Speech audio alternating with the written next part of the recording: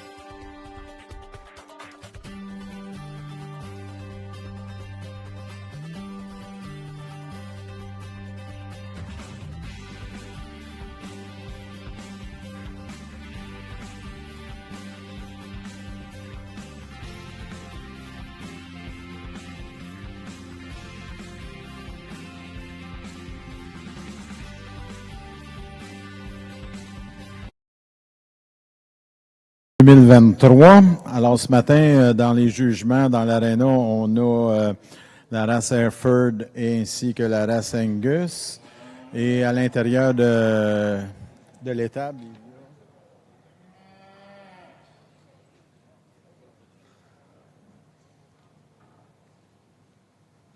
alors, pour la Hereford, on est dans l'arène numéro 3. Dans l'Angus, c'est l'arène numéro 1. Et dans l'arène numéro 2, qui est dans le salon, c'est le Limousin et Highland en alternance. Donc aujourd'hui, pour la race Hereford, notre juge est M. Jeff Lees de la Saskatchewan, un éleveur Hereford de la ferme Blair Attle.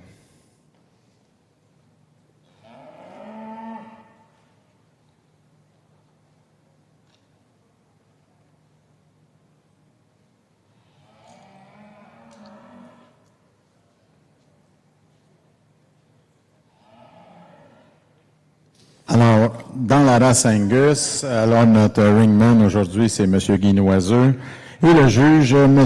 Toby Noble, un éleveur cimental de la Saskatchewan, de la ferme Black Gold Cimental, qui compte environ 350 vaches.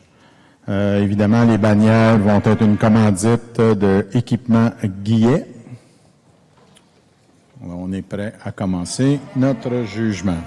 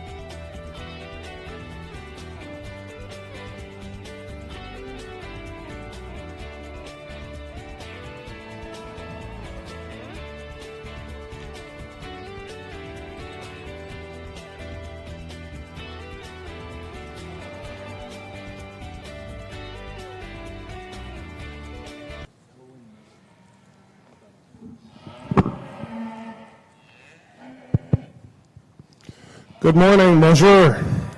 A beautiful day for a cattle show. Thank you for asking me. It's a great honor to be here and a real pleasure. I'm sure that the day is going to bring a lot of exciting classes and a lot of exciting cattle, and I appreciate being asked to do it. Getting into the first class of bull calves, really close placing on these top two. Started with a calf that I feel is just a little more complete in his look and his kind. Calf that you really have to appreciate on the profile.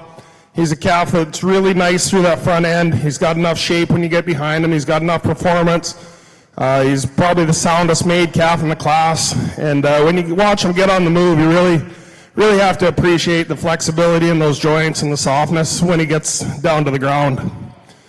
Calf in second is a higher performing calf, kind of a bigger bodied calf. Calf that just gets a little straighter through his shoulder for me, gets a little bit up in his top when he gets out on the move. But a real close placing between those two. You really have to appreciate the performance, the muscle, and the depth in the calf in second. Got some age variation, got a March calf here in third, a couple Januaries to win the class. Calf that I really like in terms of his presence and his look from the side. He's kind of an up-headed type of calf. Calf that's really sound when you get him on the go, and a calf you have to appreciate for his performance, even though he's just a March. We've got a couple other calves down here, calves that are maybe just giving up a little performance. I really like the look of this calf in fourth, a calf that when you get him on the profile, you have to appreciate the way he's put together. He's just pounds light compared to the calves above him. Getting down to the calf in fifth, another calf that you have to appreciate the look. You got to appreciate the depth of body in this calf. Calf that has enough shape from behind. He's got a good hind leg on him. Calf that just does give up some performance. He's just a little lighter made kind of calf, and a calf I just like to strengthen up over his top and give him a little more muscle shape. Couple calves round out the class, just a couple lower performing calves. I'd like to straighten the hind leg on that calf walking out the gate right now and lower the top on this calf that closes out the class, but really nice group of bull calves to start. Alors, dans la première classe des jeunes taureaux Hereford, on a divisé la classe en deux sections. Donc, la première section, là, on vient de finir le jugement. Donc, le numéro 7 de CB Logan. En deuxième position, le chapeau numéro 6, Black River BLB. En troisième position, JKB Dreamcatcher, le chapeau numéro 1. Quatrième position, le chapeau numéro 2 de Rolling Acres, Mr. Exclusive. Et en cinquième position, chapeau numéro 3 de Dan Dex Down Home. Alors, c'est les 5 premiers de cette classe-là reviendront tantôt pour finaliser la classe. Maintenant, on va avoir le deuxième groupe de la classe numéro 1 des taureaux nés en 1er janvier 2023 au 5 juillet 2023. Well, good morning, everyone. I think a really nice class of bull calves to get started here in our Angus show, and there's a few differences in terms of ages and shapes and sizes, I think, but for me, the bull that wins, I think, does so pretty easily in terms of his advantages, in terms of performance and overall muscling. Here's the biggest ribbed one. He's really big and muscular right behind his shoulder. As we get in behind this bull, he's probably the widest in his pin set. From there, I really like the way he carries his hip down in through his stifle, and along with his advantages in terms of muscularity, I really like this bull from his shoulders forward. He's attractive, but he's still masculine. He has some crest. He looks like a bull. Just a really nice class winner to get us started. Similar kind of added growth and performance and muscling is found in our second place bull. Here's one that's really long-sided from the profile on the go. This bull is really flexible off both ends of his skeleton. Is he as big and powerful in terms of his foot and bone set? Probably not. He's maybe not quite as attractive as our class winner as we study him from his shoulders forward, but another bull that has some advantages in terms of body shape and power. A moderate framed, easy-doing, big-bodied kind of calf that comes here in third. I can definitely appreciate that kind. Here's one that's a little bit frailer in his bone work as we ask this guy to go. I just like to see him a little bit softer and more relaxed at the ground. He's just wanting to get a little bit upright on his pasterns. Similar can be said for the calf that comes next, a moderate, big-bodied, easy-doing one. I like that calf's advantages at the ground. He's bigger-footed, he's bolder in his bone set than the calf that's going to go ahead of him. Just from a balance and muscling standpoint, here's one that's just a little bit off right behind his shoulder. I just like to see him a little bit more opened up through his forerib to compete any higher. But again, he has some advantages in terms of foot, bone, and feature. Another bull that comes next that's long-sided. This guy's really flexible as we ask him to go. Is he as muscular as some of the cattle in this class? Probably not, and that's just going to slide him down. He's a little bit flatter in his topside shape. He's a little bit flatter and more narrow in his pin set. But again, a bull that offers some flexibility and length of spine and still has a lot of good. Nice Angus calf to round out this class. He does have some advantages, again, in terms of structural integrity. Here's one I just like to see, a little bit more powerful at the ground in terms of his foot, bone, and feature. On the go, he just wants to work up in his spine ever so slightly. But again, that's a really nice class to get us started here in the Angus show. I think a class winner that has a lot of quality.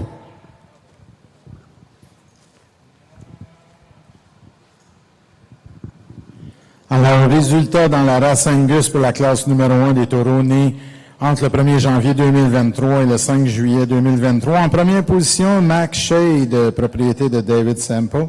En deuxième position, chapeau numéro 3, également propriété de David Semple avec de Mac Dillon, 16L. En troisième position, le chapeau numéro 1 de San 204B, Rainmaker, de Service Animal Noiseux. En quatrième position, chapeau numéro 4 de KGBF1, Marvel Mar, de Kenneth Beerworth. En cinquième position, chapeau numéro 5 de William Armitage avec Hammer Smasher, 9L. Et en sixième position, chapeau numéro 6, également de William Armitage avec Hammer Shallow, 04L.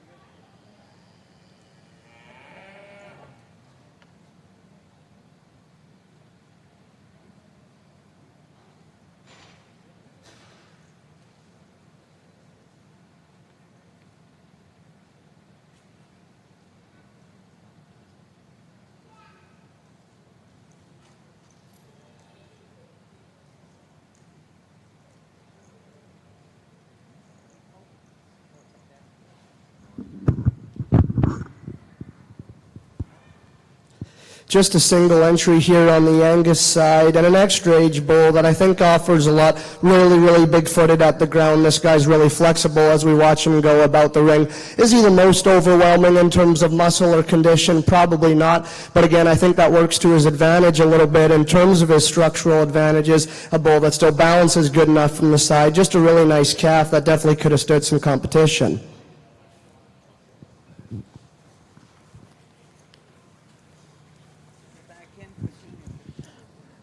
Alors, dans la classe 2 de Angus, il n'y a qu'une seule entrée, le chapeau numéro 7, en première position de Kenneth Beerworth avec Spartacus Joe.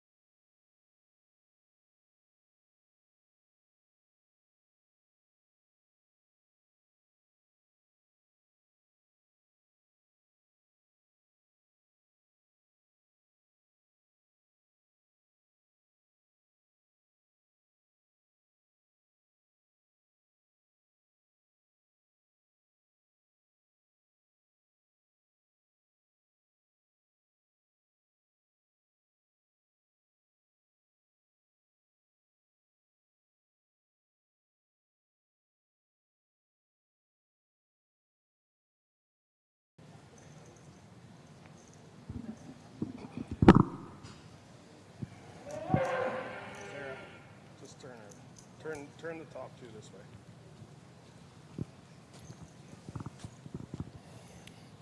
My apologies for taking a little longer on this one, but these top two really made me think and struggle, and I'll just try and describe to you what I saw in them. A pair of calves that really complement each other. They're very much alike in their type and kind. When you really analyze them and get down on them, I think the calf that wins the class to me just has a couple advantages, and I'll describe them to you here. Just when you get right behind this calf's shoulder, he's a little stronger than the calf in second. He's a calf that's got a ton of body, ton of middle, big hip in him, good look from the side. If you're going to change the calf, you know, you might loosen him up and free him up just a little bit off that front end, but a really, really complete calf, a well-marked calf that has the right set to his hind leg, a calf that you really have to appreciate when he's set up. And when you get him on the move, he can still travel freely. He's still got some flexibility. I'd just like to maybe loosen him up through that front end a little bit, and you know, that's a really good calf to start the class. The calf in second does have an advantage in flexibility through that front end. Calf that to me just gets a little tighter behind his shoulder than the calf that wins the class. Calf that doesn't show quite as much testicular development in the calf that wins, but a calf that you really, really like from the side. You really like that calf when you get looking down his top, his strength over his loin and his hip. He's got some shape through that lower quarter. When he's on the move, you really appreciate the calf. He's got so much flexibility. He's got the right angle to his shoulder. And a calf that you really have to like. Really good pair of bulls to start that class. You've got a real nice made calf in third here. Calf that from the side, you really like the way he looks. He just needs to power up when you get behind him to get any higher in class today, but a calf that you should be proud of. He's got the right look from the side for sure. Big calf in fourth, calf that kind of sticks out in this class. Calf that just, for me, gets pretty straight through that front shoulder. He breaks behind his shoulder. And a calf that just maybe looks a little more mature for his age, but a calf that you have to appreciate his performance and his length of body. Calf that follows the class out, a calf that just kind of gives up some strength and power to the calves above him, but a really nice class. Give him a round of applause.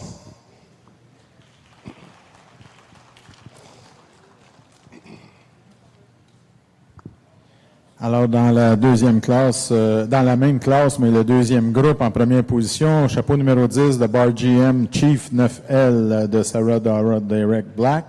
En deuxième position avec le Stonewood Lumberjack de Stonewood Grange. En troisième position, Hurley Bird London 5L de Gordy Raymond. Et en quatrième position, chapeau numéro 12 de Kid Cattle Company avec Kids Legend 8C.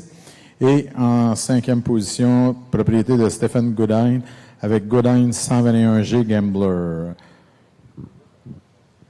Alors, on va procéder à la finale de la classe avec les deux premiers exhibits de chacun des groupes.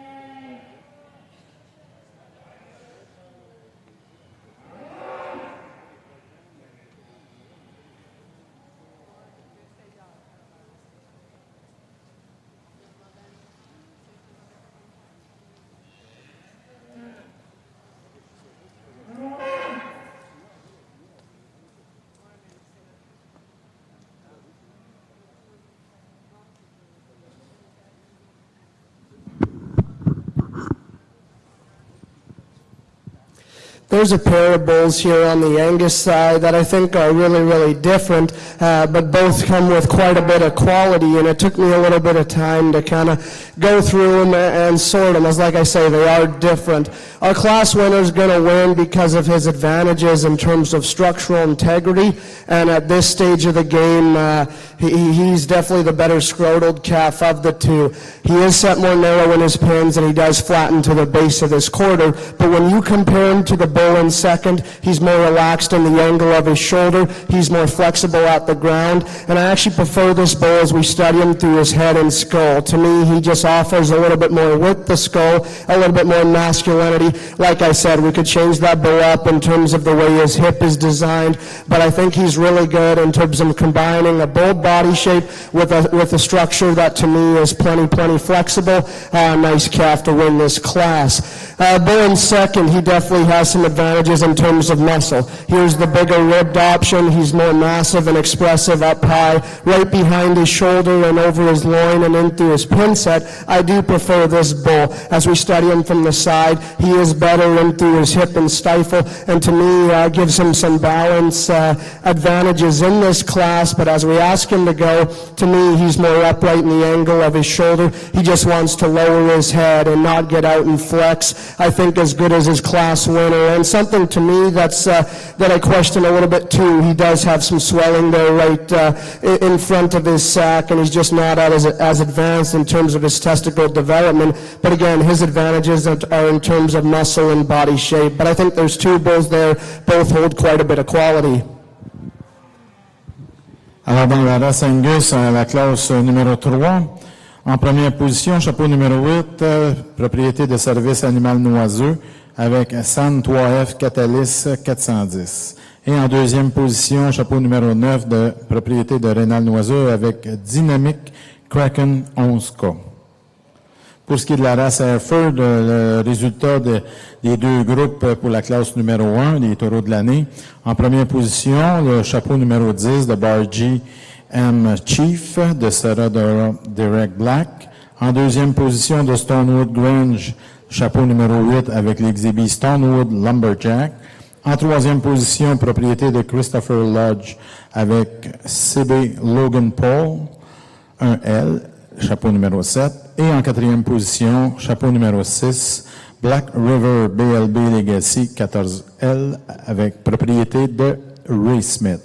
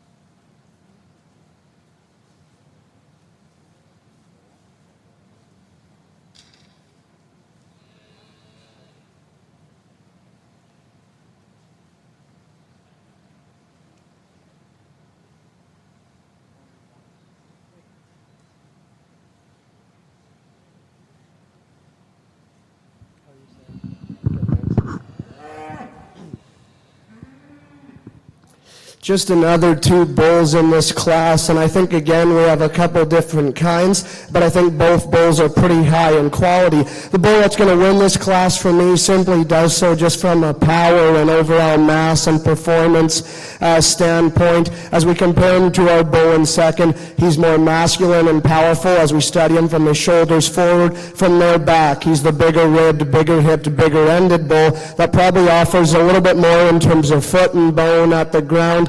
We could maybe tidy him up in a sheath ever so slightly, but again, that's a bull that's a high-performing, muscular bull that still has an attractive and masculine look from his shoulders forward.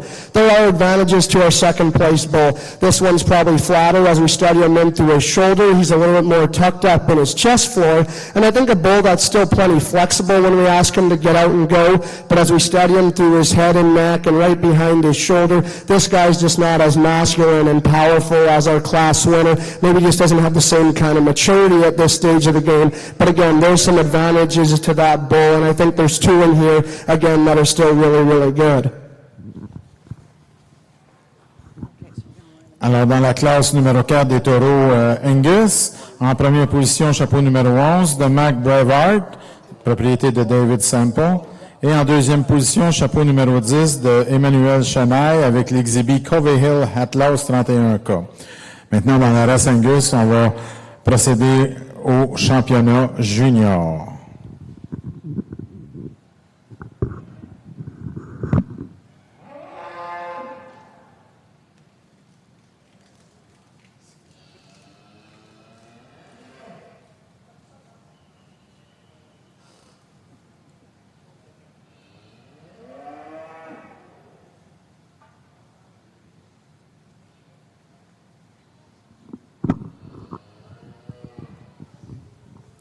Back on the Hereford side here, real nice class of bulls. Not a big class in terms of numbers, but a big class in terms of quality with this class winner.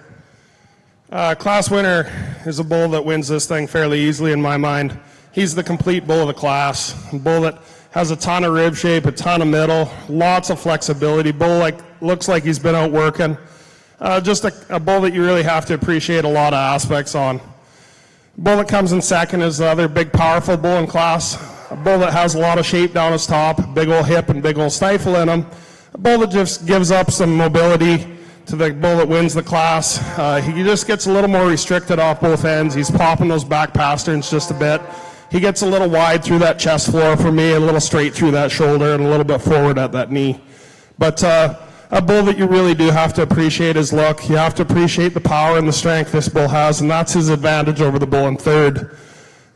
He just has more power, more shape. Bull in third is a sounder made bull than the bull that beats him, but a bull that just gives up too much muscle shape and power when you get down low to get any higher in this class, but a really nice set of three good Hereford bulls.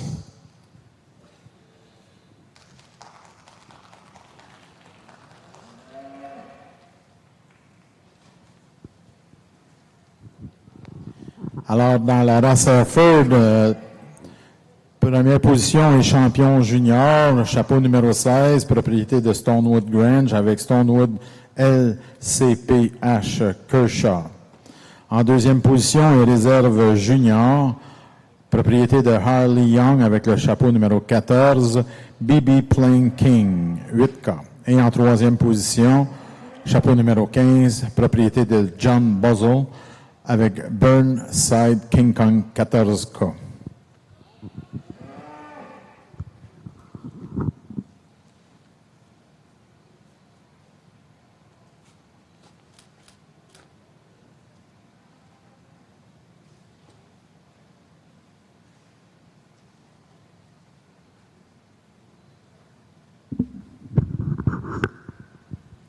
A pretty nice division drive here on the Angus side, and I think we have 5 individuals out here that are really solid in terms of what they represent to the Angus breed. You know, you can tell these are some bulls that they were out breeding cows this past spring and summer. They don't have too much in terms of extra condition, and that's something I can definitely appreciate. You can tell these bulls work both in the pasture and in the show, and with that being said, I'll go out and show you a couple champions, but let's give them a round of applause for our first division in the Angus show.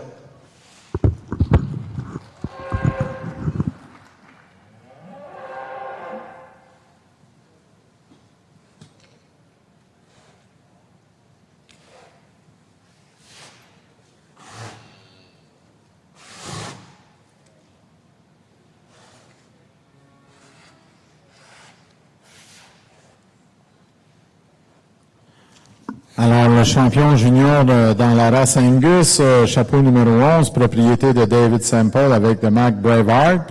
Et la réserve junior, propriété de Service Animal Noiseau, chapeau numéro 8, avec l'Exhibition 3F Catalyst 410K.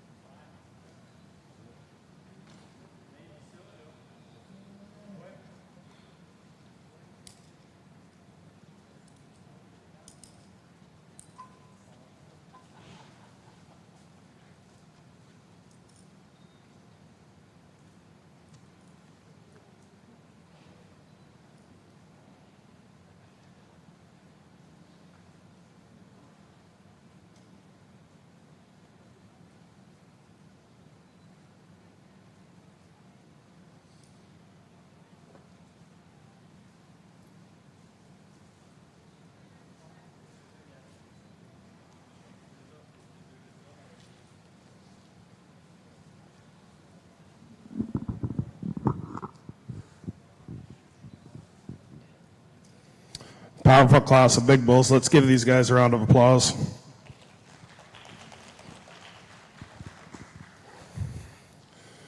It does take a lot of work getting a big bull to town, having them moving right, having them looking right, having them in the right kind of condition. When you want to use them, you want them out breeding, and then you need to bring them in and get them ready for a show. Some of those things can be challenging. The bull that wins the class puts all that together really well. When you watch this bull on the move, you really have to appreciate his soundness and his flexibility. He's got the right angles. He's got the right set to that hind leg. He's a bull that looks like he's been out working. He's got a nice testicle size and shape. A bull that definitely you appreciate his smoothness, especially through his shoulder and front end. Bull that you can probably use a lot of different ways, but a really nice bull to start the class. Big bull in second is a bull that you really have to admire for his size, stature, length, scale. A bull that's really big time in his weight per day of age, his size. A bull that just with that added size is struggling just a little bit off his front end to get around the ring. He's short stepping. He's looking like he's a little bit sore today, but a bull you have to appreciate for his length for sure and his look when you get him not on the move. Bull that rounds out the class is a bull that just gives up some performance to those bulls that beat him in class. He pushes his top up slightly when he gets on the move. He gets his hind legs underneath him a little more than I'd like, but had a good bull to round out the class. Alors, les résultats dans la race Hereford pour les taureaux de classe senior. En première position, les champions seniors, chapeau numéro 17, propriété de Stonewood Grange avec l'exhibit Stonewood Jeter 18J et réserve senior, propriété de Mercedes Mustang avec l'exhibit 19 RRF Stonewood Outsider. Alors, dans la race Hereford, on va procéder maintenant au grand champion de l'Expo Boeuf 2023.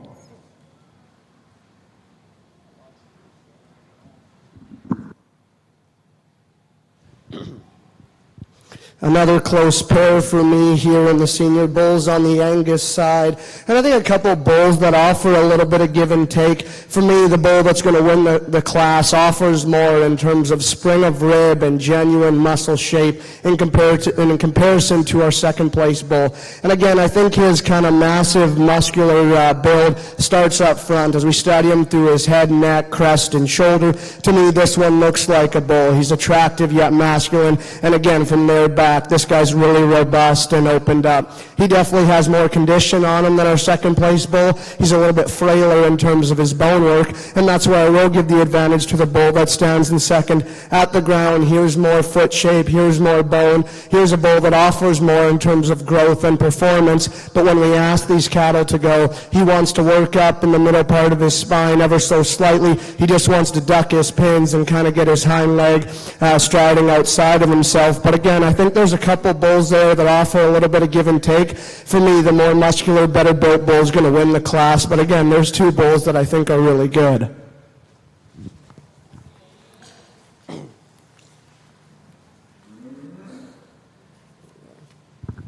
Alors, dans la race Angus, en classe numéro 5, les taureaux seniors, taureaux adultes donc en première position, les champions seniors, propriété de David Semple avec The Mac Just Chilling. Et en deuxième position, la réserve senior, propriété de Rénal Noiseux avec Dynamic Jon Snow S-Charm. Alors, dans la race Angus également, on va procéder au grand champion de la race dans les taureaux de l'année 2023.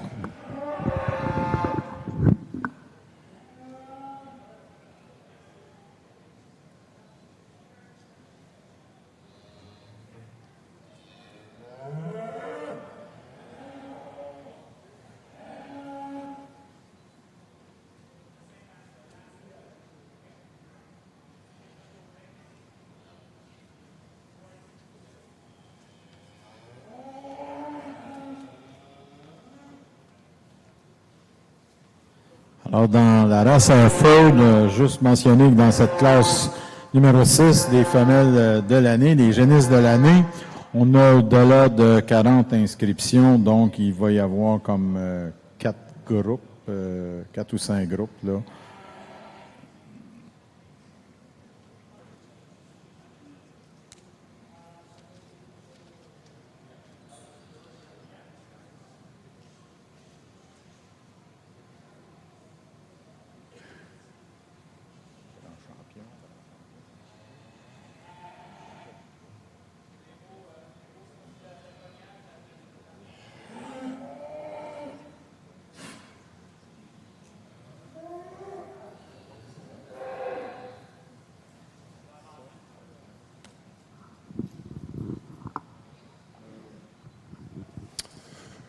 Let's have a big round of applause over on the Hereford side for the champion bull drive.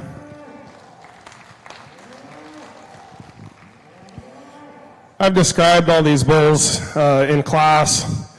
I think that if you've watched the show in depth so far on the bull side, you can see that what I'm looking for is the sound-made, free-moving kind of bulls that can go out and breed some cows. They've got the right look from the side. They've got the muscle and depth that you need. But structural soundness is a key component, in especially when you're using bulls in your pastures and out breeding. I know not every operation is the same, but at my place, my bulls have to walk a lot of miles.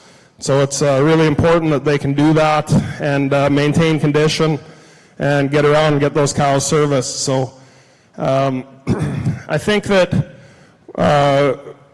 when you really analyze the group of bulls I've got, I think that there's certainly some differences in type and kind just because it's a bit of a smaller show. But I think that the three individuals that win their classes are very similar to each other, and I think that they all rose to the top of their divisions fairly easily. So I'll go show you which two I like the best, and just a big round of applause for 6 really good individuals out in the ring.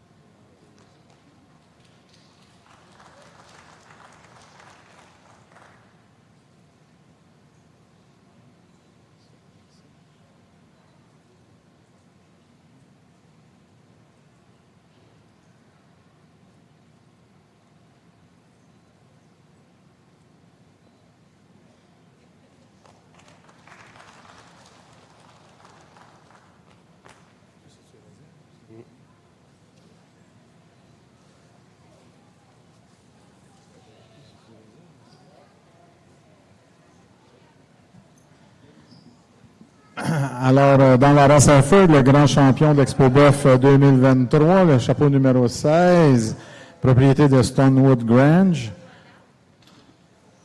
avec l'exhibit Stonewood LCPH Kershaw, et le réserve grand champion, propriété de Sarah Darrow Derek Black, avec Bar GM Chief 9L. Les bannières étaient une commandite de la ferme André Beaumont.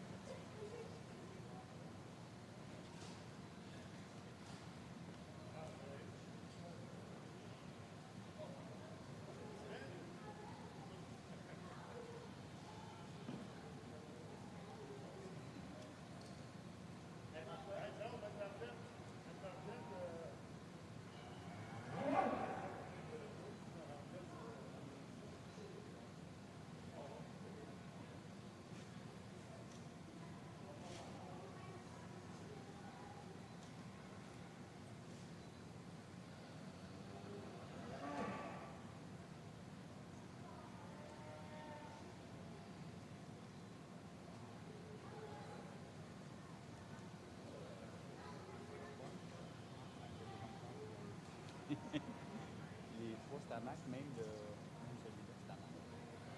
Il y en a 4 sur 5. D'après moi, il va le petit taureau aussi. C'est pour ceux qui ne checkent pas, d'après moi. Peut-être. Mais pourtant, tantôt, il y avait celui-là. C'était son gars qui conduisait. petit gars. Ça me surprend parce qu'il ne check pas pantoute, le petit taureau. Moi, dans ma tête, c'est comme si il l'a choisi, il l'a déjà choisi. Ouais.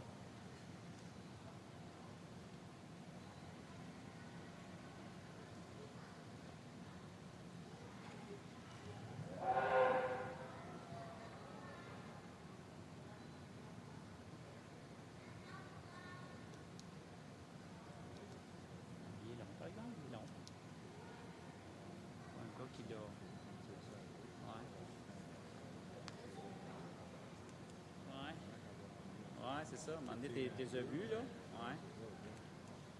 C'est pas comme dans Bonne de Plaine, tu choisis le deuxième en arrière en premier. Faire des fois, il dit hey, comment il a arrangé dans l'autre affaire. C'est correct, ça marche bien quand même.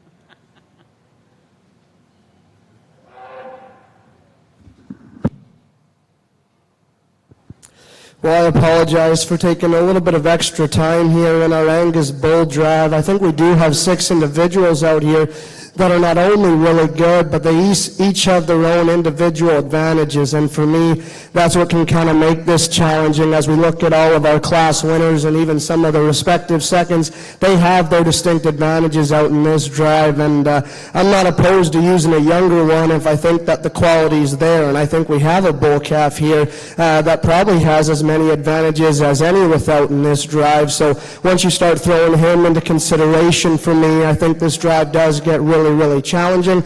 And again, I apologize for taking a little bit of extra time. But I've had a really fun morning here on the Angus side and getting started here in our bull show. And I'm looking forward to the female show to go and the Simmental show this afternoon. So let's give these Angus Bull Drive exhibitors a big round of applause, and I'll go out and show you a champion and reserve.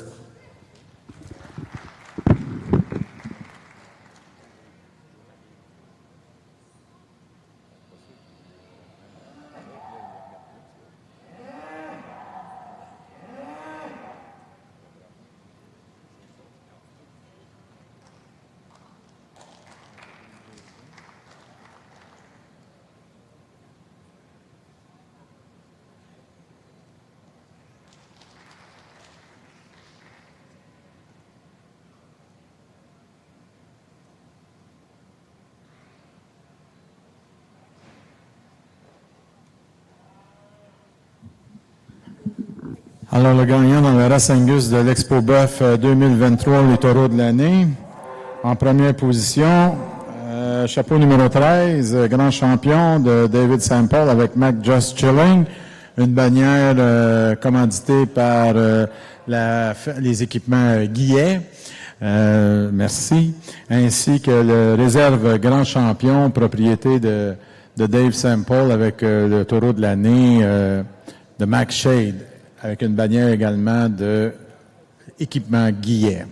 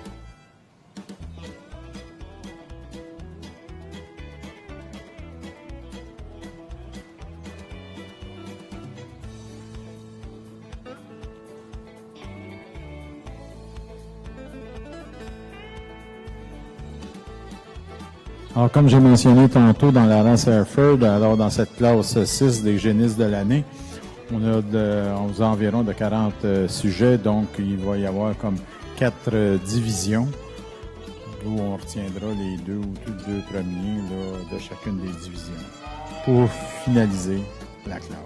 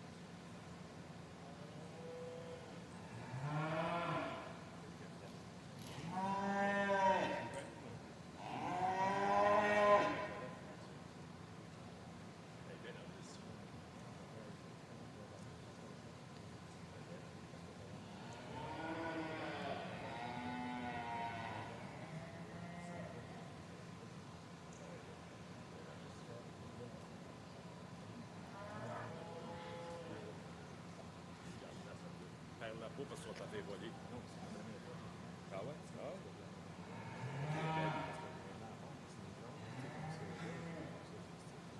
Ben, tu sais, c'est bon pour le site, tu sais, l'été, la haute, mais tu sais, ça doit être. Tu peux aller faire l'épicerie avec celle-là. Celle-là, c'est plus un an.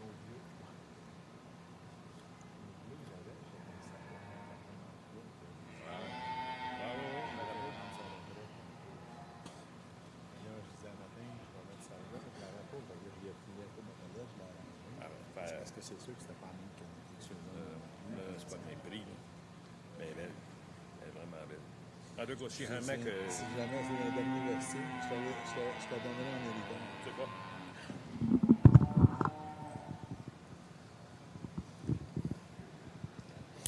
Over on the Hereford side, what a nice way to start the female show. Pair of really, really good heifer calves to start the class. It comes down to very, very minor preferences that sorts these two for me. Heifer that wins the class is one that you love her profile and her look from her side. Love her through that front end. She's got that right shape to her shoulder and angle to her shoulder. She's got the right shape of muscle down her top. A female that if you're going to change her, you might want to just power her up a little bit when you get behind her. That's the advantage of the heifer in second. Heifer in second is a heifer that very much type and kind is very similar to the heifer that wins the class. This is a heifer that just shows me more power when you get behind her. She's got more shape and muscle out that hip. She's wider from stifle to stifle. Where she doesn't beat the heifer that wins the class is just that front end. The heifer that wins the class is just so ultra sleek through that front end. She's so long-necked and up-headed, and that's where it sorts out for me between the top two in this class. Heifer in third is one you really like on the profile. Heifer is a little greener in condition. If she had, a little more feed and whatnot, she'd probably be a little more competitive with the two that win the class. But a heifer, you really have to appreciate that depth of body, that look to her side. You have to appreciate that length and down her top and the length and femininity through that front end. Really nice female in third. Getting down in class, it got a little tougher for me down between the next couple. I did switch them, which is something I don't do very often. I'm usually pretty concise with my idea once I get it in my head. But the heifer, when I got to analyzing them, where they sorted out for me is the heifer here in fourth just gets a little more powerful down her top. She gets a little stouter when you get behind her, but really close placing between a couple of really good heifers. Moving down to the heifer in sixth, heifer that you really appreciate her depth of body, you really appreciate how she looks through that front end. Once again, a heifer just a little behind in condition and a little greener made kind of female, but a heifer that can really get out and move and has that nice look when you get beside her. You got a big stout one here that follows her. Nice heifer, a lot of shape, muscle shape when you get behind her. She's just a little plainer through her head and front end for me. Just a little more common looking, and that's why she's down where she is. Getting down to the last couple of heifers that just get up powered. Nice heifers in their own right, heifers that just got into a really tough class today. Good group of heifers to start the female show.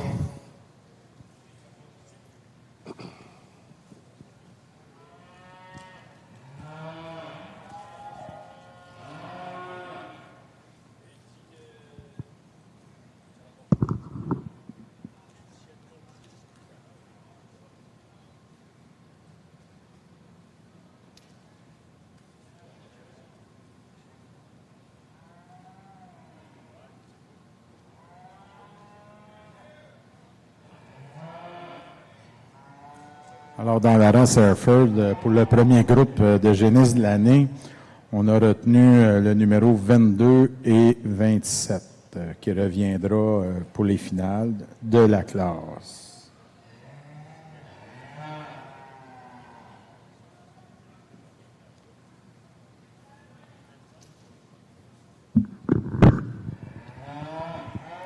A really deep set of heifer calves here on the Angus show, and what we're going to do, our top five aren't placed. They're going to come back in here and compete with the top five from our next split, and we'll kind of talk about those cattle then. But I think to get into our top five, there's some heifer calves with some body, with some muscle, with some look but to me, more importantly, there's some cattle that are built correctly. And if you're kind of stuck in 6th, 7th, 8th down here, I think there's just some structural changes that we could possibly make. We have a heifer calf that stands down here in 6th that has as much body and mass and brood cow image as any. And right away, that one's really captivating to me. The spring of rib she has, the pin set she has, the muscle, the foot bone and feature. I like everything about that one. I do think we need to redesign her hind leg. To me, this one's just too straight and upright as we study her from her hock to her ground. I just want to see this one more flexible. And if we can do that, I do think we have a really good one, because like I said, she has all the muscle and body attributes that one could want in the Angus breed. I just think we need to change her structurally. Heifer that comes in 7th. Here's one that probably has a structural advantage over the one right in front of her. She's more relaxed in the angle of both her shoulder and her hock. This one, from a power and mass standpoint, maybe just doesn't fit in with this class. She's a little bit more immature. This one's just not as powerful and opened up all the way through. She wants to read a shot frailer to the ground. But again, in terms of look and balance and structural integrity, this one still has some advantages. Young lady's going to round out the class with a heifer that has a lot of body and growth. To me, this one gets a little bit plainer up front. More critically, I think she's too straight in the angle of her shoulder. I just want to see that one a little bit more flexible. So again, I think there's 5 cattle out here that are really nice, and we'll come back and look at them again. And there's cattle in 6, 7, and 8 too that I think have some qualities, just have some structural differences that we'd like to change. Alors, comme le juge l'a mentionné dans la race Angus, comme on a 2 groupes des génisses de l'année, il a retenu les 5 premières pour revenir dans le deuxième avec la finale. Donc, il a surtout mentionné sur les 3 qui sont sortis actuellement du groupe. Alors, le numéro 14, chapeau numéro 18 et 21 ne feront pas partie de la finale. Donc, il va évaluer le prochain groupe, il va en garder 5 pour revenir avec les 10 exhibits pour la finale de la classe des génisses de l'année.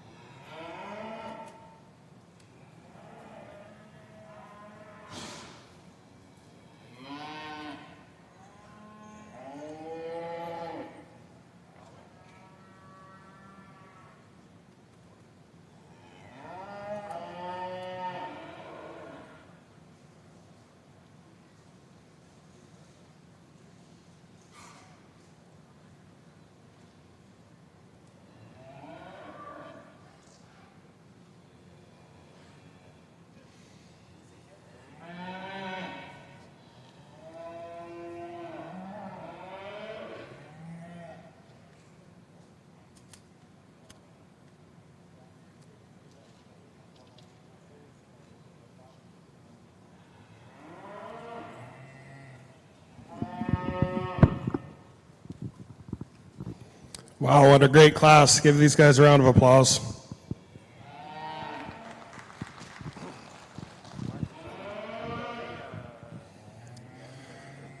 I won't apologize for taking a bit longer on this class because I really needed it.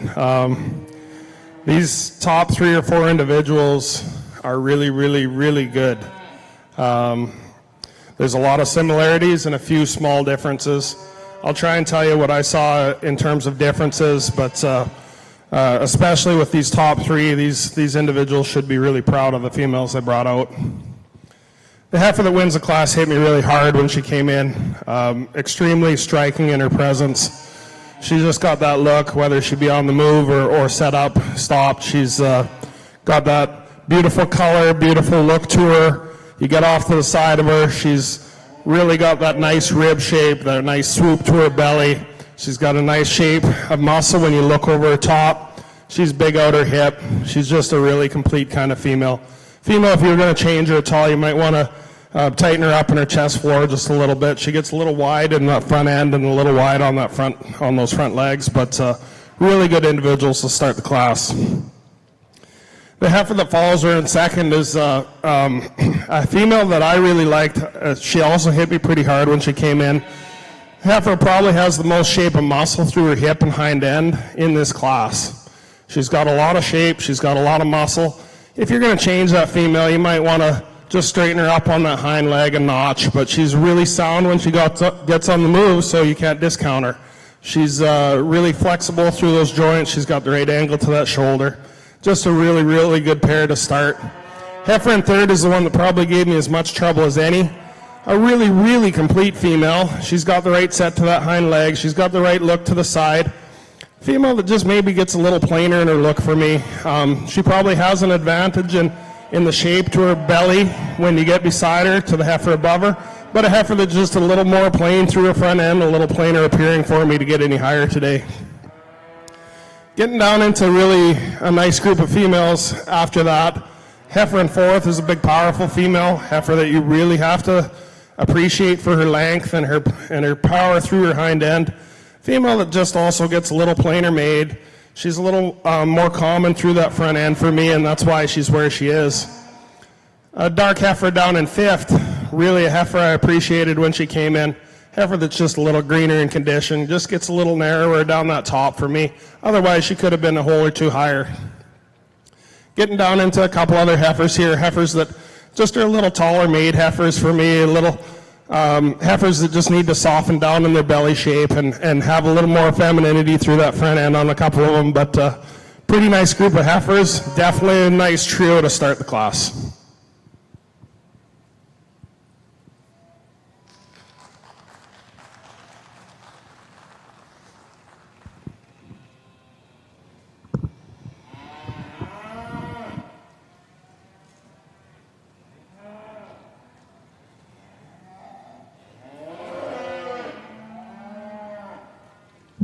Alors, le juge dans la race Hereford a retenu pour le deuxième groupe le numéro 39 de Harley Young avec B-Plan Lacey.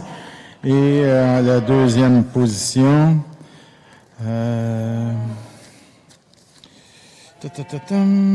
de Stéphane Godin, chapeau numéro 37 avec l'exhibit Godin 101J Zoé.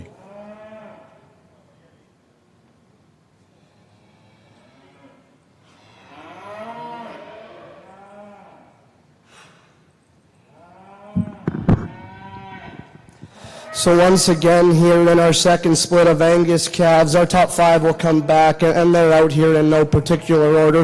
I think this class was really, really good in terms of just being fundamentally big-bodied, good-structured cattle all the way through. For me, as we get down to 6, 7, and 8, it gets a little bit nitpickier in this class. There's some extra pieces of balance or look attributes that maybe they just don't particularly have, and that's why they're standing down there. Young lady with the heifer in 6th, if you want one big-ribbed, opened up, and muscular, then this is your gal. And I appreciate that heifer calf for what she offers in terms of body and muscle. For me, where she just kind of falls out is just from a balance standpoint. As we study this one into her chest floor and back into her shoulder and forerib, she's just not quite as good in that regard. She wants to open up in her shoulder and just funnel back a shot tight into her forerib, and just from a balance standpoint, the short switch is kind of throwing her off. She's maybe not as flexible as some of the other cattle, but again, in terms of muscle, in terms of body, that female has a lot to offer. Heifer calf that comes next, when a young lady gets this one stuck from the side, man, she gives you a really good look. And she really made me question her, because when she is set up and loined, this one comes together really good. She's a moderate-framed, big-bodied one. But on the stand, I think her structure is good enough. But as we ask her to go, to me, this is when this one just falls out ever so slightly. She wants to drop her pin. She wants to get her hind leg, to me, just a little bit too far underneath of herself. On top of that, she's offering just a shot more navel. But again, in terms of being a moderate frame, big-bodied one, young lady, you do a really nice job with that one. Heifer that's going to round out the class has a little bit more extra growth and performance, and I appreciate her for that. Structurally, I think this one is okay. I prefer her out of her hip and hind leg over the heifer that's right in front of her, but to me, she's just frailer in her bone work, comes with a little bit more navel. As we study her in through her head, neck, and shoulder, this one's maybe just not quite as tidy and attractive. So again, I think this was a really good class of Angus females. It gets pretty picky to make the top 5, but I do think our top 5 have a lot of quality.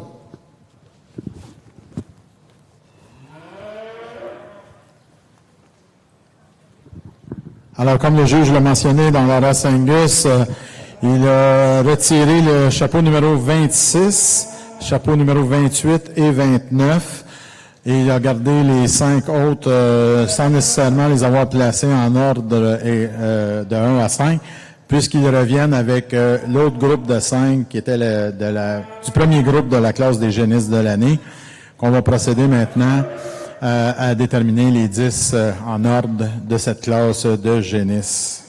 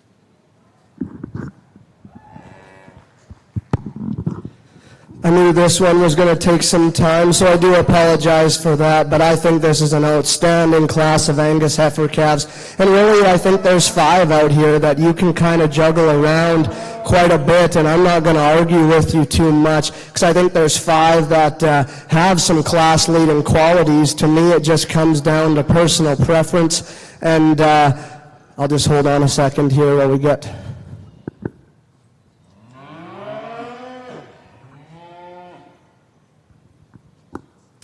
And for me, the young man's heifer that's going to lead off this class, when we talk about combination, when we talk about combining,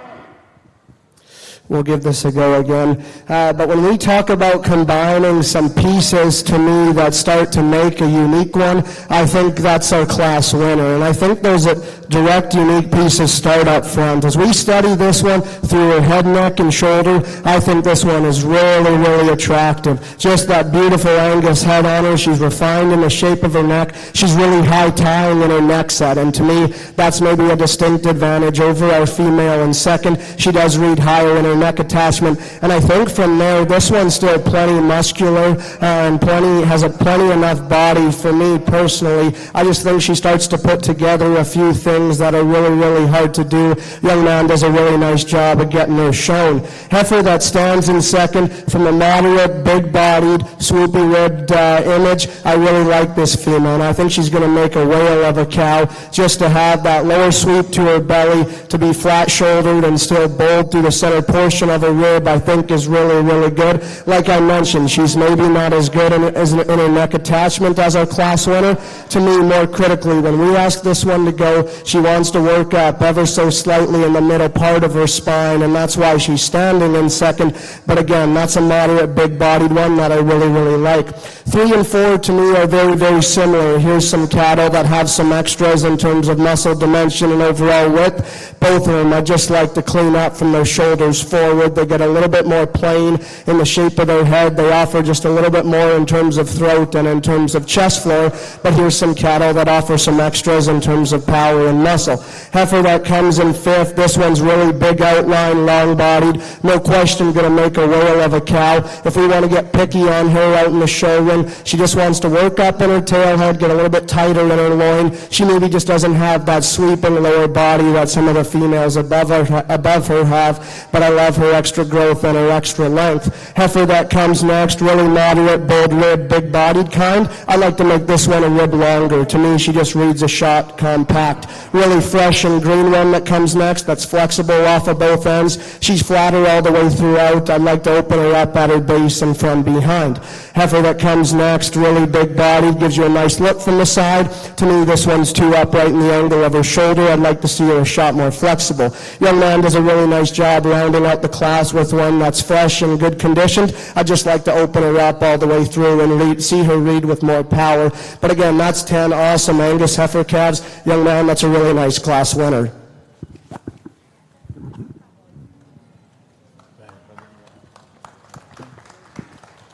Alors, le résultat dans la classe des génisses de l'année, en première position, chapeau numéro 17 de Sandy Reed avec Redon Erika Elian. En deuxième position, chapeau numéro 7, Ecodale Pride de Liam Daly. En troisième position, chapeau numéro 15 de Russ Gillis avec Julie Dennison avec Fusion Matilda. En quatrième position, chapeau numéro 23 de Ben Bacon avec Bordertown Tibi. Cinquième position, chapeau numéro 22 de David Semple avec Mac Blackbird. En sixième position, chapeau numéro 24. Septième position, chapeau numéro 20. Huitième position, chapeau numéro 16. Neuvième position, chapeau numéro 25. Et en 10e position, chapeau numéro 19 de Guillaume Noiseau avec 20 Lady Dana.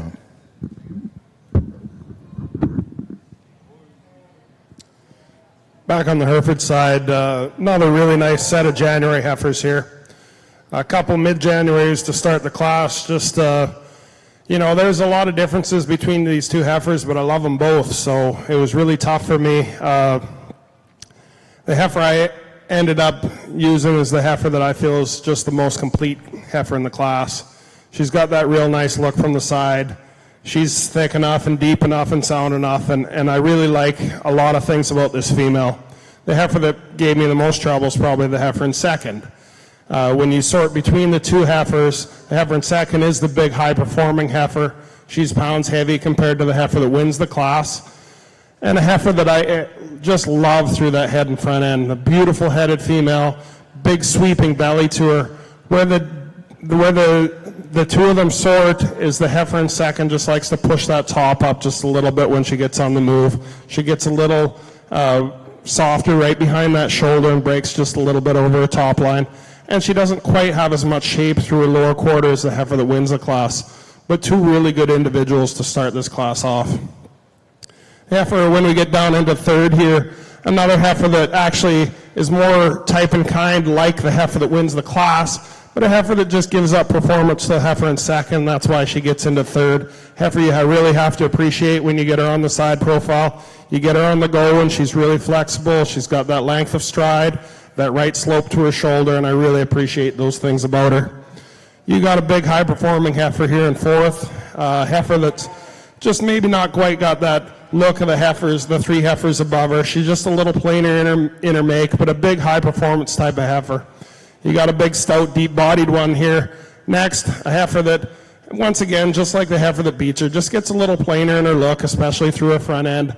I'd like to straighten her up just a little bit on those hind legs. Couple of heifers here, more moderate framed heifers, but really nicely made heifers. Heifers that just, for mid-Januaries, they're probably pounds light compared to the heifers above them, and that's just their disadvantage, and that's why they're down where they are. And rounding out with a pair of heifers, I'd just like to soften them up in their look and deepen them down a little bit. Heifers that just are a little plainer for me today, but nice group of heifers and very good class. Alors, résultat dans le troisième groupe de 4 dans la race Hereford. En première position, chapeau numéro 40, propriété de Marco Lafleur avec Bar GM Lizzie, 29L. Et en deuxième position de Bradley Farm avec le chapeau numéro 42 avec l'exhibit HNF 1G Lila. Mention honorable à Chloé Whalen avec son exhibit 41 en troisième position, avec Sadie Birch, Lupin 8L.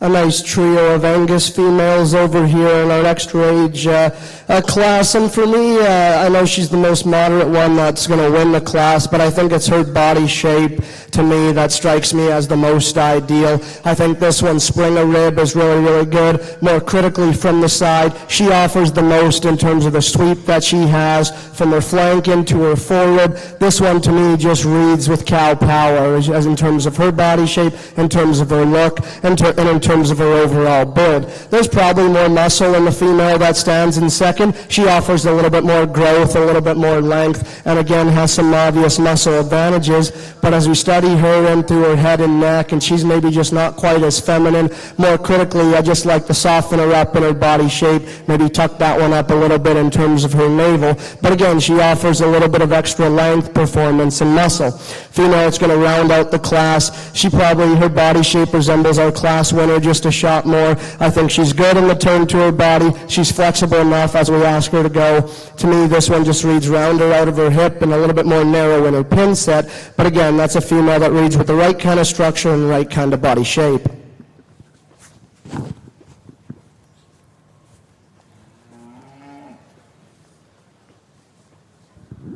Alors, résultat dans la race Angus de la classe numéro 7. En première position, chapeau numéro 30, propriété d'Emmanuel Chenaille avec Covey Hill Rosebud. En deuxième position, chapeau numéro 32 de Kenneth Bearworth avec l'exhibit Stunner Sunrise. Et en troisième position, chapeau numéro 31, également de Kenneth Bearworth avec Iconic Bella 1998K.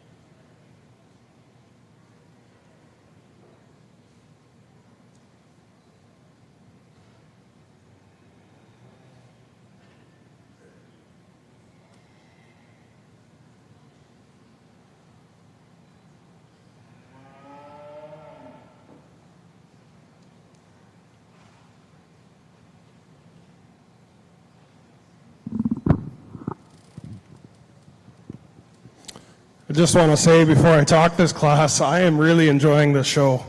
I'm finding cattle, I'm liking it every class, and it's been really challenging up to this point.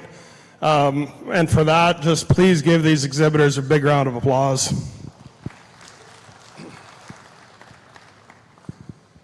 A couple classes ago, I said one hit me pretty hard when she came in the ring. Well, this one basically kicked me as she walked by. When this one walked in, I fell in love immediately. There's not a lot I'd change about this female. This is my kind right here. Very nice heifer, young lady. Good job. Comes a little closer for me between second and third. When you analyze the two females, the heifer in second has probably just got the more complete look to her, just a little more powerful when you get out her hip, a little wider from stifle to stifle. She's probably a little bigger scaled kind of a heifer that just has those advantages over the heifer in third. Heifer in third's a really well presented female. She's a heifer that I really like her swoop to her rib. She's maybe got a more feminine look than the heifer that beats her, but she just gets a little less powerful when you get behind her. She's got a little more brisket and depth through her chest floor than the heifer that beats her, but those are very small differences between those two heifers, but that's what sorted them for me today. You've got the big scaled, pounds heavy heifer in fourth, a heifer that you really have to appreciate the performance in this female and the size and scale of this female. A female that just, to me, just gets a little plainer look and found a really hard class with three really good ones ahead of her. More moderate kind of female here. I really like the condition this female came in. She's a heifer that just gets a little narrow down her top and a little flatter from behind for me to get any higher. Where this heifer, the heifer that just left the ring, beats the heifer next is mobility. This heifer I really like a lot better than the heifer that left before in terms of her side profile, her shape down her top. She's just getting a little short-strided for me, having a little more trouble getting around the ring today. And a couple heifers rounding out the class that just got in a really tough class today. A lot of good ones ahead of them. But give these guys a round of applause for a really nice class. Alors, dans la race Hereford, le dernier groupe de 4 en première position, chapeau numéro 157 de Sarah Darrow, Derek Black avec Bart GM. Et en deuxième position, le chapeau numéro 58 également de Sarah Darrow, Derek Black. Maintenant, on va revenir pour finaliser cette classe de jeunesse de l'année dans la race Hereford.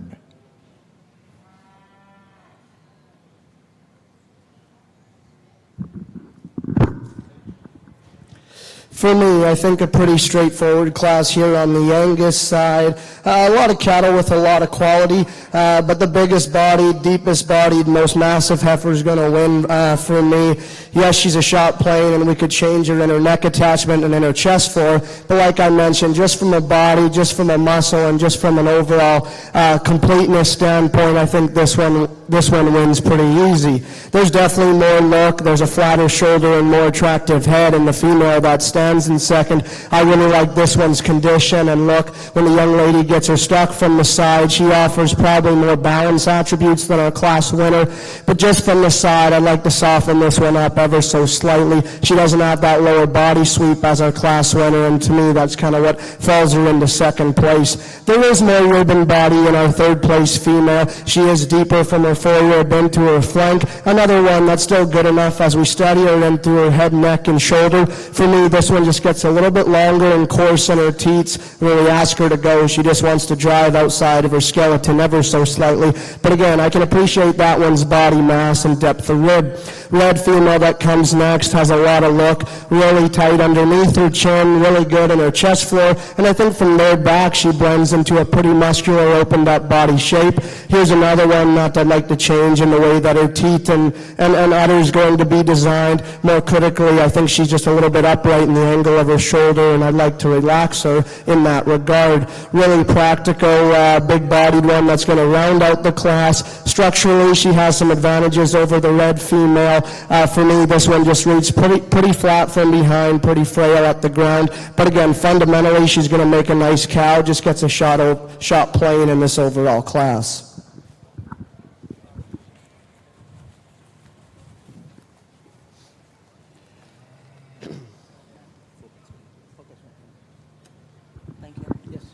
Alors, dans la race Angus en classe 8, première position, chapeau numéro 33, propriété de Kenneth Beerworth avec True North Wine. Deuxième position, chapeau numéro 34 de service animal noiseux avec Sun Princess. En troisième position, de Marco Lafleur avec l'exhibit Premier Pride. En quatrième position, chapeau numéro 36 avec l'exhibit Red Vaccine Lean. Et en cinquième position, également de Kenneth Beerworth avec l'exhibit Tribute Rosebud.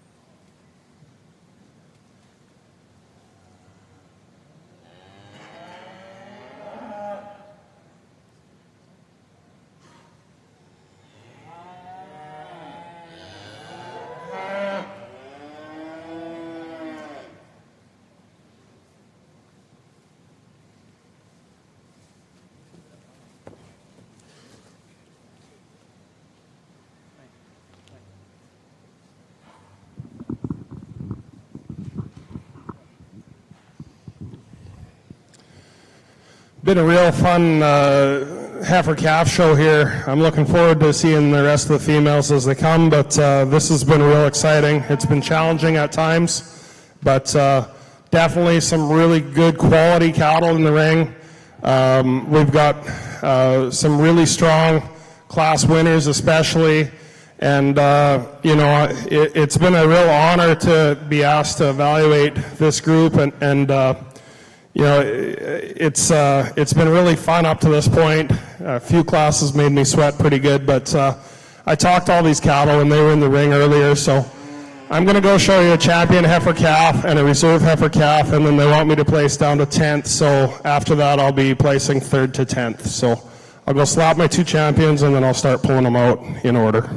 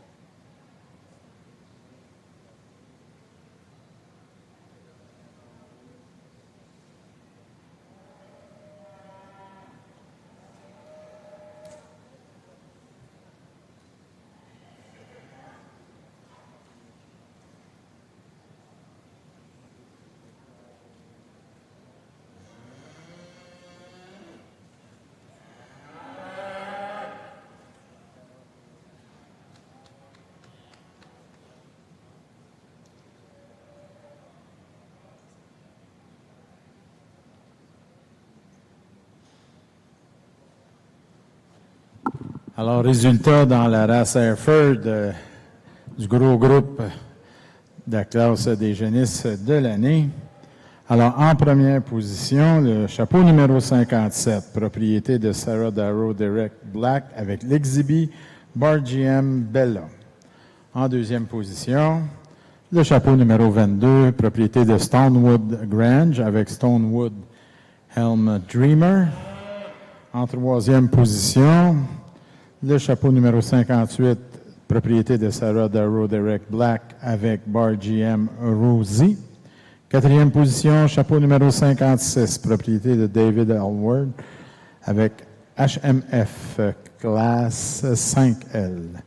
Cinquième position, chapeau numéro 40, propriété de Marco Lafleur avec l'exhibit BarGM Lizzie. Sixième position, chapeau numéro 42, propriété de la ferme Bradley, mais aussi du jeune Colin avec son exhibit Lila. En septième position, de Harley Young avec BB Plain Lacey, chapeau numéro 39. Et en huitième position, chapeau numéro 27 de Christopher Lodge avec Lola 3L. Finalement, en neuvième position,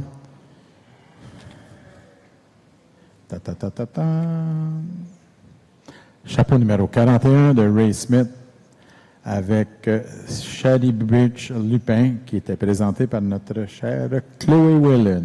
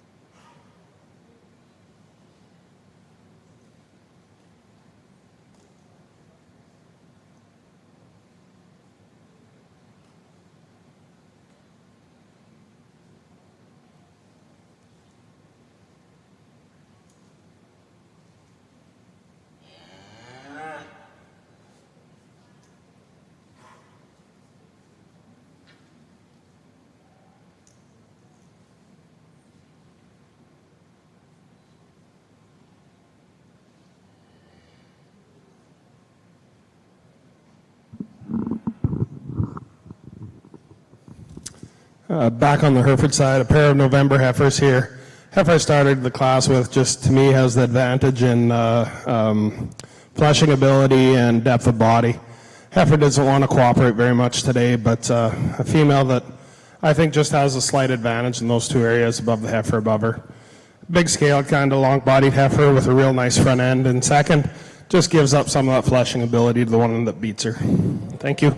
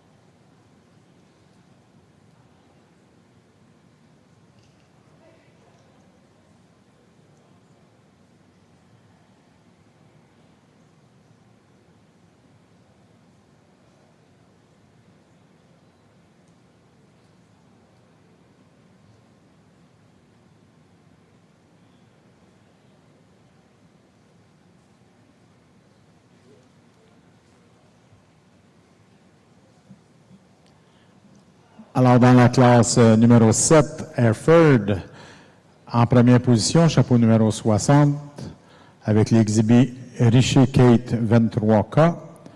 Et en deuxième position, chapeau numéro 59, Richer Kelina 24K, les deux propriétés de Marc-Antoine Mercier.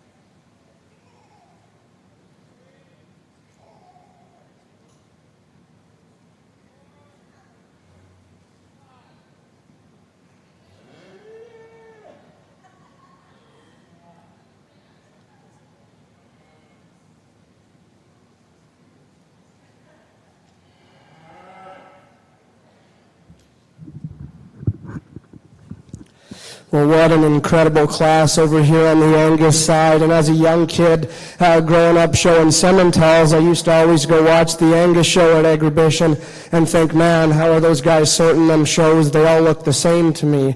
And initially I felt a little bit like that, I think, when this class come in, because I think there's so many good ones, and there's so many different kinds, so it did take me a little bit of time to kind of pick through and go for what I like and whatnot, and I hope you guys can kind of see that from the outside looking in. But again, there are 4 or 5 that are really, really good, and under, a different judge could win this class, and I'm not going to argue with you too much. But for me, the one that comes out here and just reads with cow power and does so by still looking maternal, still being attractive enough, is our class winner. And yes, I would like to strip a little bit off her in terms of condition. I'd like to tidy her up in her chest floor ever so slightly. But if we start penalizing cattle for being easy doing, especially in this breed, in the show ring, I think we're missing the big picture, because that one, in my mind, is going to go out and make a really, really good cow because of her added fleshing ability. Like I said, yes, today I'd like to clean her up in her chest floor and tidy her up ever so slightly. But again, I don't think we can beat that one for that reason, and if we do, I think we're missing the boat, because I think that one's really, really good. Completely different kind stands in second, and when this one stuck from the side, man, is she captivating. Ultra good looking from her shoulders forward, really, really good in terms of her chest floor. From there back, I think this female balances up really good. Does she have that lower body sweep as our class winner? No, she doesn't. If I were a betting man, I would guess that this one's maybe just not as far along in terms of her breeding. But again, in terms of having a really, really good look and still doing so with some muscle, I like that female a lot. I'd just like to soften her up ever so slightly. One that stands in third, a little bit more similar to our class winner. Here's the moderate frame, big-bodied, good-looking kind. She has some added advantages at the ground in terms of foot bone and feature.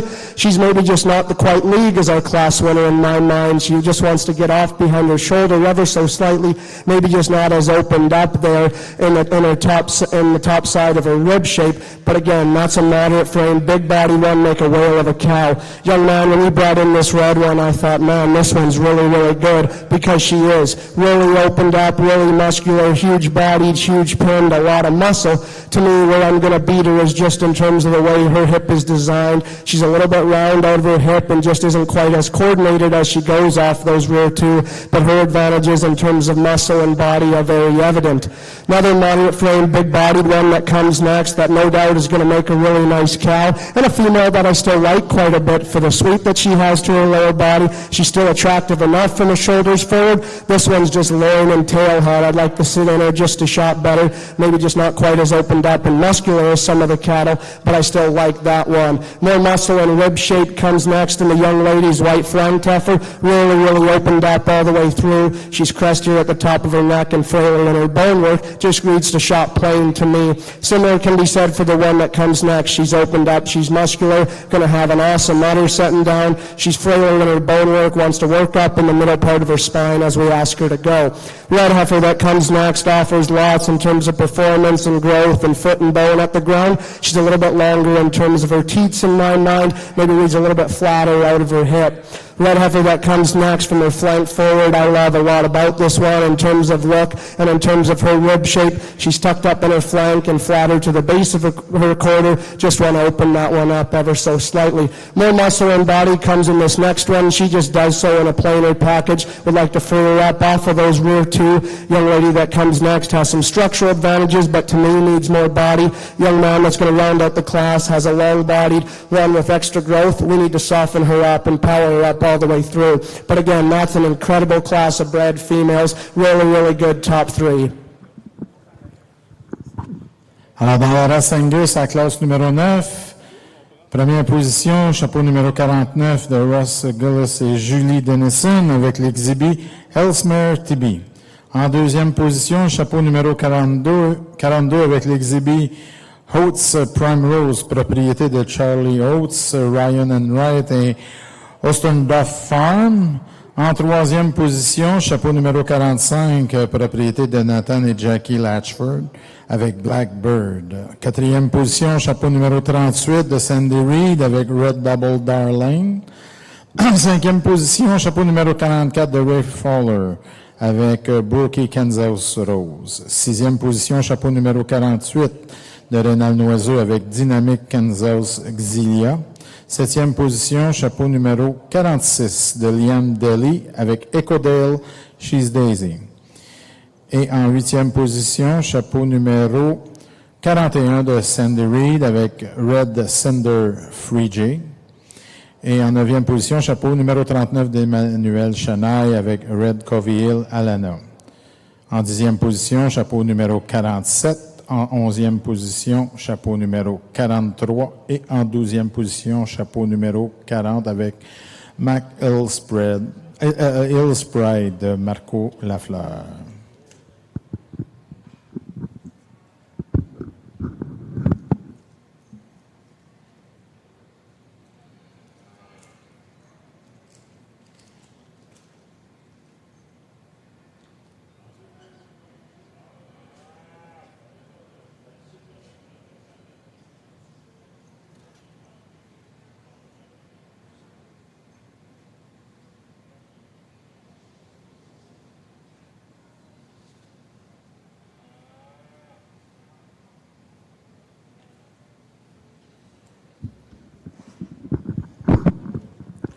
A nice single entry here in our Angus side. I think as much length of body, Springer Red, and true muscle shape as you can ever want in one. I think she does so still on a good enough build. Maybe not the same sort of extra pieces of look and balance as some of the few that we've seen, but fundamentally really solid female.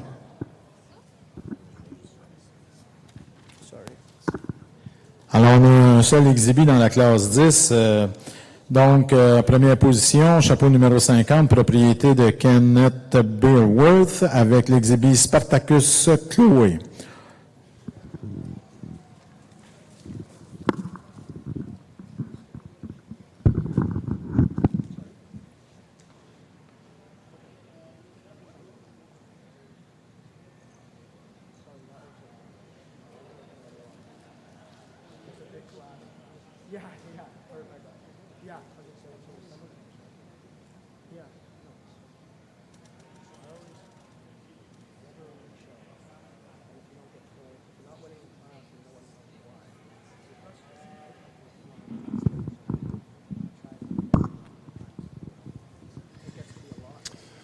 Nice group of yearling heifers here.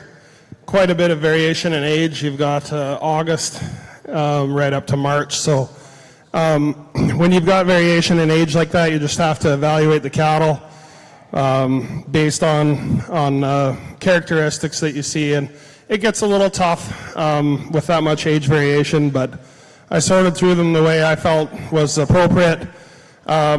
I find a class winner here that to me was an easy class winner. She's the kind that I really, really like. She's got that look from the side. She's got that flexibility and mobility. She's got the muscle shape I need. Really beautiful through her front end. Just a nice female to start the class. The female that follows her is a female that I like in terms of her composition. A female that, you know, if you're going to change her, you might stouten her up in her bone work. You might give her a little more shape behind her, a little more shape down her top. But when you get her on the profile, you really have to appreciate her look through her front end, that angle through that shoulder, that slope through her front pastern, and her flexibility off both ends. When you ask her to go, she really gets out and tracks well. And that's a few things that I really like about the heifer in second. That's probably what gives her the advantage over the heifer in third. Heifer in third is a more powerful female than the heifer in second. She has more shape and muscle, certainly down her top and out her hip. But she does tend to push her hip bone up as she gets on the move. Even standing there, you can see she gets a little high over that hip, and she gets a little plainer looking than the heifer that beats her, and that's why she's in third. You've got a big volume heifer in fourth, a heifer that probably has more pounds than most heifers in this class. She's a big, tanky kind of female that just gets a little narrow out that hip for me. She gets a little plainer and more common through that front end, and that's why she didn't get any higher, but a really nice female. Got a couple young ones down the line here in August and in June. A couple of heifers that I really like their profile and their composition. Heifers that just need to have a little more power to get any higher today. Young lady showing the August heifer did a fantastic job. She's just got one that just needs a couple more months of feed, and she'll probably be higher next time. Good job.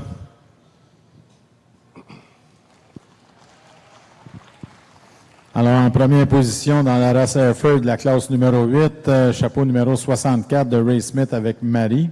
En deuxième position, numéro 65 de Paul Mastine avec Master Lisa. En troisième position de John Buzzell avec Southern Bell. En quatrième position, chapeau numéro 63 de Ray Smith avec Lady Luck 96K. En cinquième position, belle mention à la jeune Brooklyn d'Amanda Boucher avec l'Exhibit 60A. Et en sixième position, chapeau numéro 61, Grant McAfee avec Hunter Acres Karma.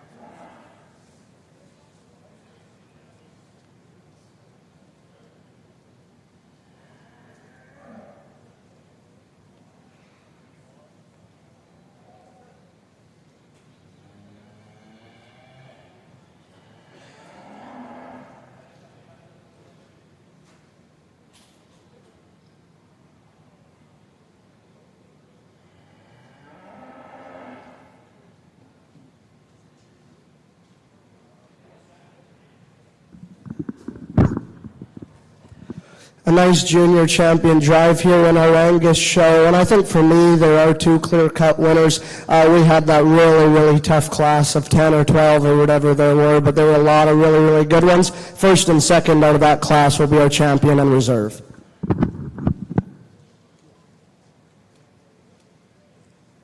Lequel, ça?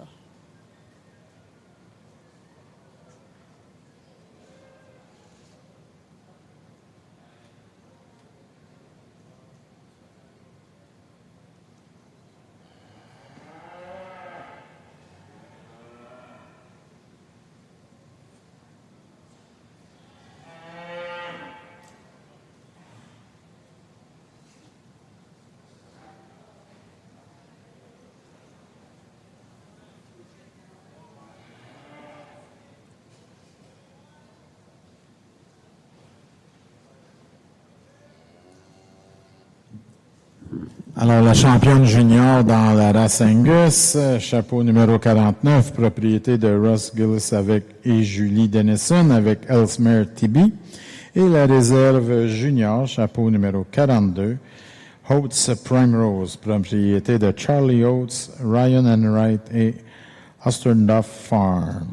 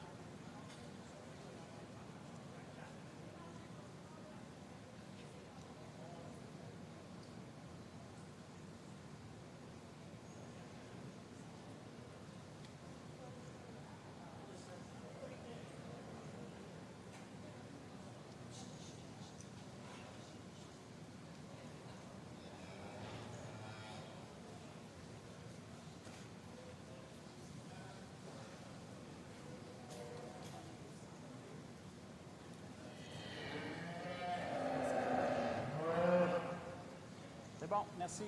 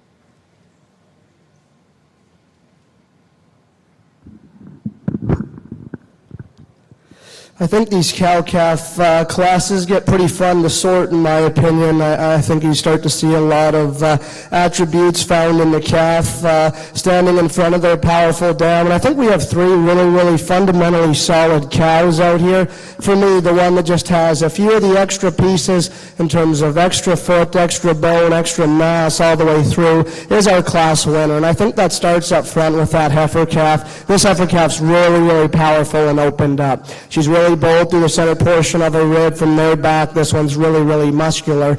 We could maybe change her a little bit from her shoulders forward, but that's not going to bother me too much just because of the mass and power that this calf has. And I think a lot can be said for the cow standing right behind her. I actually prefer the cow's front end and the way that she's assembled over her calf standing in front of her. But again, there's extra foot, there's extra feature, and there's extra mass in this cow. And I think it's just a really solid pair moving forward. I probably prefer the teat and that shape and design in our second place female. She's more refined and better in the angle of her teats, and still has a nice heifer calf in front of her. The calf isn't as opened up and powerful as the one found on our class winner, but I think in her own regard, there's a calf that has some look, has some quality, and has some structural integrity, very similar to her mom standing right behind her. Are they as opened up and massive and powerful as our class winner? No, probably not, and that's why they're going to stand in second. But again, that's a pair that in terms of look, structure, and other quality, there's still a lot to like. Really solid cow that's going to round out the class. I love her body shape, her length of spine, her depth of body. She's just a little bit plainer in her overall makeup. She's not as opened up right behind her shoulder. She doesn't lead with the same kind of pin set and mass all the way to the ground. And similar can be said for her heifer calf. She's doing a nice job in putting enough body and rib in that one, just a little bit plainer in her overall look. But I think these are three really solid cows. For me, there's an easy class winner.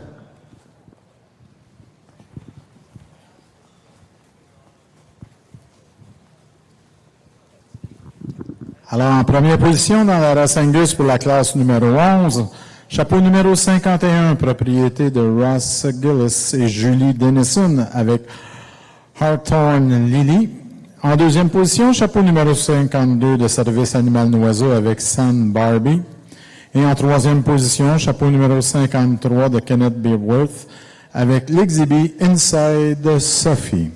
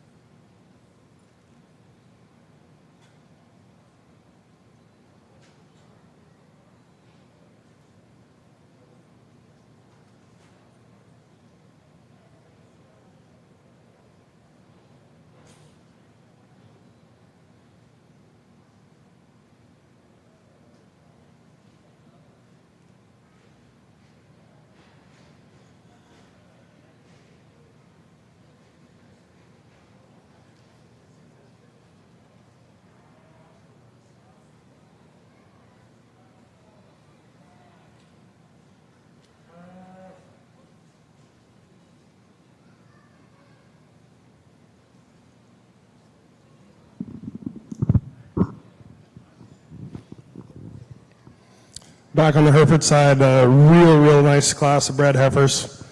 My apologies for taking just a little longer on this one. I've got two heifers to win the class that are not a lot similar in type and kind, but both have a lot of things I like about them, so I'll try and talk you through them. The heifer I ended up starting the class with is the big, powerful one of the pair. She's the one that when you get off the side of her and get behind her, she's just got so much volume, so much mass, so much power to her. You know, the heifer that follows her in second, I appreciate the condition this female is brought in. The heifer in first that wins the class, just to me, is just getting on the edge of being a little too ready for me. The heifer in second's definitely nicer through that neck, that front end, that brisket. Heifer in second also has a nicer set to her hind leg, in my opinion. But where they sorted for me in the end was the power and mass that the heifer, the class winner, has, and that's how I was able to come to this decision, is just the power and the muscle shape and the hip and the pounds and the depth of body of the class winner is why she beats the heifer in second. Heifer in second has such a nice look to her. Really nice female, just beautiful through that front end, really sound, really free moving, really good female in second. Heifer in third just got in a really tough class today. Heifer that I also really like. She follows the heifer in second in type and kind. She's a really nicely made female. She just gets a little plainer through that head and neck than the heifer that beats her, but a really good female to come in third. Got a big, powerful one in fourth. Heifer, just like the class winners, just pushing a little more condition that I'd like. I'd like to level her up in the way her udder's setting down on her a little bit, but those things do change when they get starting to fill with milk. But really, really good heifer in terms of body capacity, depth of body, and spring of rib. Just getting a little too fat for me today. Getting down to a couple more heifers here. Heifers that are just a little more plainer in their style and type. We've got a really good class, and the first 3 or 4 heifers are really powerful. So when you get down in these later classes or these lower placings, it's really tough to compete when you've got such good quality ahead of you. We've got some really nice females that'll make great cows. They're just not quite the right look for me today. Alors, les résultats dans la classe numéro 9 dans la race Hereford, on a un gros groupe qui a été divisé en deux. Donc, le premier groupe de 2, en première position, propriété de Stonewood Grange avec le chapeau numéro 74, l'exhibit Stonewood Suzy. En deuxième position, de la ferme Bradley avec Grace 39K, chapeau numéro 72. En troisième position, de Gordy Raymond avec l'exhibit Hurley Bird Doris 19K, chapeau numéro 71.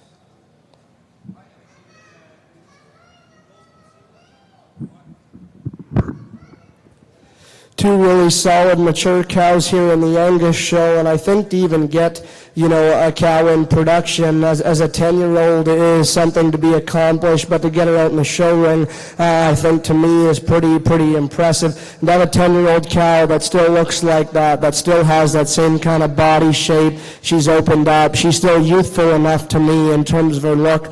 I'm going to say that I wish she had a shot more forward, and then I found out that she's 10 years old, and that's maybe where she beats the pair in second. Is I actually prefer the teat spread and the teat shape that she offers over our second place female. We've seen that bull calf through. We've talked about his advantages in terms of growth and performance. Really solid kind of a cow, or kind of a bull calf to complement a really nice cow.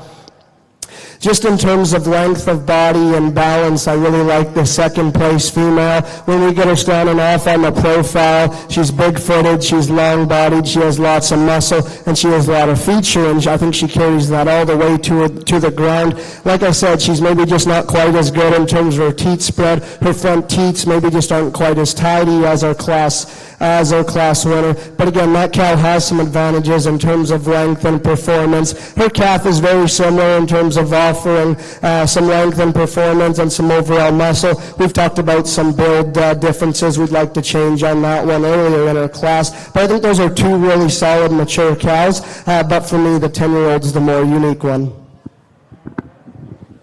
Alors, résultat dans la race Angus, classe numéro 12, en première position, chapeau numéro 55, propriété de Kenneth Beworth avec Bellstar Lady 10B. Et en deuxième position, propriété de Rénal Noiseux avec Dynamic Firestar Dana, chapeau numéro 54.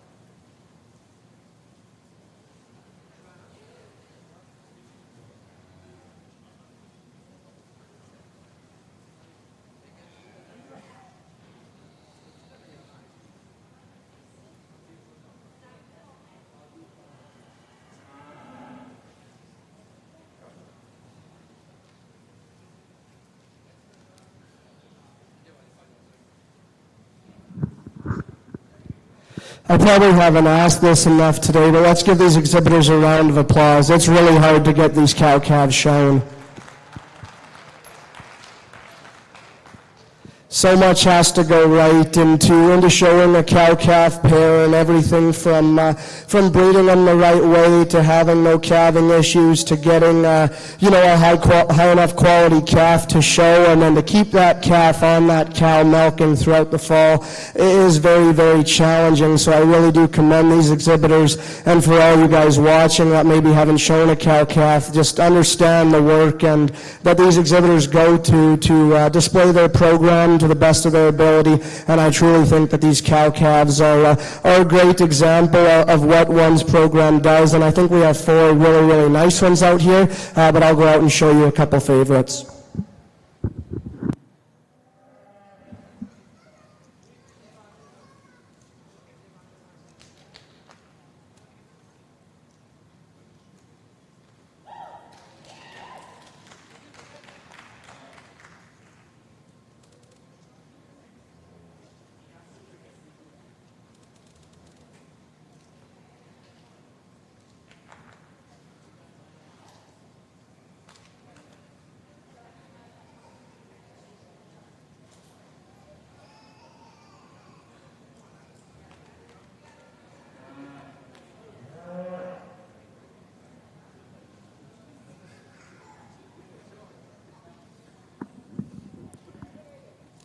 Alors, dans la race Angus, la championne senior, pour commencer, propriété de Russ Gillis et Julie Dennison avec l'exhibit 51, Hawthorne Lily, et la réserve senior de Bellstar Lady, propriété de Kenneth Bearworth.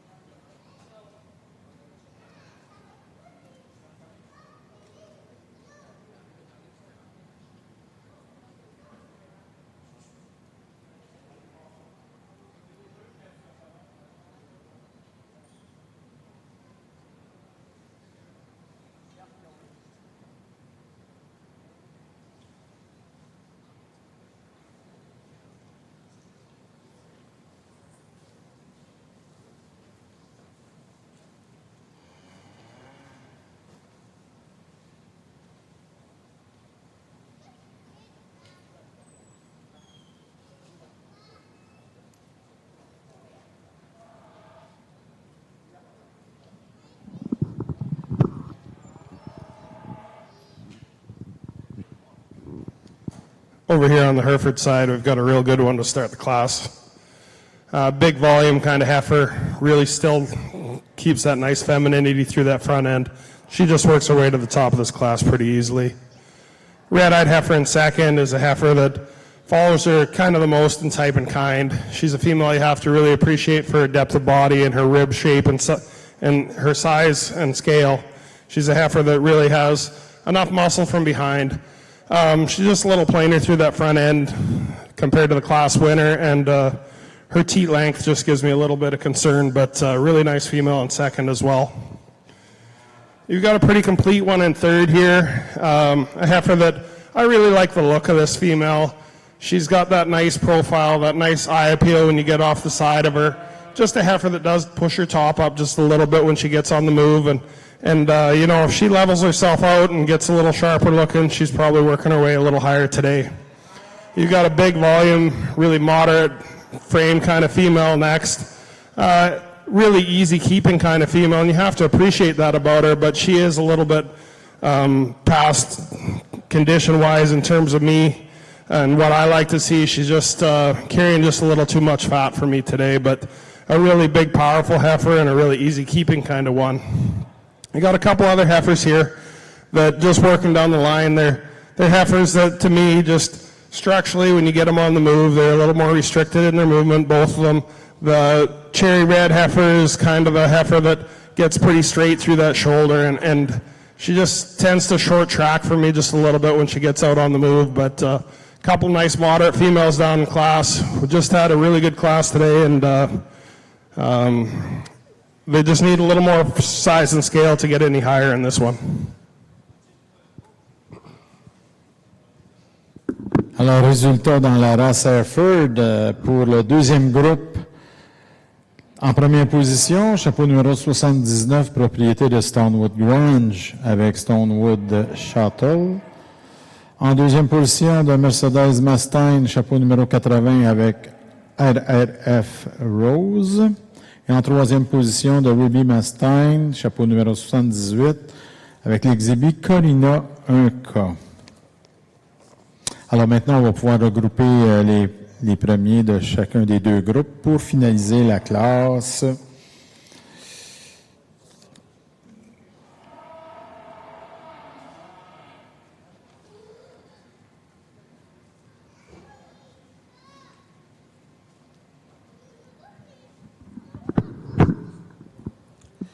Really strong champion Angus female drive on this side. Let's give these exhibitors a round of applause.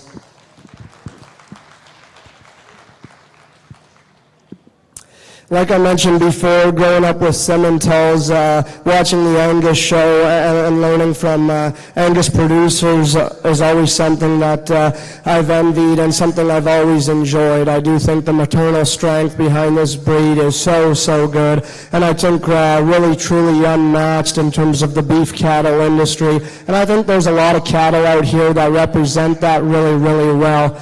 And I did mention it before, too, on the bull side. To me, I'm just going to sort quality how I see them. There's some big age gaps between some of these cattle. To me, there's not really much in terms of quality gaps. And I'm not afraid to use a younger one if the quality is there. And I think there's a lot of really good quality here through our young man winning that heifer calf division between two incredibly good breds that come out of an awesome class, and still a really solid 2-year-old pair at the back here. So I'm going to go out and take one more look, but what an awesome morning sorting the Angus show. I've had a lot of fun. Really looking forward to the rest of my time here at Expo Boeuf.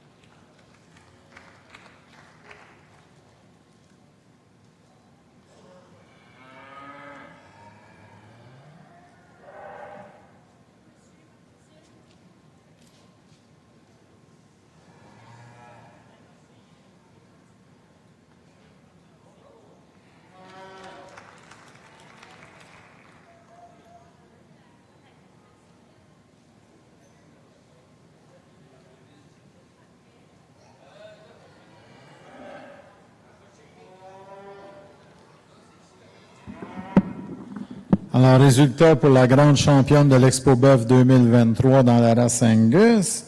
Alors, la grande championne, propriété de Russ Gillis et Julie Denison avec Ellesmere Tibi. Et la réserve grande championne, chapeau numéro 42, propriété de Charlie Oates, Ryan Enright et Aston Duff Farm avec l'exhibit Oates Prime Rose.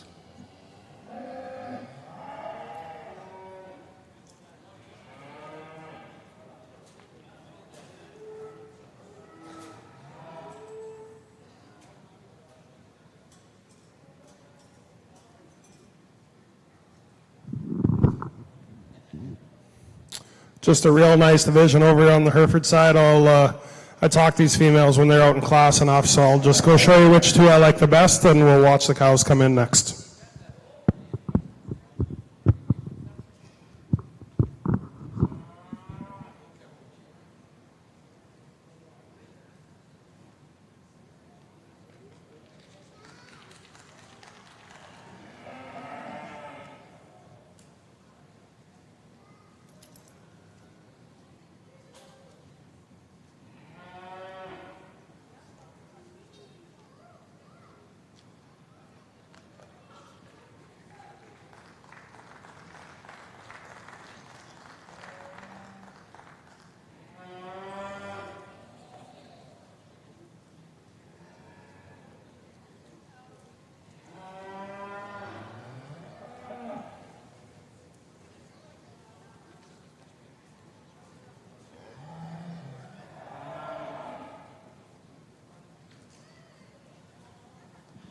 Alors, pour la race Hereford, la championne junior, chapeau numéro 64, propriété de Ray Smith avec l'exhibit Murray 84K. Et la réserve junior, chapeau numéro 79, propriété de Stonewood Grange avec l'exhibit Stonewood WSF Shuttle.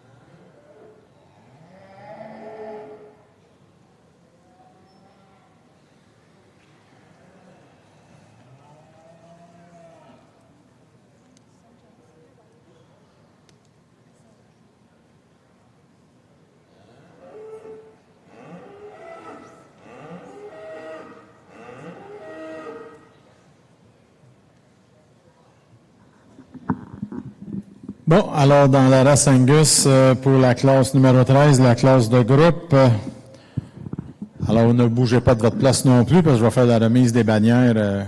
Alors en première position, Mac Angus avec David Sample. En deuxième position, Renal avec Dynamique. En troisième position, Service Animal Noiseux. Et en quatrième position, Kenneth Bearworth. Alors ça, c'est le positionnement pour la classe de groupe. On va procéder maintenant à la remise des bannières. Mr. Noble, a commandité les bannières par les équipements Guillet. Donc, on va commencer par la première bannière exposant. Exposant, alors en troisième position, Service Animal Noiseux. En deuxième position, Mac Angus Farm de David Sample. Et en première position, exposant 2023, Bearworth, Kenneth Bearworth. Alors, félicitations. Pour ce qui est maintenant de la bannière meilleur éleveur, Breeder. Alors, en troisième position, Service Animal Noiseux. Deuxième position, Mac Angus Farm. Et en première position également de Kenneth Bearworth. Alors, rappelons la commandite des bannières vient de Équipement Guillet, que nous remercions. Alors, il va rester progéniture du père, progéniture de la mère.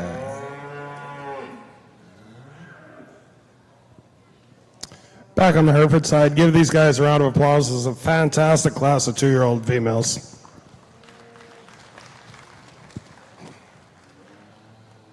I know how much work it is to get these females cow-calf pairs to town, and to have 3 that are this exceptional is really a testament to our breed, and I'm really proud of these 3. The female that starts the class is one that I really like her type and kind. Got a beautiful heifer calf in front of her, nice udder setup coming underneath her. She's just a really nice pair to start the class. The cow in second is probably a more powerful type of cow, a cow that just isn't made quite as nice, doesn't quite appeal quite as nice as the heifer or as the cow above her. I like the cow above her in terms of her structure just a little better on those front feet, and her udder quality just a little better. But a really nice pair, big heifer calf and the heifer in front of the cow in second. A good pair as well, and I think between second and third where it sorts for me is the heifer calves in front of them. I really like the heifer calf in the second place pair, just quite a bit better than the one in third. She's a lot nicer through her front end. She's got a lot more shape down low, and just a really nice pair. The pair in third is an awesome pair as well. I really like the cow, the way she's made, her femininity, the condition that she's been brought to town in. Just a cow that, you know, if you're going to use her ahead of the other cow, it's just the calf in front of her isn't quite as high a quality as the calf that beats her.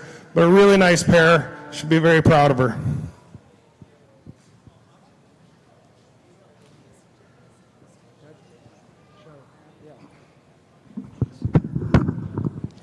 It's pretty cool to see a couple animals out here off of the same dam. I know that's something that's really, really hard to do, especially to do back-to-back years. So let's give this exhibitor a round of applause. Really nice progeny of dam.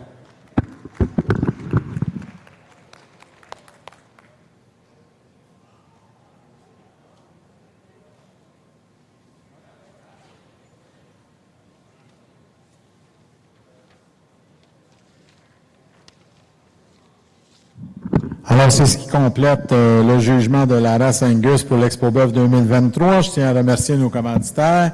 Je tiens à remercier aussi notre juge, M. Toby Noble, d'avoir été juge pour la race Angus, ainsi que notre ringman Guy Noiseux, qui est un éleveur de Wagyu en passant. Wagyu Angus.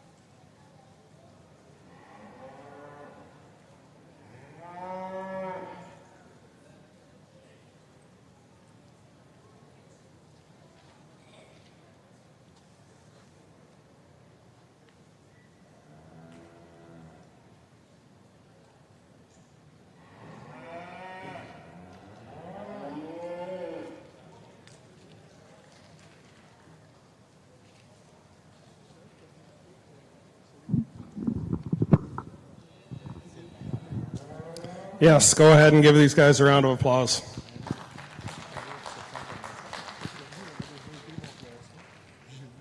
This one was extremely, extremely challenging for me. We've got a lot of different types and kinds. We've got a lot of different ages. We've got 3-year-olds all the way down to a 10-year-old. So evaluating them became a real challenge. And when I was little, my dad said, whenever you're judging, make sure that you place them how you'd buy them. So that's what I did on this deal. I'll just try and talk you through what my thought process was. There's a lot of ways you could go with this, but I'll try and explain what I saw in them. The cow I start the class with is my type of cow. Beautiful uddered female, moderate made, kind of solid type of female, got the right look from the side, got a decent bull calf in front of her. For me, she's a logical place to start in this class. Female in second has a huge bull calf in front of her. Good cow, nice solid type of cow. She's already dried up, so it's hard to tell if her udder is as good as I think it is. When you look at it, though, it looks like it's got the right shape, the right teat size. I think that this cow is a really, really solid cow. I wish that she was still in milk, but with a big bull calf in front of her like that, it's no wonder she dried up already. We've got a pretty nice pair in third. A heifer calf that I love. Heifer calf that has the right look. She's got all the pieces that I like.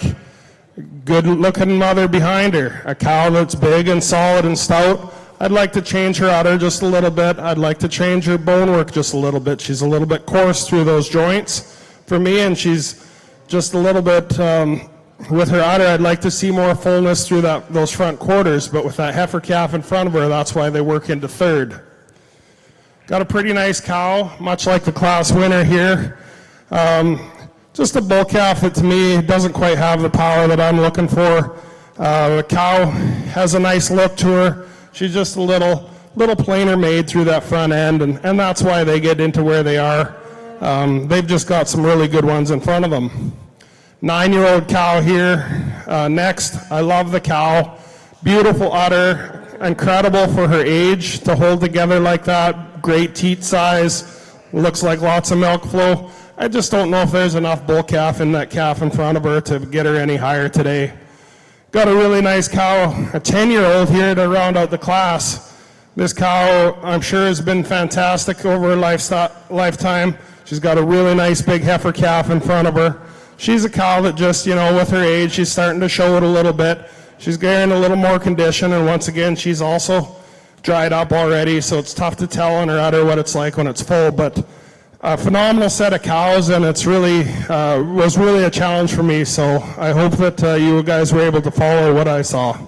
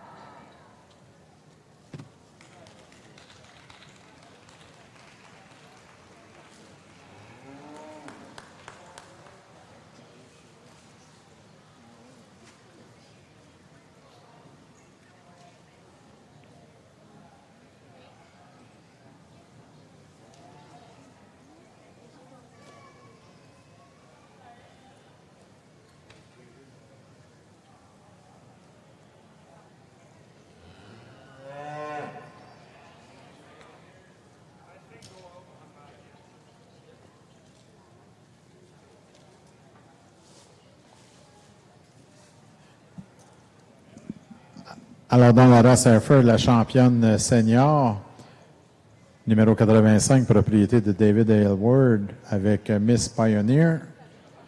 Et la réserve senior de Hayden Lodge, avec Hocus Pocus, numéro 86.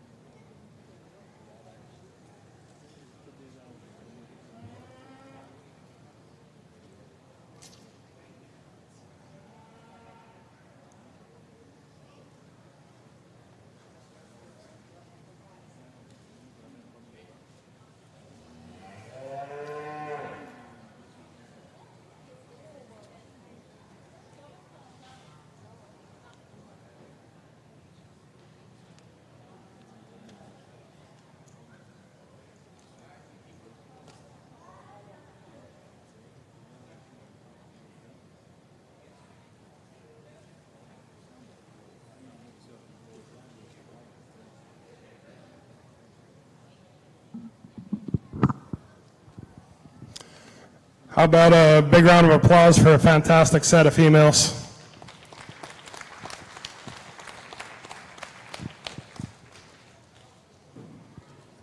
When I got called to ask this show, I was extremely happy and excited. This is a show I've heard a lot about. My dad got to judge it a number of years back. My Uncle Chris and Auntie Tina did as well, and they all came back with glowing reports. And to be asked to do a breed that you're also involved in is even more of an honor, to be selected by your peers, so to speak. And so for that, I thank you.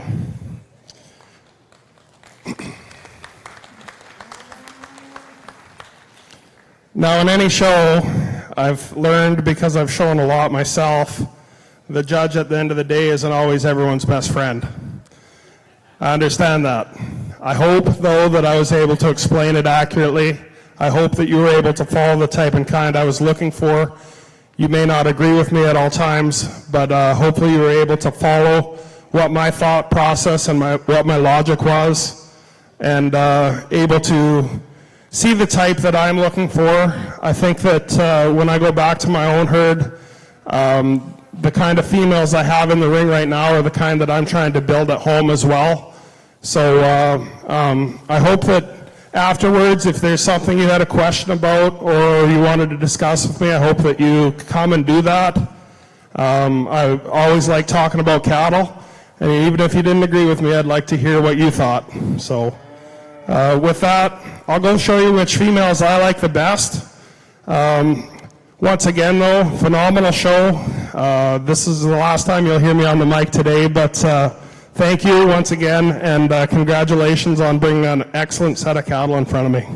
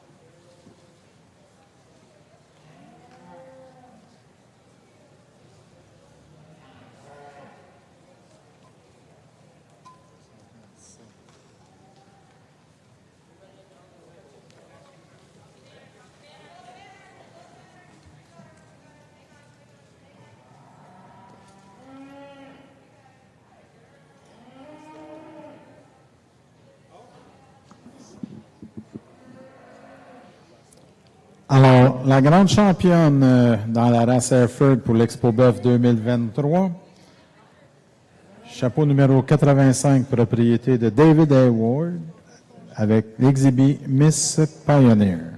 Et la réserve grande championne, numéro 57, propriété de Sarah Darrow Derek Black, avec Bar GM Bella 1L.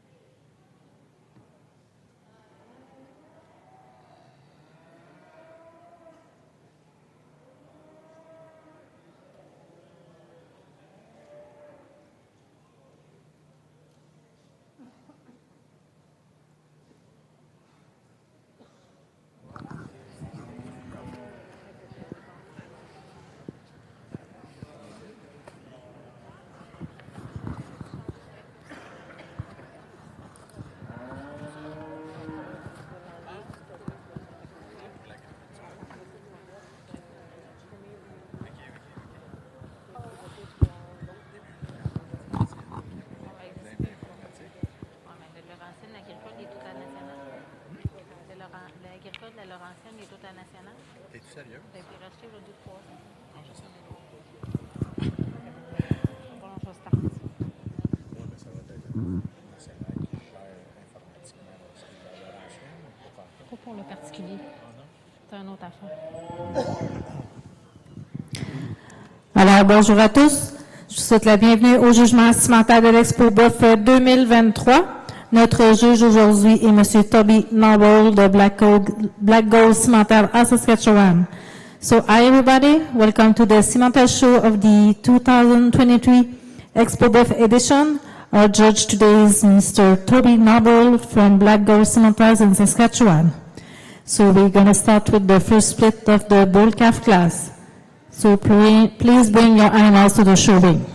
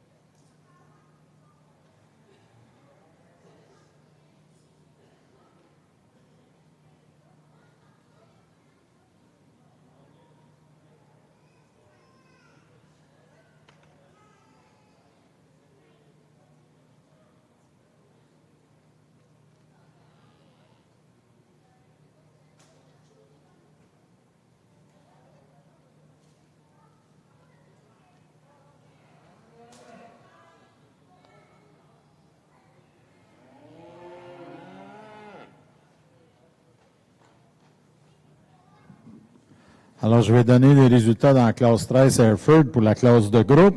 En première position, chapeau numéro 93 de Sarah Darrow, Derek Black. Deuxième position, numéro 97, la ferme Stonewood Grange. Troisième position, 98 de Christopher Lodge. En quatrième position, chapeau 95 de Goldie Raymond. En cinquième, le numéro 92 de Amanda Boucher. Sixième position, John Buzzell. Et septième position, Stephen Godin.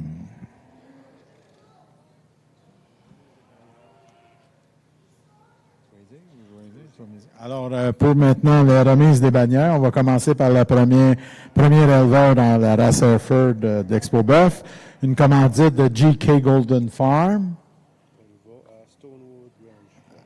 Alors, le gagnant, Stonewood Grange Farm.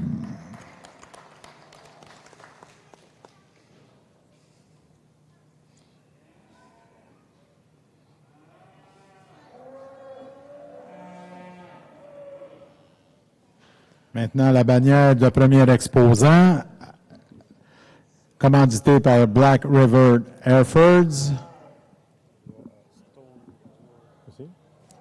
Alors, le gagnant, Stonewood Grange Farm.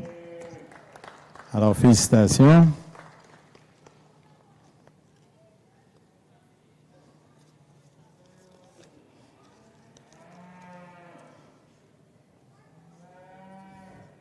Alors là, maintenant, il reste la progéniture du père, la progéniture de la mère, ceux qui participent.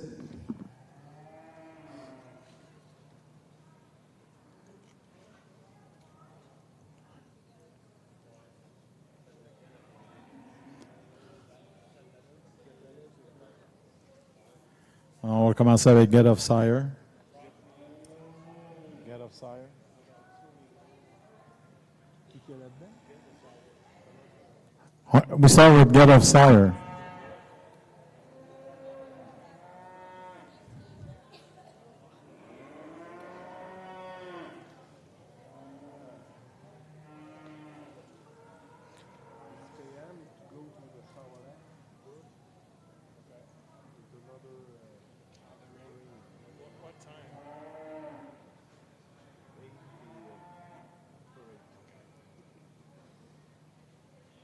Just the late is here.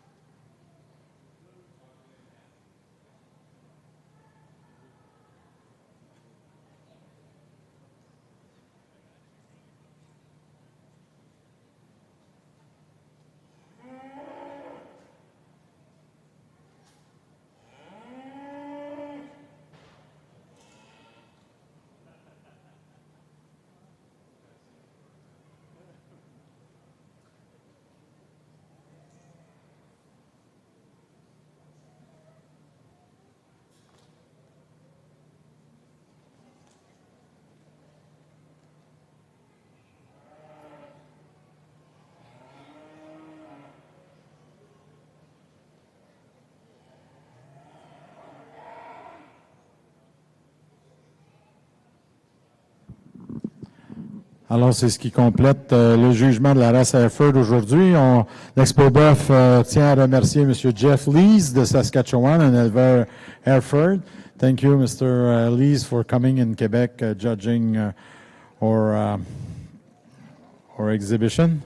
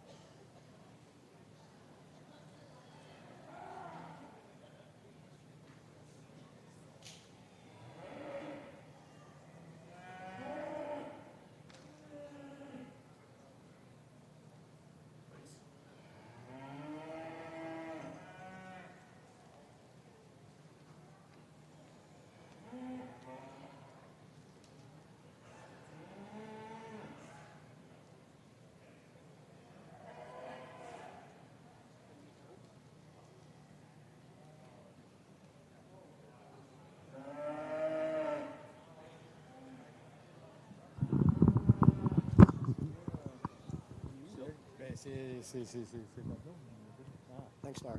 Thanks. Oh, yeah.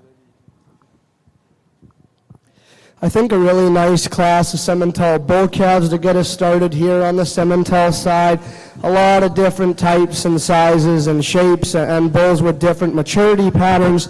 But I think when we talk about combining some muscle, combining some mass, and doing so with the right kind of structure, the right kind of look, the dark red bull for me works himself to the top. Starting up front, I really like how attractive and masculine this guy is about his head and neck. From there back, he's really opened up through the center portion of his rib. He's powerful out of his hip. When we study him from the side, is he the deepest bodied one? No, probably not. But again, I think that bull reads with enough depth of body with the right kind of muscle pattern to win this class. There's probably more depth of rib and softness in the black baldy that comes next, and I definitely appreciate him for that. Comparatively, he's probably a little bit better in the angle of his shoulder than our class winner. Where I change this guy is just on the move. He's a little bit more rigid in terms of the way he handles his hind leg. He just wants to snap in terms of his pasterns, has a little bit of extra set into his hock, but that's a big bull with the right kind of body and muscle pattern. Definitely gives you a really good look from the side. White-faced bull that comes next, to me, this one's just really solid all the way through. You study his body shape, you study his muscle pattern. This bull's just rugged, opened up, powerful. Where he falls in the third for me is he's just a shot plain. We study him through his head and his neck. He just doesn't have that same kind of look and presence as the two bulls in front of him. But again, that's a bull that's just really solid all the way through. Painted up bull that comes next, I really like this guy's muscle pattern. He's really big pinned and really big into his stifle, and he carries that width all the way to the ground. For me, he just maybe wants to open up at his shoulder, funnel back a little bit tighter into his forerib, just not the same kind of softness there as some of the other cattle.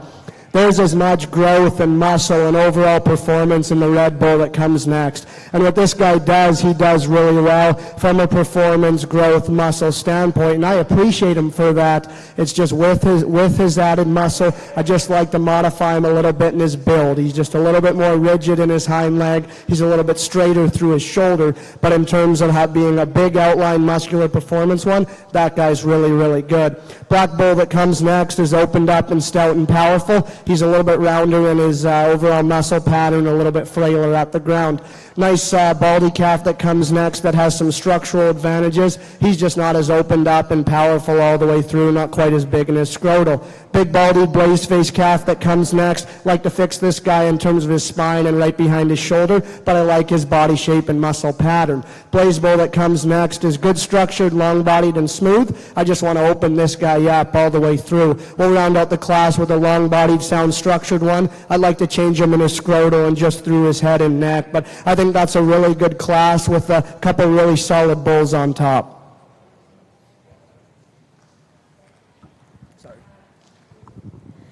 Alors maintenant, les résultats pour le premier split dans la classe de bull calf dans l'arène cimentale. So now the results for this first split in the cimental ring. En première position, first place, le numéro 7, number 7, Master R Centurion 59L, propriété owned by the Mastine.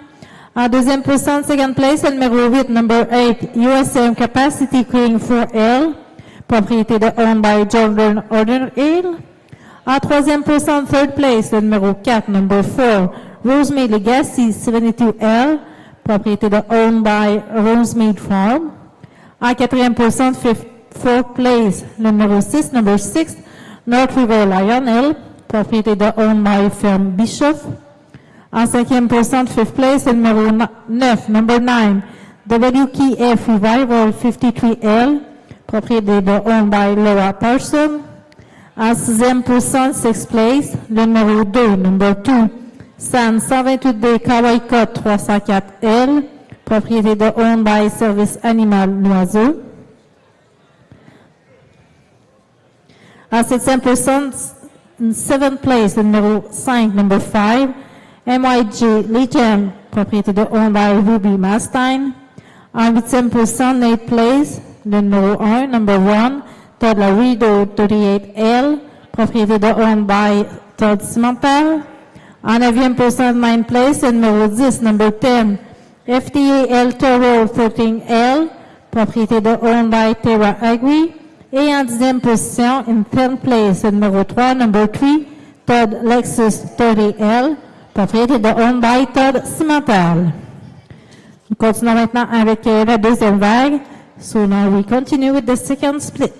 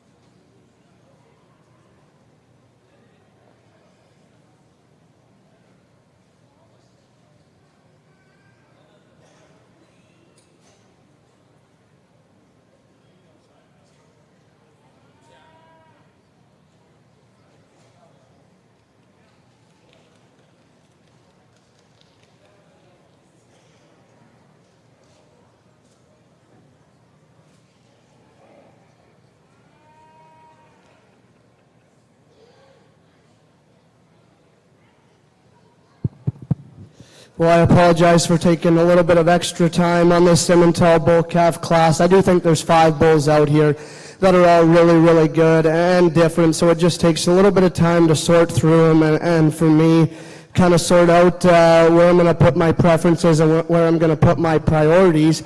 But when we talk about a bull that combines muscle, combines softness, and combines some extra feature at the ground in terms of foot, bone, and structural integrity, to me, that's where I land on the black calf to win this class. Opened up, muscular, but yet still soft, and that's his direct advantage over the red bull that stands in second. From the side, he's softer and deeper about his lower body. As we watch him go, to me, this bull's just looser in terms of his hide, in terms of his overall skeleton. I just really think that he can combine that muscle pattern with the right kind of softness, the right kind of body shape, and still does so with a good enough look from the shoulders forward. Really opened up and really overwhelming in terms of muscle is the red bull that stands in second. He competes in the class in terms of pin set and in terms of hip shape. Up high, he's really expressive and wide over his top, right behind his shoulder and over his loin. I really, really like this bull. Just from the side, is he as soft? Does he have that sweeping lower body shape that our class winner does? Probably not, and that's why he's going to stand in second. But again, his advantages are in terms of muscle, still does so while being really good and masculine through his head, neck, and shoulder. Black bull that stands in third from the side, there's no doubt he's contending to win this class. And I think that's pretty good considering he's not blessed with the big hair coat that a few of these other bulls in the class are. He's a little bit slicker, but from the side, this guy profiles and blends so good. He's up-headed, he's smooth all the way throughout. I like his body shape. Comparatively, is he as massive and opened up as some of the other ones? No, he's not, and that's why he's standing in third. But in terms of being good-bodied and smooth and good built, I still like that bull. Right away, this bull that comes in fourth, when he come in, I thought, man, he's contending to win the class. And he did contend all the way throughout. Comparatively, is he as good through his forerib and flank as some of the others? No, he's not. He wants to flatten to the base of his quarter ever so slightly. But I like his added growth, I like his structural integrity, and I like his body shape. Red bull that comes next right away, I love this bull's body shape and rib dimension. Really soft and opened up, and I think still reads with the right kind of muscle. It's just right behind his shoulder. I just want to fix that bull. And in through his forerib, he just wants to funnel back a little bit tighter there. And if we do so, there's no doubt he's at the top of this class. But that's just my only hold back on a bull with that kind of body shape. Just want to fix him right behind his shoulder. Really long body, performance-driven, full-blood bull that comes here next. I like his structural integrity. I like his length and muscle. Comparatively, as he has soft through his forerib and flank as others, no, he's not. We can maybe elevate him at the top of his shoulder a little bit. But I like that bull in terms of being a solid, practical one, just maybe not as soft and level as some of the other ones. Full-blood bull that was right behind him that we missed out on. I loved his body shape. I loved the kind of functional bull he was. He got outpowered in terms of frame growth and overall bone. I like the ruggedness of this black bull. Let's just tidy him up in his sheath and in his front end. Black bull that comes next is really solid and smooth all the way throughout. He's plainer about his front end, and we could just open him up as well. Red bull that comes next, I love his muscle. I love his length. I love his color. Let's fix him in his build in terms of his hind leg. Bring some of that swelling down, and he'll move his way up, no question. Full-blood bull is going to round out the class with arguably one of the biggest pin sets, one of the widest hipped and most muscle of the class. I want to relax him off both ends of his skeleton and see him just a little bit better moving today. But I think that's an awesome group of bulls with 5 really good ones. Alors maintenant, les résultats pour cette deuxième vague dans la race cimentale pour la classe des bull calf. So now the results for the second split in the cemental ring for the bull calf class. En première position, first place, le numéro 19, number 19, Keystone Lineman 1L, propriété de owned by Chris Lodge. En deuxième position, second place, le numéro 16, number 16, Baldy Phoenix 5L, propriété de owned by Jerry Barber. En troisième position, third place, le numéro 12, number 12, Whitewater Lambo 18L, propriété de owned by Whitewater Livestock. En quatrième position, fourth place, le numéro 11, number 11, Village Obvious 5L, propriété de owned by David and Marilyn Gray. En cinquième position, fifth place, le numéro 18, number 18, Outset Mickey Prohibition 111L, propriété de Owned by Outset Cattle Co. En 6e position, 6th place, le numéro 15, number 15, JEMG Gypsy Cannon 2L, propriété de Owned by Jamison Genetics. En 7e position, 7th place, le numéro 13, number 13, High-Tech Lieutenant 115L, propriété de Owned by High-Tech Fall. En 8e position, in 8th place, le numéro 17, number 17, JAMG Blue Eyes Dynasty 1L, propriété de Owned by Jamison Genetics.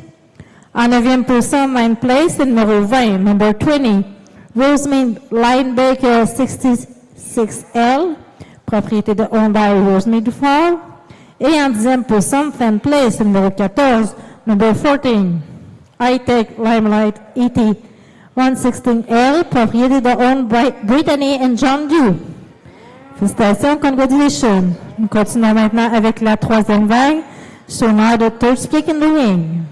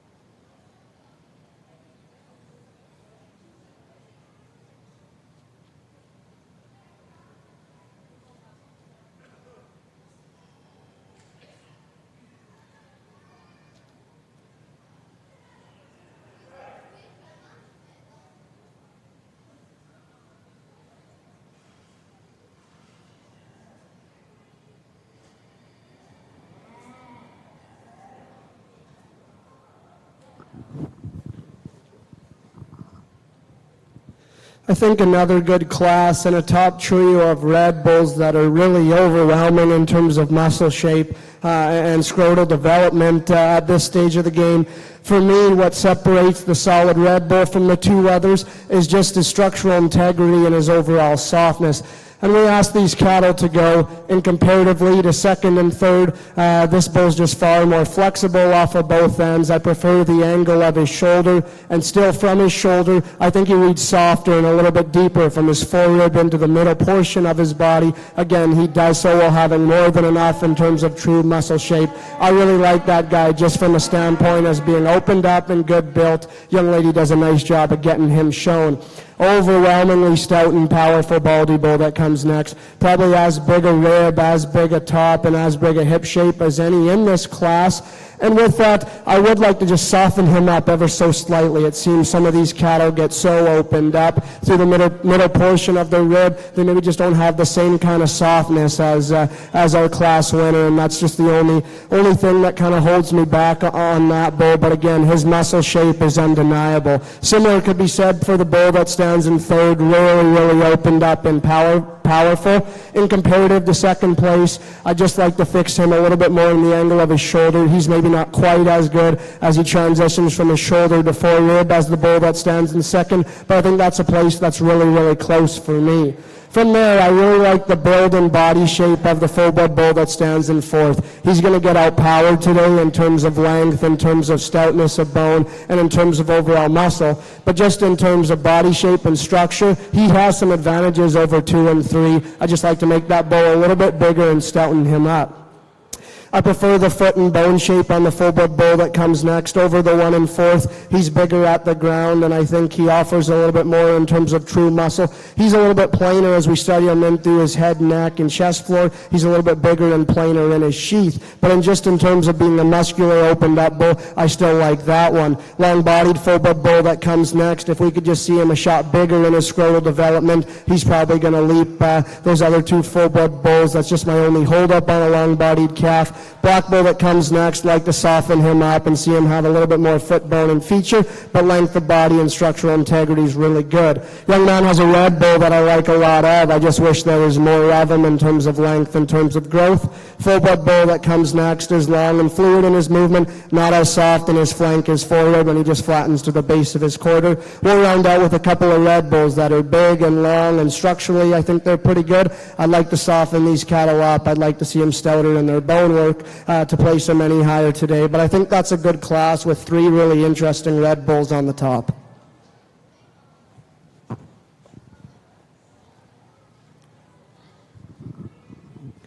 Alors, le résultat pour ce final split dans la classe des bull calf cimentaires. So now the result for this third split bull calf class in the cemented ring.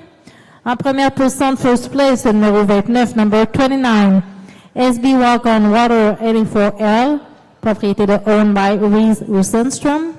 En deuxième position, second place, le numéro 23, number 22. WKF Slug 3L, propriété de owned by Laura Person. En troisième position, third place, le numéro 22, number 22. WKA Franchester 2L, propriété de owned by Laura Person.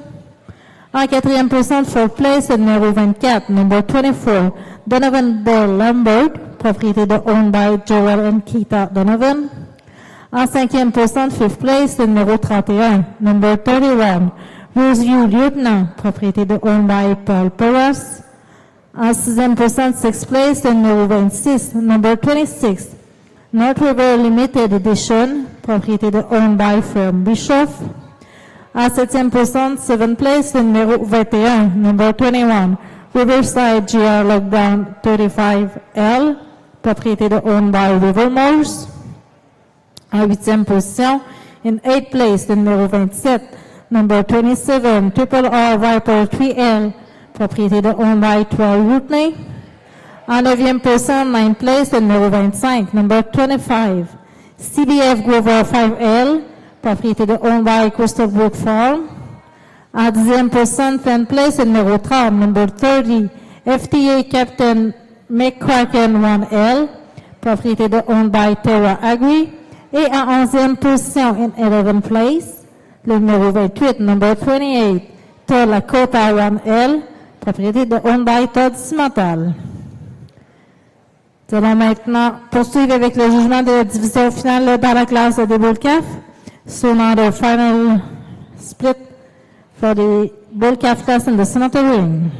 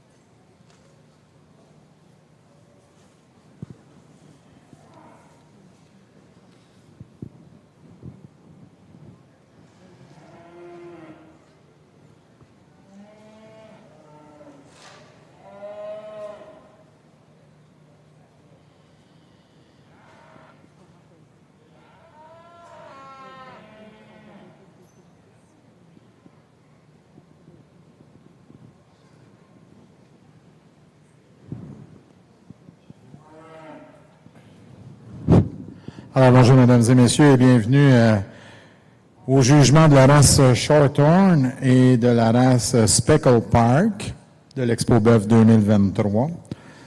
Dans un premier temps, on va commencer avec les mâles dans la race Shorthorn et on suivra avec les mâles des taureaux dans la race Speckle. Aujourd'hui, notre juge est Mme Sheila James. C'est un éleveur Hereford dans la région de Ottawa Valley.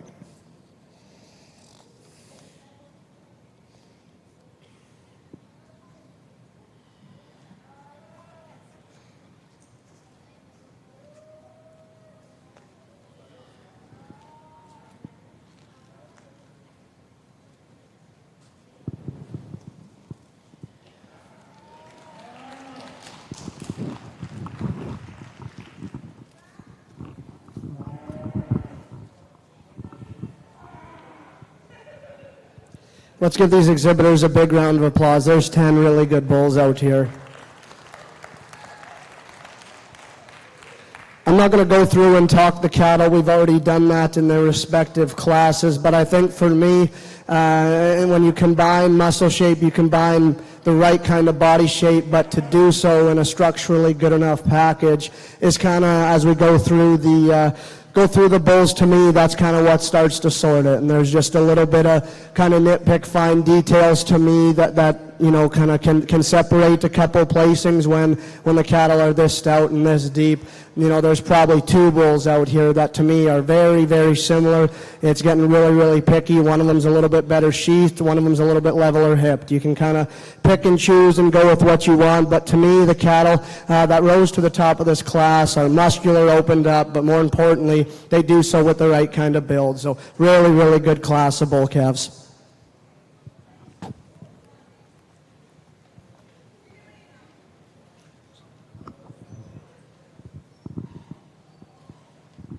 Alors, les résultats pour la classe de bull calf de l'année dans la race cimentale.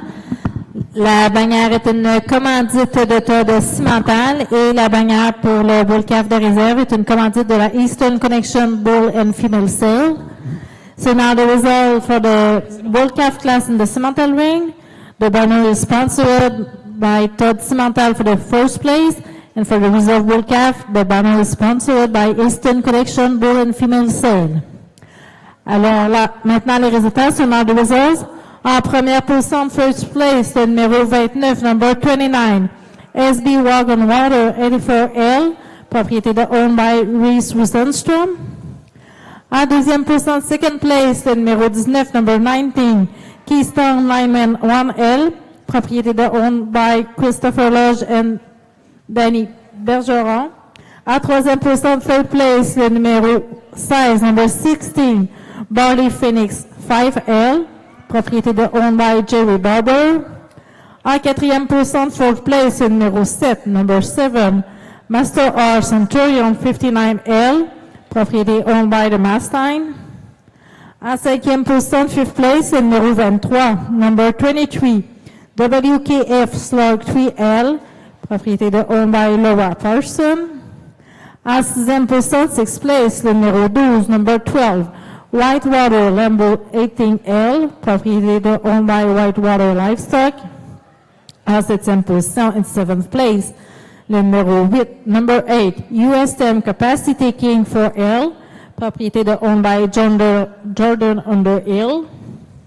En huitième position, 8th place, le numéro 22, number 22, WKA Franchester 2L, propriété de owned by Laura Parson.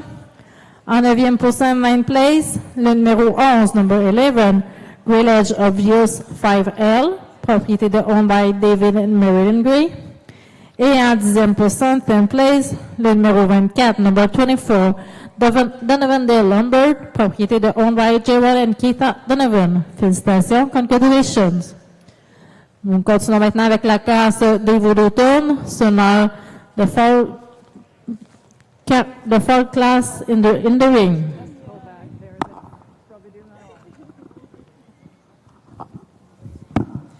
Ladies and gentlemen, get a look at the Shorthorn ring. Did you see what walked in here? Holy smacks. We've got a bull in first place that's a real eye catcher. Look at the size of this January bull calf. He's got lots of muscle expression, plenty of testicle. I love the feet and legs, the angle of the pastern that this bull has. That is going to make a good herd sire. The bull in second place. This is a well-muscled bull. Just doesn't have the size and volume as the bull calf above him. I'd like to change his testicle a little bit, slightly twisted. The bull in third place doesn't have the same muscle expression as the bulls above him, but look at the testicle that this fella has. He's walking out well on those feet and legs.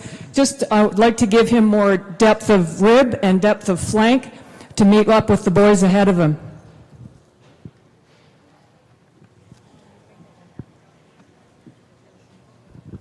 Alors, premier résultat dans la race Shorthorn, first results in the Shorthorn breed. En première position, first place, Shady Brook, Flashpoint, propriété de Shady Brook Shorthorn, chapeau numéro 1. Deuxième position également de Shady Brook Shorthorn avec l'exhibit Shady Brook Valiant, chapeau numéro 3. Et troisième position de la ferme Cedar Grove avec l'exhibit CGF Surlong, chapeau numéro 2.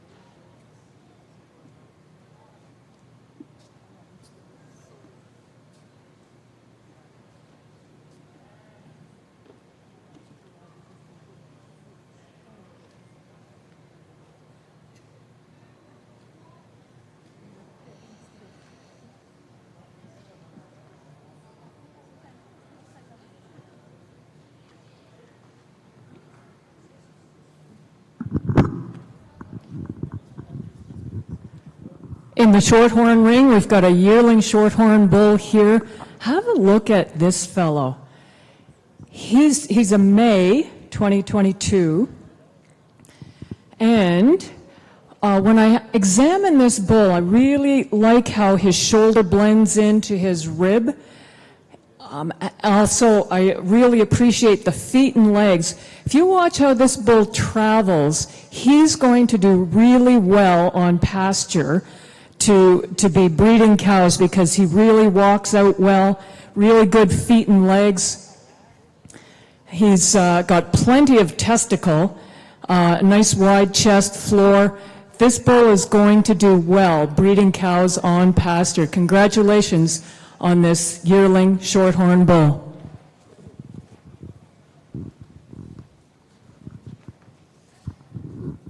Alors, résultat dans la race Shorthorn, la classe 3, on n'avait qu'un seul exhibit. So the results for the Class 3 in the short run.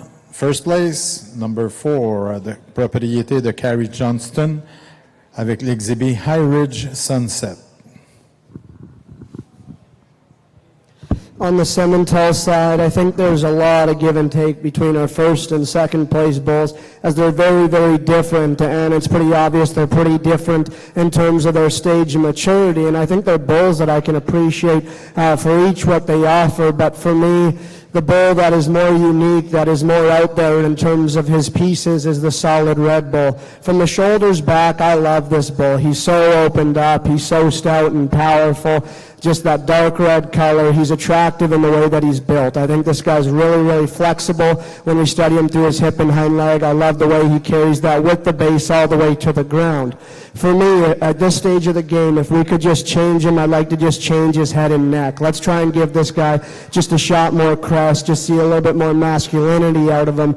But again, when he gets his head up from the side and profiling, there's a lot to like about that bull.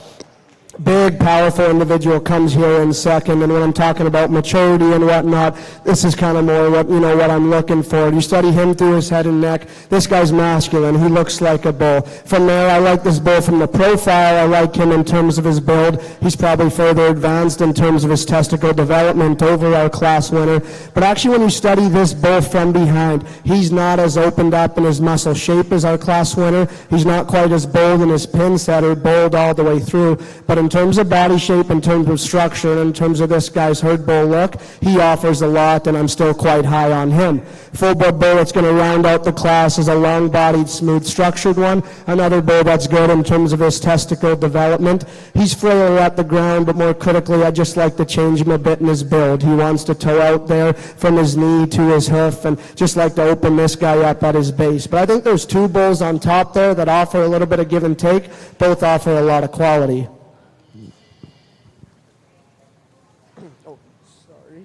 Sorry, I lost her for a second. Alors maintenant, dans l'arène cimentale, les résultats pour la classe Devo mâle d'automne. So now in the cimental ring, the results for this fall bull calf class. En première position, first place, le numéro 32, number 32, Donovan Dale Kick Cass, propriété de owned by Gerald and Keita Donovan. En deuxième position, second place, le numéro 34, number 34, Elias Raptor 2722, propriété de owned by Mark McCord. Et en troisième position, third place, le numéro 33, number 33, Donovan Dale Kingpin, propriété de owned by Gerald and Keita Donovan. Nous allons maintenant poursuivre avec la classe des taureaux d'un an. So now the whirling bull class.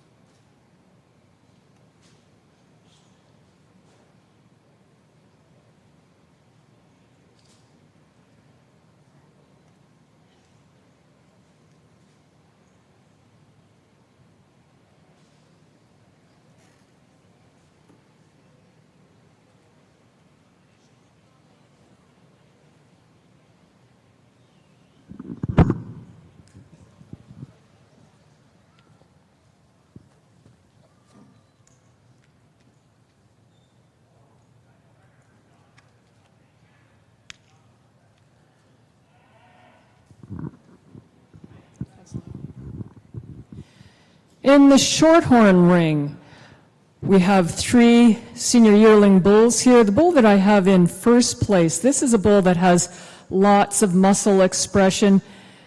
I really appreciate how he walks out really well on those feet and legs, good angle to his pastern, really wide chest floor, looking really masculine.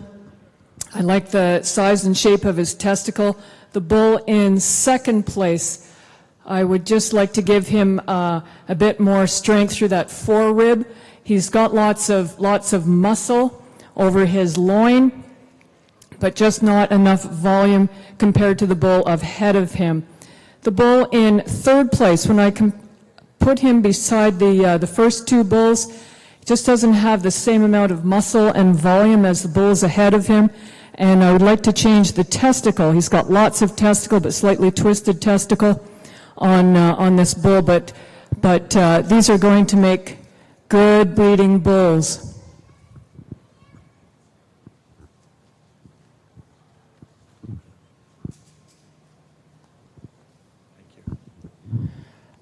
Alors, dans la race Shorthorn, les résultats de la classe 4 sont in the Shorthorn Class 4.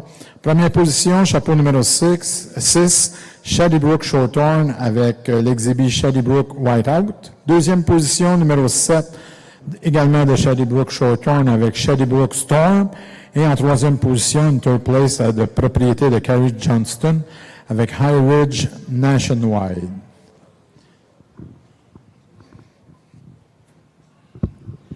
Pair of yearling bulls here in the Simmental ring, and I think a decision for me that was actually a lot closer than I initially thought. We have a couple bulls that to me are pretty different in terms of their body shapes. They come just a little bit different in terms of their conditions, but I think what's similar about them is they're both quite good. They're just kind of subtle differences to me. But to me, the bull that's going to win the class, I prefer him from his shoulders forward. I prefer him in his sheath, and I actually think he's a little bit more opened up and a little bit more massive right behind his shoulder. As we get on these cattle, I think he's just a little bit more muscular and has a little bit more topside shape than our bull in second, and that's kind of what ended up doing it for me. Because from the side, the bull that stands in second, he has advantages in terms of depth of body. I like this bull's fleshing ability. I think both these bulls are in really good condition. Neither of them have too much on them. It's obvious they were both out working. But again, the bull in second offers a little bit more depth of rib. To me, he's just a little bit easier feeding. But like I said, right behind his shoulder, this bull just comes back a shot narrow. He's a little bit plainer from his shoulders forward and not the same kind of look and balance. But again, those are 2 bulls that both read with quality. Subtle differences to me sort the 2.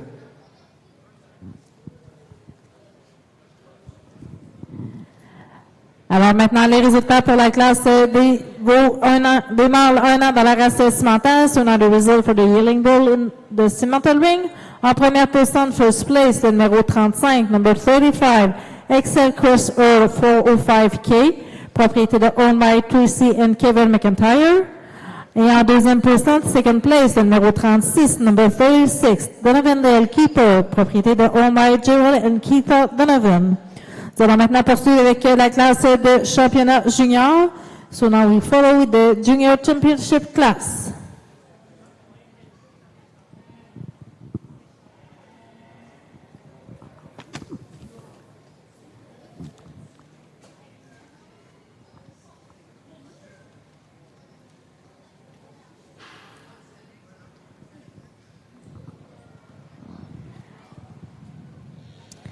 Les bannières sont des commandites de High-Tech Cimental pour la bannière de champion junior et de la Select Bull Save pour la bannière de champion junior de réserve. So the banner is going to be sponsored by High-Tech Farm and Select Bull Save Group.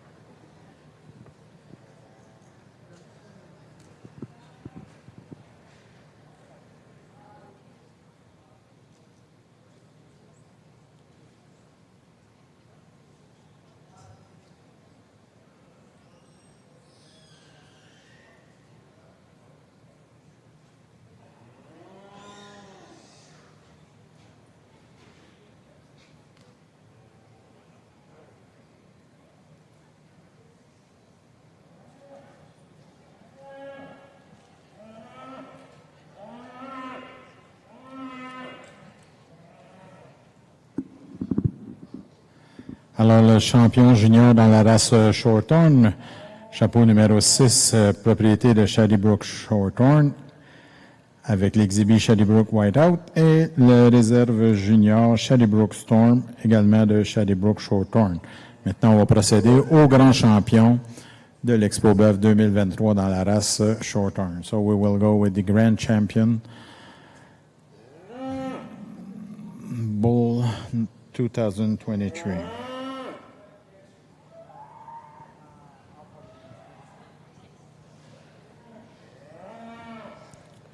4 bulls out here in our junior Simmental drive that I think all are really quite good. This junior division, there's obviously a big gap in terms of age variation, but I don't think there's much of a gap in terms of quality. And with that being said, I still think there are 2 bulls that, to me, kind of rise ahead, pretty easily, and those are going to be our 2 class winners. The big black bull will be our champion, with a neat red calf being reserve.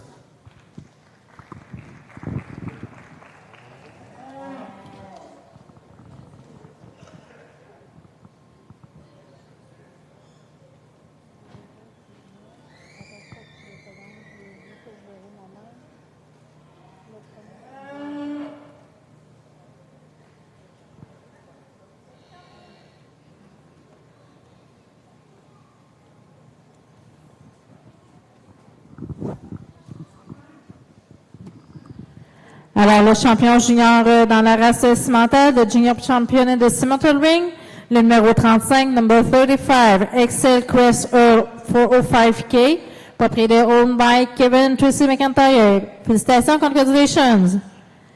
Et le champion cimental de réserve, de Reserve Junior Champion, le numéro 32, number 32, Donovan Del Kick-Ass, propriété de owned by Gerald and Keitha Donovan. Félicitations, congratulations.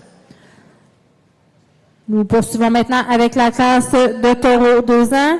C'est next in the ring, le 2-year-old bull class.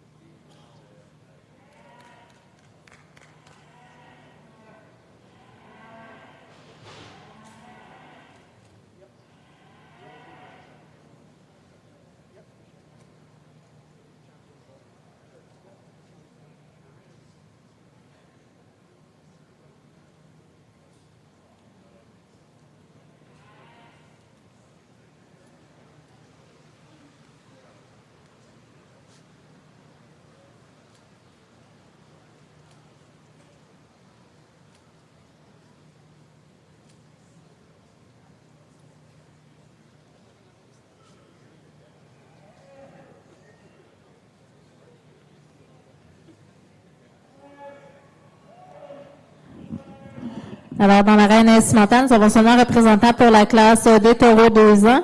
Donc, on retrouve le numéro 37, number 37, Sunmar Mr. Jake 4J, propriété de owned by Jason Morse. So, in the cimental ring, we only have 1 representative for the 2-year-old bull class. So, the winner is number 37. He's also the senior champion. And the banner is sponsored by Select Bullside. So, Sunmar Mr. Jake 4J, propriété de owned by Jason Morse. Félicitations, congratulations. Alors, dans la race Shorthorn, le grand champion de l'Expo Boeuf 2023, numéro 6, propriété de Shadybrook Shorthorn avec Shadybrook Whiteout, et le réserve grand champion de Shadybrook Shorthorn également avec l'exhibit Shadybrook Storm.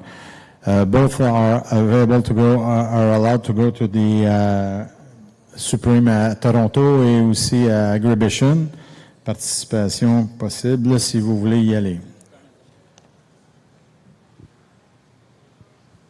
Just a lone 2-year-old bull here in our senior champion entry, and I think a bull that could really stand a lot of competition. Just on his own, he's really hard to fault. He's good and flexible in terms of his build. He's good enough in terms of his muscle pattern, and I think he leads with the right kind of body shape. He's opened up enough all the way through, has enough look from his shoulders forward, just a really, really solid individual.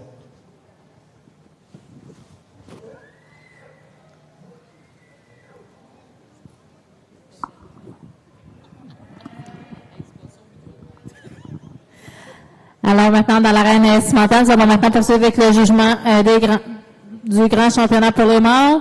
So on the cimental ring, we continue with the main grand championship. La bannière sera une commandite de banner the grand champion male is going to be sponsored by firm Erisa. Et la bannière de grand champion de réserve is going to be sponsored by Jemison Genetics.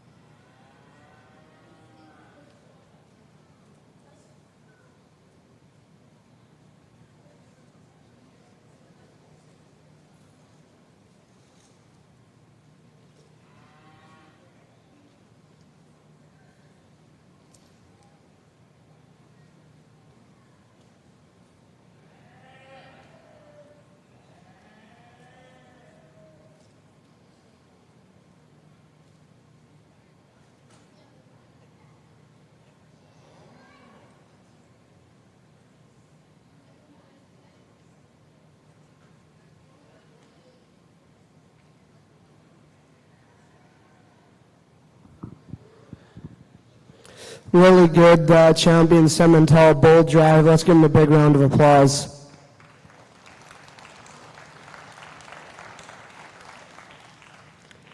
You know, I think right away from some of those really big, deep bull calf classes all the way through to some of these extra age cattle, I think there's a lot of quality throughout. There's a lot of bulls, I think, that represent what the Simmental breed does so well in terms of adding a little bit of extra punch in terms of muscle and growth and body, and doing so with, you know, a big functional set of hind wheels underneath them. And I think there are 6 bulls out here that do all that quite well. And I'll keep it pretty blunt and short. I think we've got a pretty big female show coming up, so I'll go and select your champion and reserve Simmental bull.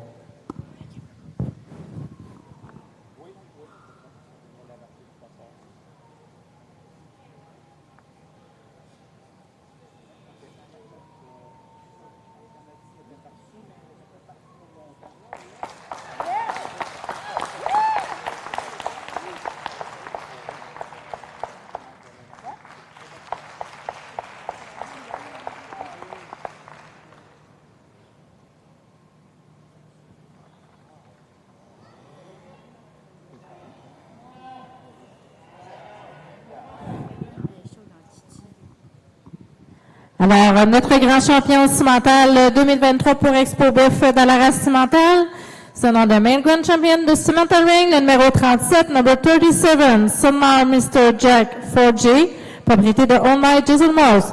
Congratulations, félicitations. Et notre grand champion de réserve, le Reserve Grand Champion, le numéro 29, number 29, SB Walk on Water, 84L, propriété de Own by Reese Sandstrom. Félicitations, congratulations. So now we're going to take a few minutes to take the official picture, and we will continue with the first split in the A4 calf class.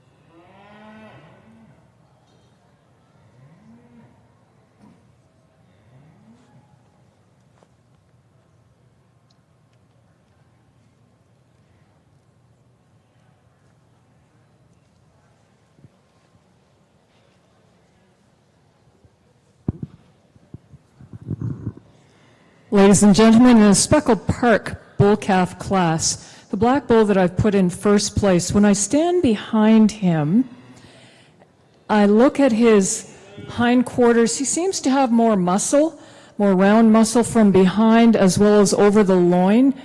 I just like he's got a really strong muscle on his top line, nice depth of rib and depth of flank, really moves out well on those feet and legs. The bull in second place just didn't have quite the same, when I'm standing behind them, just doesn't have the same amount of width between the hooks and the pins as the bull in first place. Second place bull has a lot of capacity, good size, really walks out well on those feet and legs. I placed him over the bull in third place. This is a younger bull in third place. And yeah, when you look at him, I placed third over fourth because I like the loin in your third place bull more so than the one in fourth place. But yeah, a lot of capacity on this third place bull, good testicle development. The bull in fourth place, have a look. He's got really nice depth of rib, this bull. I'd like to maybe tidy up his shoulder there where it blends into his forerib, and I'd like to give him a bit more muscle over the loin and in the hindquarters. The bull that we have, the black bull in fourth place, youngest bull in the class, gives up some of the capacity and that the bulls above him. Granted, he's a younger bull, but I'd like to see more muscle development on him, but he's going to come ahead and be a real good herd bull too as well. There's your class of Speckled Park bull calves.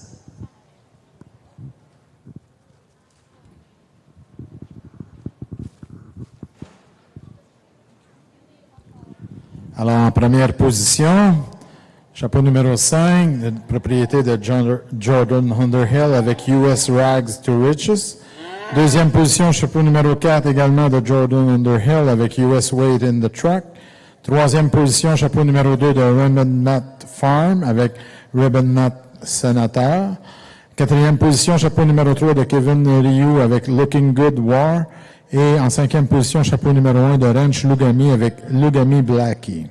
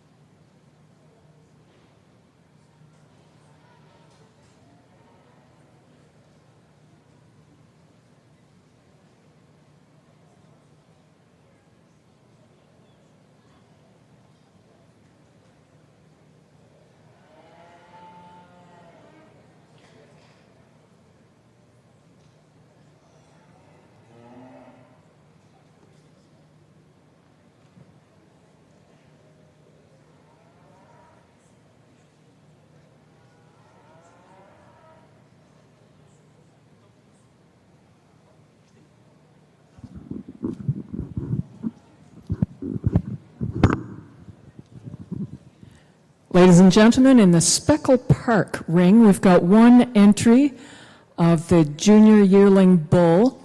Have a look at this fellow, folks. This is a bull in September 2022. So he's showing a lot of growth. When I look behind him, he's got a lot of width. I really like the testicle development on this fellow. When I look at his top line, he's got lots of muscle, lots of loin. I like how his shoulder blends nicely into that forerib. He's got good depth of rib.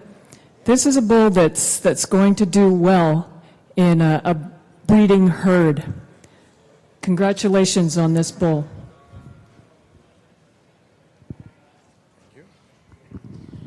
Alors pour la classe 2 dans le Speckle Park, en première position, chapeau numéro 6, propriété de Ranch Lugami avec l'exhibit Lugami Ringo Star.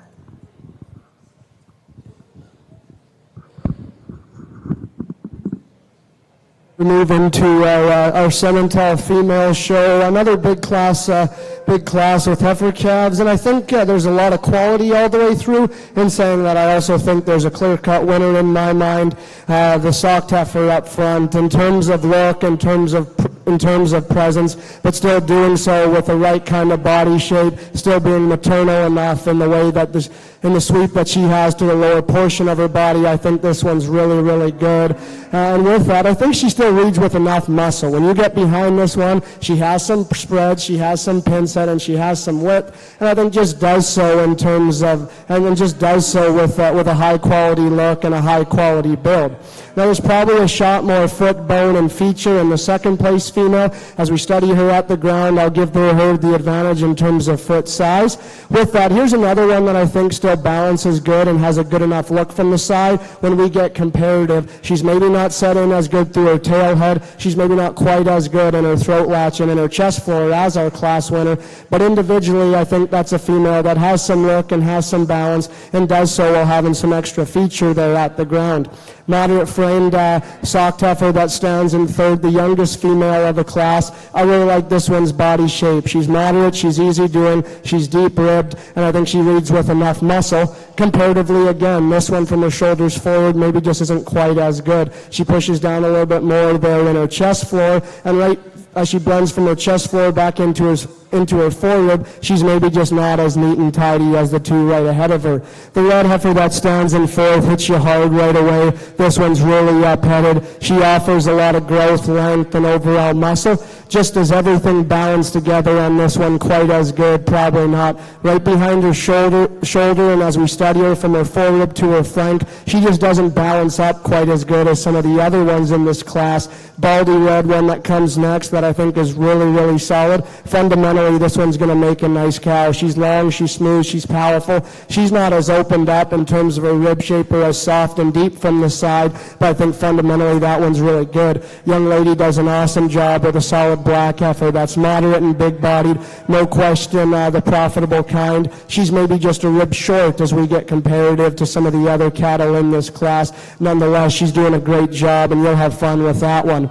Red heifer that comes next, another upgrade in terms of muscle shape and expression. Just the way that she goes about it is just a little bit piecier. She offers a bit more navel. She's a little bit more open in her shoulder, but again, that one has some muscle and rib, and you can still like a lot about. Black heifer that comes next, probably just a shot smoother than the one right in front of her. This one's still long and flexible off of both ends. I just think she wants to flatten all the way through. I just like to pull her apart at her base. See this one just a shot tidier about her head. Red heifer that comes next offers as much length and overall growth and muscle as any. To me, she's just a little bit too upright in her angles, and I'd like to relax her in that regard. Black heifer that's going to round out the class is one that I think has some quality in terms of structure and the right pieces. It's just unfortunate she does so coming in the smallest package. I just like to power that one up all the way through. But I think that's a good class with a really unique class winner. Alors, dans l'arène cimentale, les résultats de la première vague pour la classe des femelles de l'année. So now in the cimental ring, the results for this first split in the heifer calf class. En première position, first place, numéro 45, number 45, Oates Flashy Float 55L, propriété de Owned by Craig Oates. En deuxième position, second place, le numéro 46, number 46, TC Terrato Scotry L, propriété de Owned by Mike Thomas. En troisième position, third place, le numéro 38, number 38, Hightech Luna 160L, propriété de Owned by Brittany and John Dew. En quatrième position, fourth place, le numéro 47, number 47, FTA Mains Futura 16L, propriété de Owned by Terra Agri. En cinquième position, fifth place, le numéro 44, number 44, Todd Lavish Joy 27L, propriété de Owned by Todd Cimental. En sixième position, sixth place, le numéro 48, number 48, Stoneacre Lovergirl 9L, propriété de Owned by Ida Stone. En septième position, seventh place, le numéro 42, number 42, GMG Clarissa 9L, propriété de Owned by Jenison Genetics. En huitième position, eighth place, le numéro 41, number 41, No Miss Exclusive for L, propriété de Owned by A.A. Thailand. En neuvième position, ninth place, le numéro 39, number 39, JAMG Isabella 12L, propriété de Owned by Jenison Genetics. Et en dixième position, 10th place, le numéro 43, number 43, MBFS Lacey 10L ET, propriété de Owned by Ray Fowler. So, on va maintenant poursuivre avec la deuxième vague. So now we follow with the second split. Ladies and gentlemen, in the in the Speckled Park class, yearling bulls. Wow, look at this bull that I have in first place. He's got incredible depth of rib, depth of flank, walking out really well on great feet and legs. And you know what? I actually visualize these guys' carcass. I picture their carcass hanging up, and this bull has incredible muscle. He's got so much muscle over his loin, through his stifle, in his rounds. His hindquarters is really wide in his hindquarters. He really wins with me when it comes to muscle and meat. He's got great testicular development as well. This bull is definitely number one in my mind. The bull in second place, this is a bull, a good bull as well. I'd like to give him more depth of rib, depth of flank, just lacking the amount of muscle that the bull in first place does. And as I examine testicle on bull in second place, slightly twisted testicle. And so those are my reasons for placing these Speckled Park bulls. Congratulations, what a good bulls. Thank you. Alors, en première position dans le Speckled Park en classe numéro 3, le chapeau numéro 7, propriété de Ranch Lugami avec Lugami Casa de Papel. Et en deuxième position, chapeau numéro 8, propriété de Jacques Thériault avec l'exhibit Thériault 6 Gun White.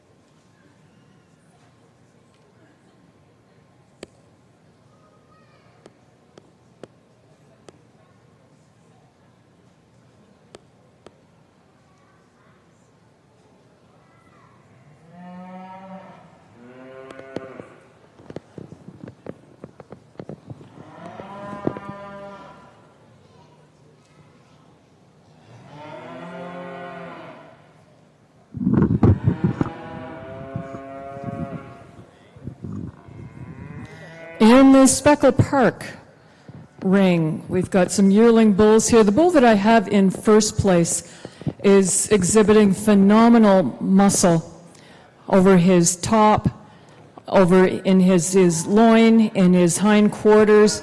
Just incredible. He's got lots of depth of rib, depth of flank. I like how his shoulder blends nicely into his forerib and then his rib. He's really a nice smooth bull.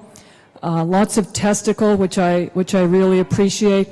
He's just got a bit more muscle than the bull in second place. The bull in second place is really smooth. I'd like to pull his flank down, give him more depth of flank, and he just is lacking the same amount of muscle that the bull in first place. I placed the bull in second place over the third place, just basically muscle mass and how much condition he has on him. The bull in third place is the best walking bull in the group, which accounts for a lot, because when you've got your bulls out on pasture, they have to be able to walk.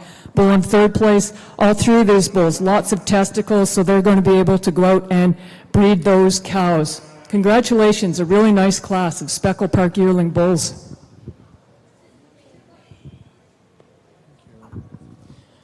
Alors, résultat dans la classe numéro 4 des Speckle Park. En première position, chapeau numéro 9 avec l'exhibit Dustop Vinca, propriété de Muller River Speckle Park. En deuxième position, chapeau numéro 10, US Capacity, propriété de Morgan Speckle Park. Et en troisième position, propriété de Kevin Rioux, chapeau numéro 11 avec War Knockout. On va procéder maintenant au championnat junior dans la race Speckle.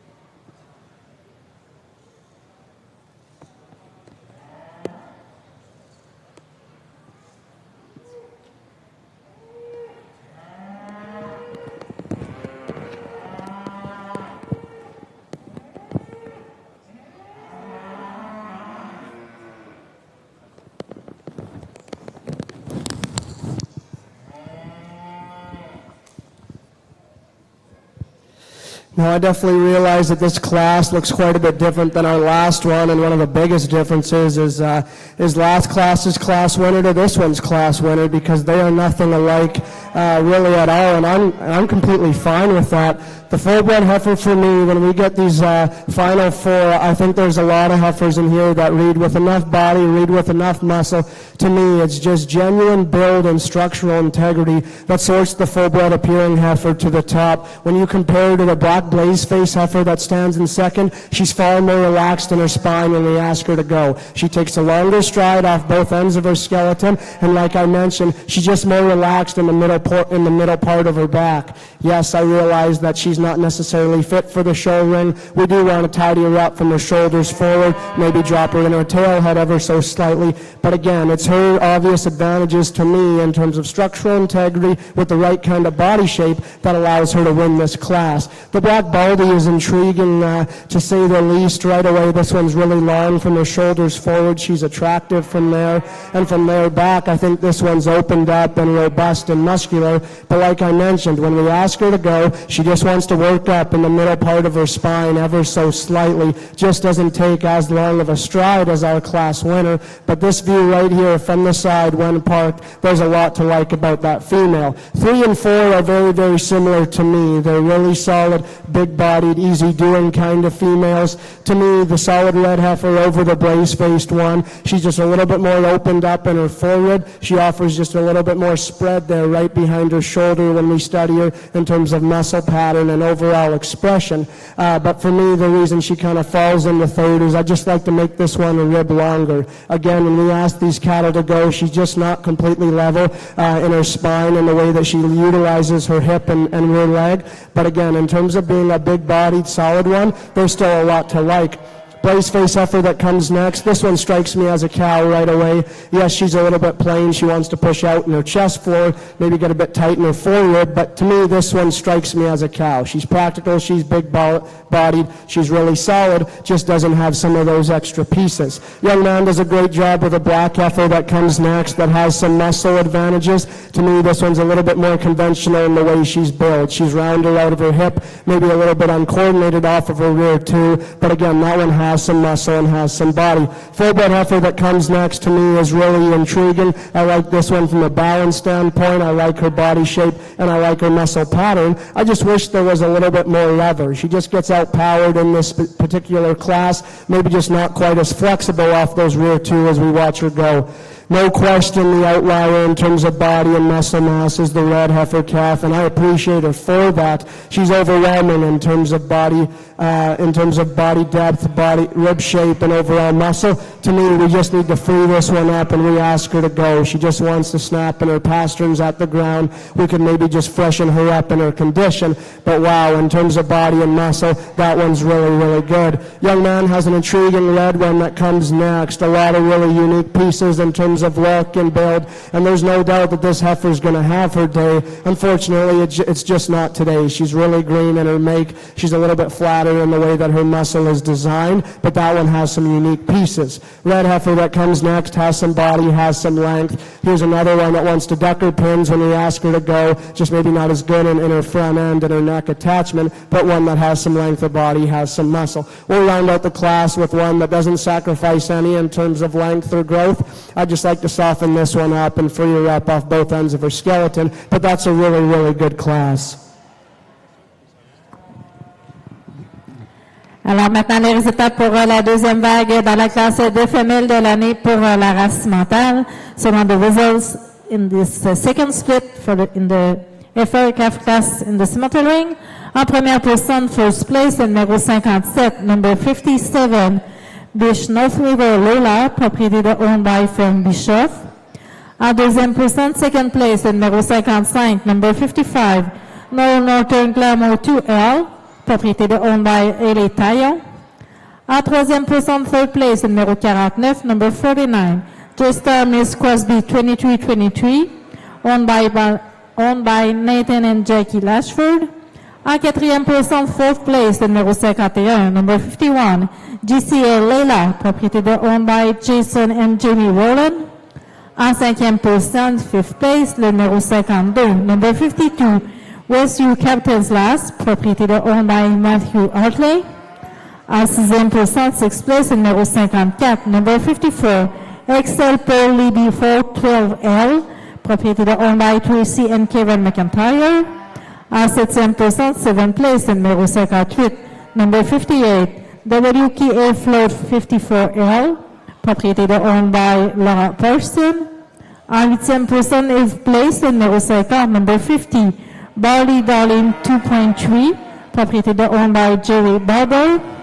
En neuvième personne, ninth place, le numéro 56, number 56, Norway Grand 1L, propriété de owned by Ellie Taillon. Et en dixième personne, 10th place, le numéro 53, number 53, I Take Layla ET 129L, propriété de owned by Brittany and John Dew. Poursuivons maintenant avec la troisième veille, c'est une Ableton Split.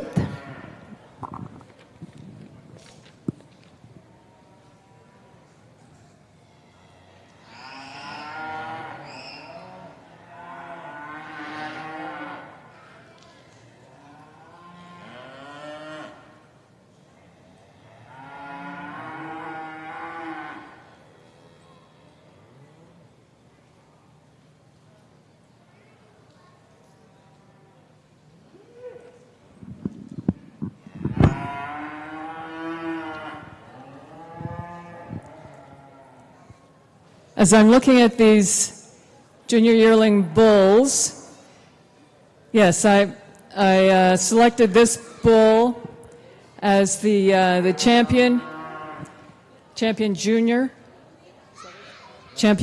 bull. I just like the smoothness. He's got lots of muscle, walks out well, lots of testicle, just smoothness of muscle, more so than the bull in second place. And that's a personal preference. And like I said, like I picture these guys out on pasture breeding cows. And so I'm trying to picture which one's going to be able to move, to be able to breed those cows, and this is how I selected them today. A pair of really strong Speckle Park bulls here today. Congratulations, folks. Alors, le champion junior dans la race Speckle Park, numéro 7, propriété de Ranch Lugami, avec Lugami Casa de Papel, et la réserve junior, le chapeau numéro 9, avec l'exhibit US Dustop 20K, propriété de Miller River Speckle Park.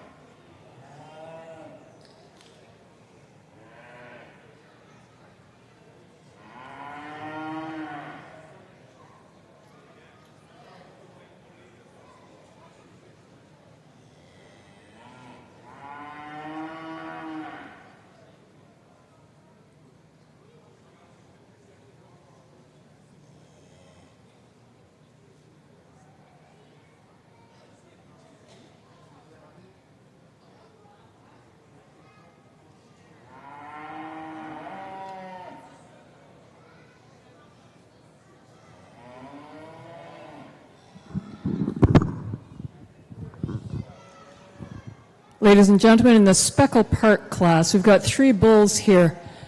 The bull that I've put in first place, I really appreciate the smooth shoulder that blends so nicely into the forerib and into the ribs. He's got good depth of rib. It's got plenty of muscle, great testicle. Placed him over the bull in second place. The bull in second place, I'd like to change his shoulders. His shoulders are too big for my liking, and I'm trying to picture calving his calves. And I'm worried about that. I'd like to tidy up the sheath on the bull in second place, and I'd like to change his hind legs, just a bit too much set. But the bull in second place, so much muscle, so much strength over that top loin, and in the hind quarters, lots of muscle. And that's why I placed the bull in second place over the third bull. I like that because of the muscle mass compared with the bull in third place. I'd like to give the bull in third place just a bit more muscle over the loin. But this bull in third place really walks out nicely, has good shoulder and good feet and legs, good set to the pasterns. Really a nice set of Speckle Park bulls. Congratulations, folks.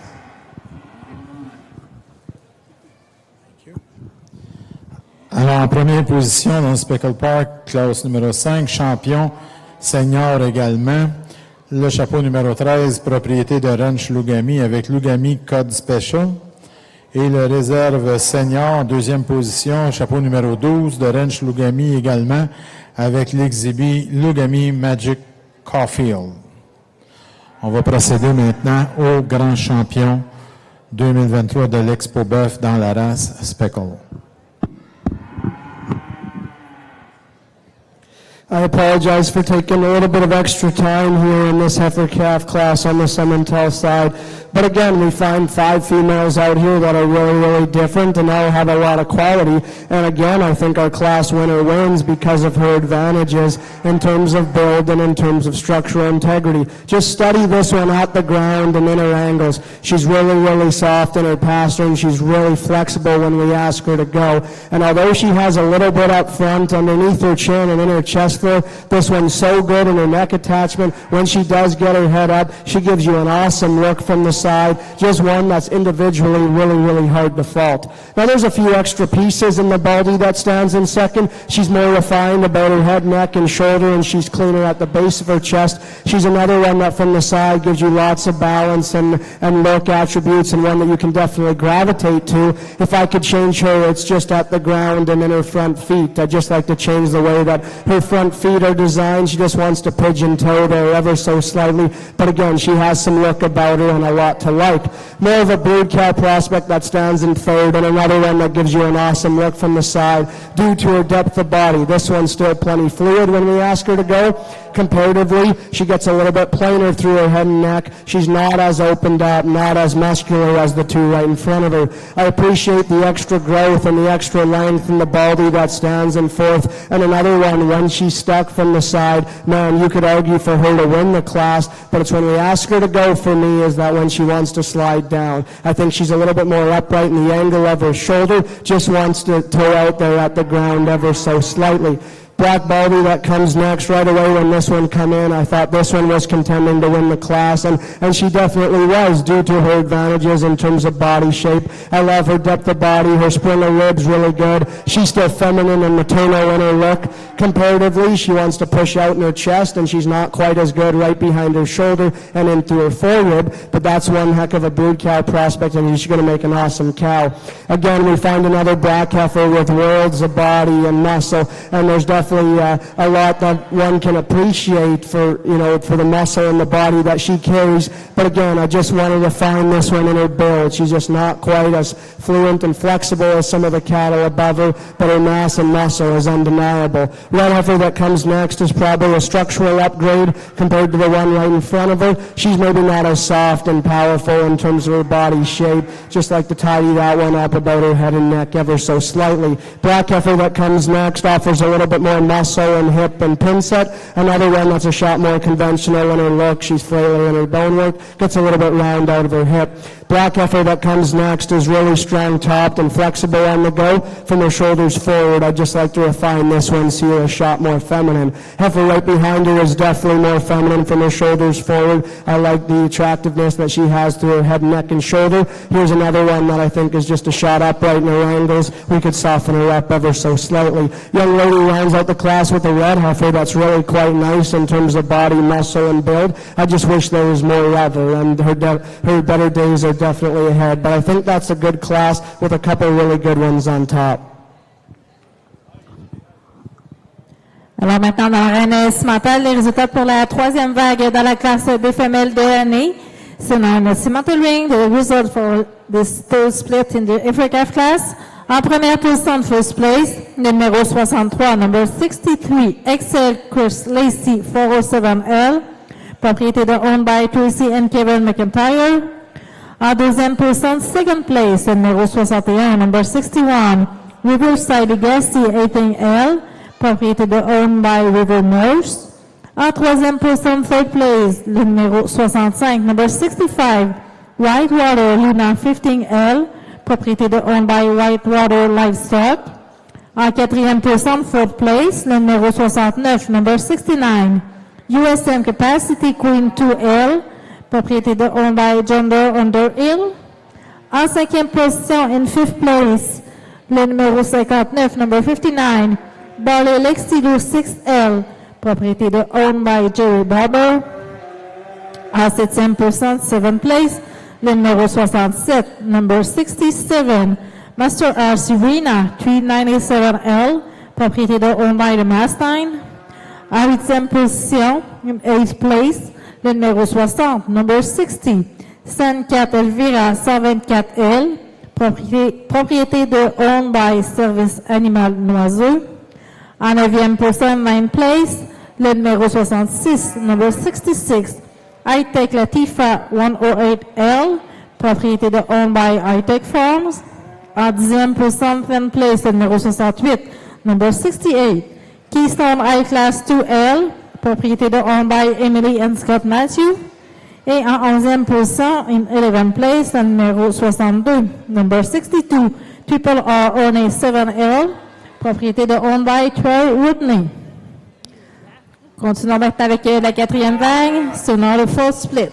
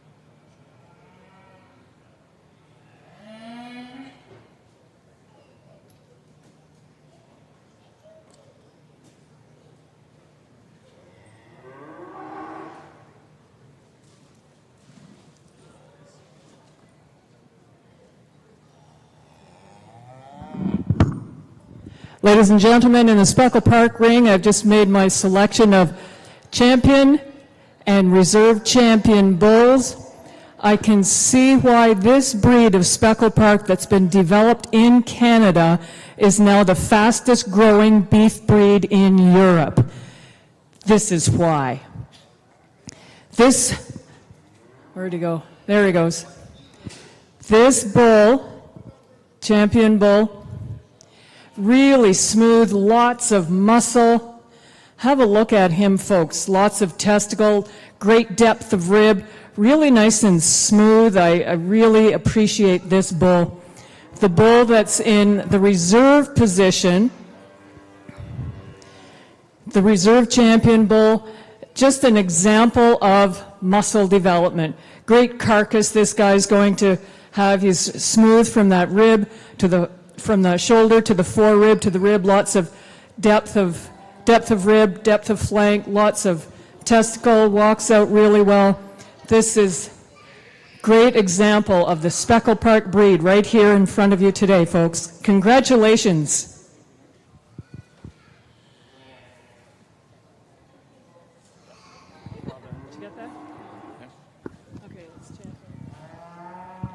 Alors, le grand champion dans la race Speckle Park pour l'Expo Boeuf 2023. Le numéro 7, Lugami Casa de Papel, propriété de Ranch Lugami. Et le réserve grand champion, le chapeau numéro 9, propriété de Miller River Speckle Park avec l'exhibit US Dustop 20K.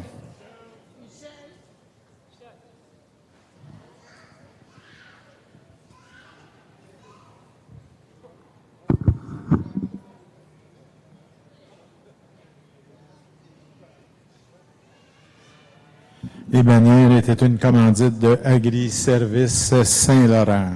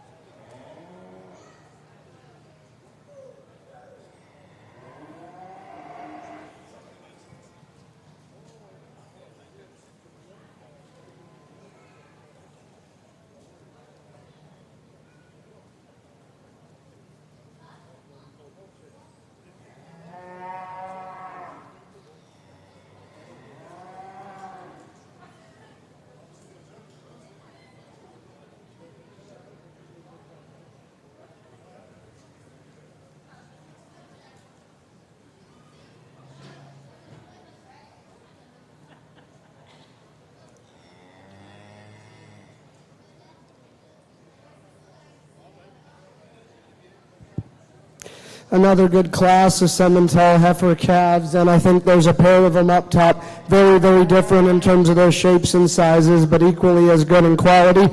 For me, it's the overall body shape and the lower body depth I think of our class winner that solidified her spot in first. When you compare her to the one right behind her, she's better from her chest back into her forerib, and from there she offers more sweep from her forerib to flank. Now, I'll be the first to admit that, yes, I want to push her chest forward back in her. This one's starting to push just a little bit extra for me in terms of condition. No question, that's where the young lady's heifer calf that stands in second holds that advantage. This one's cleaner and fresher in her condition, and with that, I think she offers a little bit of extra, too, in terms of growth. Young lady does a great job of getting this one stuck, and from the side, there's a lot to like about her. She doesn't have the same kind of spread of rib and just front-end quality as our class winner. Again, she is the greener option of the top two, and I respect her for that, but just not as opened up, not as unique in some of those places as our class winner. But again, there's two heifers on top that offer a little bit of give and take. I quite like them both. Red heifer that stands in third, really, really practical. Big-bodied, stout, brood cow image. I like a lot about this one. Comparatively, she's going to get a little bit plain from the shoulders forward. She's maybe not as attractive in the way that she utilizes her rear leg as the two right in front of her, but fundamentally there's nothing wrong with that one. I still hold her in high regard. I like the body shape, I like the spread and muscle dimension in our fourth place female, a moderate framed, easy doing one that again is going to make a really nice cow. Just the angle of her shoulder to me is a little bit more upright. She wants to toe out there at the ground when we ask her to go, but body and muscle wise there's still a lot to like. Brace face heifer that comes next. When this one's parked, she is threatening to win the class because of her advantages in terms of body. She has a similar body shape as our class winner when we study her in terms of her depth of rib, but it's on the go. This one to me is more upright in her shoulder. She wants to work up in the middle part of her spine, and I just like to relax her in that regard. Red heifer that comes next is definitely a structural upgrade over the brace face female. Maybe not the extra power and mass as some, but fundamentally, structurally, I still like that one. A lot of body and a lot of mass comes in this solid black female next. One you can appreciate for a moderate, easy-doing kind. I'd like to refine this one through her head and just make her a little bit more feminine and maternal looking. We could just lay her shoulder in a little bit better, drop her tail head down. But again, that's one that has a lot of body, has a lot of muscle. Young lady has a really nice green one that comes next, and there's no doubt that this one's only going to get better with time. Unfortunately, today she just reads a shot too flat for me, gets a little bit frailer there at the surface, but again, that's a green one that's only going to get better with time. Full bred heifer that comes next, I like her length of spine, I like her structural integrity, and I like her muscle pattern. She's a little bit harder when we study her body shape. She's not as attractive from her shoulders forward, but more critically, like I said, I just like to soften this one up. Black heifer that comes next, length of body and structurally is quite good. Here's another one that reads a shot flat all the way throughout. I just like to open her up. Alors, dans l'arène cimentale, les résultats pour cette quatrième vague de jeunesse de l'année.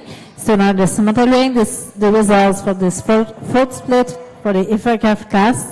En première position, first place, le numéro 75, number 75, LPP Black Sport Sterling L, propriété de owned by Megan Black. En deuxième position, second place, le numéro 70, number 70, Stoneacre Delicious 8L, propriété de owned by Charlotte Stone. En troisième position, third place, le numéro 72, number 72, Todd Dazzle Ladylike 9L, propriété de owned by Todd Cimentel. En quatrième position, fourth place, le numéro 71, number 71, Keystone Regal 16L, propriété de owned by Emily and Scott Matthews. En cinquième position, fifth place, le numéro 73, number 73, Outset La Senza 110L, propriété de owned by Outset Cattle Co. En sixième position, sixth place, le numéro 76, number 76, Sunmar Miss Lazy 3L, propriété de owned by Jason Morse. En septième position, seventh place, le numéro 74, number 74, TC Tara Ava 1L, propriété de owned by Mike Thomas. En huitième position, eighth place, le numéro 78, number 78, Master R Ivanka 8049L, propriété owned by the Mastines. En neuvième position, ninth place, le numéro 79, number 79, FTA Queens Joel 4L, propriété de owned by Terra Agri. Et en dixième position, in 10th place, le numéro 77, Number 77, Alliance Black Flash, propriété owned by Mark McCart. Nous poursuivons avec la 5e vague. So now we continue with the 5th split.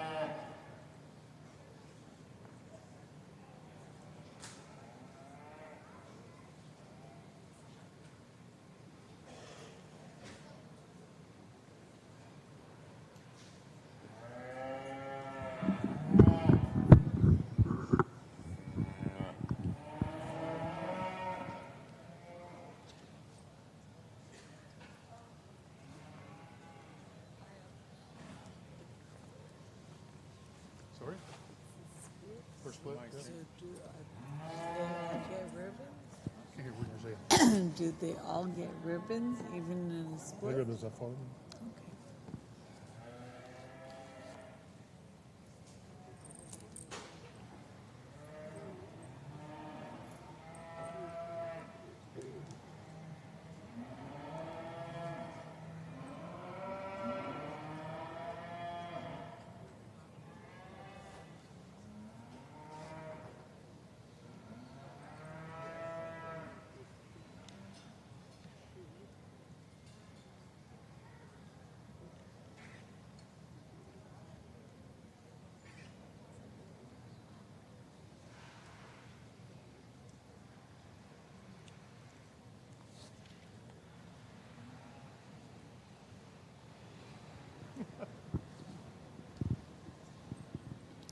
A high-quality top pair of black females in this class that offered me a little bit of challenge for sure. As like several of these classes, there's some give and take. I'm sure you guys can guess kind of what's sorting it now, but the Baldy heifer for me structurally is more acceptable. Most specifically, when we just study these cattle and how they handle their spine, I'm going to give the advantage to the Baldy heifer. She takes a longer stride off of her front end, and I think consequently forces her to be more relaxed in how she holds her spine, and she just stays far more collected in that regard than the solid black one that stands in two. There's as many unique pieces and out there parts of this heifer in second as any, and I really appreciate her for that. Look, hair, body, presentation. This one is out there and really, really good. But when we ask her to go, I know she's wanting to fight that halter a little bit, but she's just not striding out 100%. She wants to work up in her spine ever so slightly. There's no doubt if that one kind of quits fighting the halter and relaxes a little bit more, she could quite easily win this class, but today that's how I see those top two. I really like the female that stands in third. This one is green and honest, and I like her now, but to me there's no question her best days are yet to come. Really, really good from her shoulders forward, flexible off both ends. She's smooth, she's well balanced. She has enough in terms of muscle. Today she's not as overwhelming in that regard, and that's why she's going to stand in third, but that's a good looking, good built one that's only going to get better. Young lady has a big bodied, muscular, practical one that stands here in fourth. I like her added foot, bone, and feature at the ground. She's a little bit plainer on the top side of her neck, a little bit plainer in the bottom of her chest floor, but again, in terms of being a big-bodied brood cow prospect, you'll have a lot of fun with that one. Similar can be said for the young lady with the red blaze one that comes next. I like her body shape. To me, her build is good enough. Her look is good enough. I'd like to redesign her hip. She wants to duck her pins as we ask her to go, just doesn't stay as collected in that regard, but a big-bodied one that's going to make a nice cow for that young lady. Black Baldy, that's definitely intriguing, comes next, has some pieces of foot and feature at the ground. Balance-wise, I think this one's still pretty good. She just wants to flatten through her forward, not as opened up or as long-bodied as some of the cattle that we see in front of her. Black heifer that comes next offers as much as any in terms of muscle. To me, another one that's fundamentally really good, but at the same time, I think it works to her disadvantage. I think she's just a little bit conventional in her overall build. Study her through her head, her bone structure, and her hip. I'd just like to change that one in that regard. Red heifer that comes next offers lots in terms of growth, performance, length of body. She's plainer in her navel and from her shoulders forward. No question, make a nice cow. Black heifer that comes next. I like this one's pin set. I like her muscle. I like her stout rear leg. I just want to see it go with a little bit more flex and comfort off of both ends. Black heifer that's going to round out the class has some look, some balance, and structural integrity. I just like to power this one up all the way through and see her a shot softer. But there's two heifers on top that I think offer some give and take. Both I quite like. Alors maintenant, dans l'arène cimentale, les résultats pour cette cinquième vague de jeunesse de l'année. So now the cimentally, the results for this fifth split in the FRCAF class. En première position, first place, numéro 89, number 89, Excel Shiza Emerald 402L, propriété de owned by Kevin Tracy McIntyre. En deuxième position, second place, numéro 82, number 82, Fusion Living This Dream, propriété de owned by Julie Dennison and Rothschild. En troisième position, third place, numéro 80, number 80, Great Glitter 2L, propriété de owned by David and Marilyn Gray. En quatrième position, fourth place, numéro 88, number 88. Outback Acres Red Ribbon, propriété de owned by Audrey Veilleux. En cinquième position, fifth place, numéro 87, number 87. Westview Liberty County, propriété de owned by Matthew Hartley. En sixième position, in sixth place, numéro 84, number 84. Outside Gotta Have Shades, 104L, propriété de owned by Outside Cattle Co. En septième position, in seventh place, numéro 86, number 86, Greenwich Crystal 1L, propriété de owned by David and Meriden Gray. En huitième position, eighth place, numéro 83, number 83, Sunmar Miss Laney 2L, propriété de owned by Jason Morse. En neuvième position, ninth place, numéro 81, number 81, Todd 6L, propriété de owned by Todd Simontas. Et en dixième position, 10th place, numéro 85, number 85, RRCC Bidar Epic Tunnel 306L, propriété de owned by Crystal Brook Farm. Félicitations, congratulations. Nous allons poursuivre avec la dernière vague. Now we continue with the final split.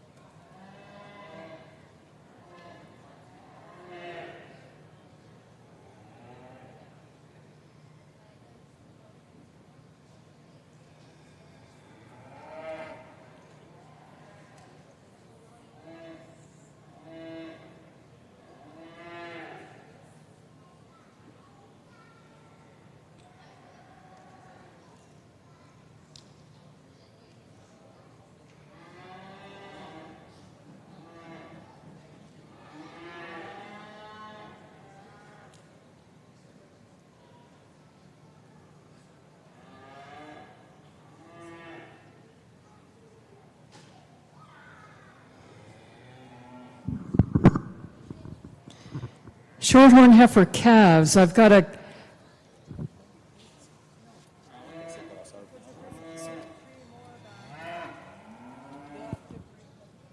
sorry, they're going to, I'm not going to give reasons because they're going to bring the first 3 from the first split of heifer calves, and then I'll give reasons.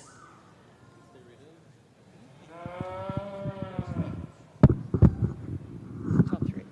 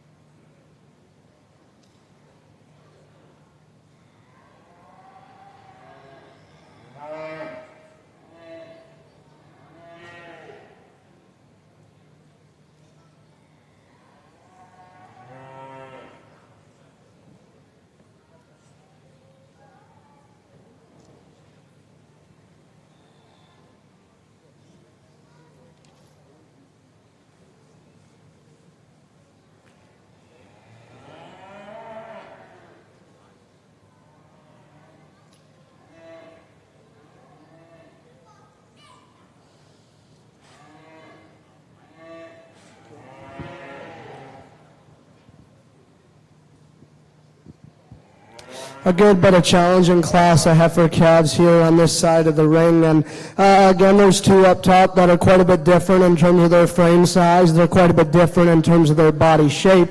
But to me, when we ask these cattle to go, the red one is the bigger outline, more performance-driven one that, more importantly to me, she takes a longer stride. She's more relaxed and at the ground when we study her into her pastern and the way she hits the ground, more importantly. I think that black heifer at times just comes up a little bit short. She's just a little bit inconsistent in her stride. The red heifer offers that extra flexibility. She's big, she's powerful with that structural advantage. To me, she's a logical place to start this class.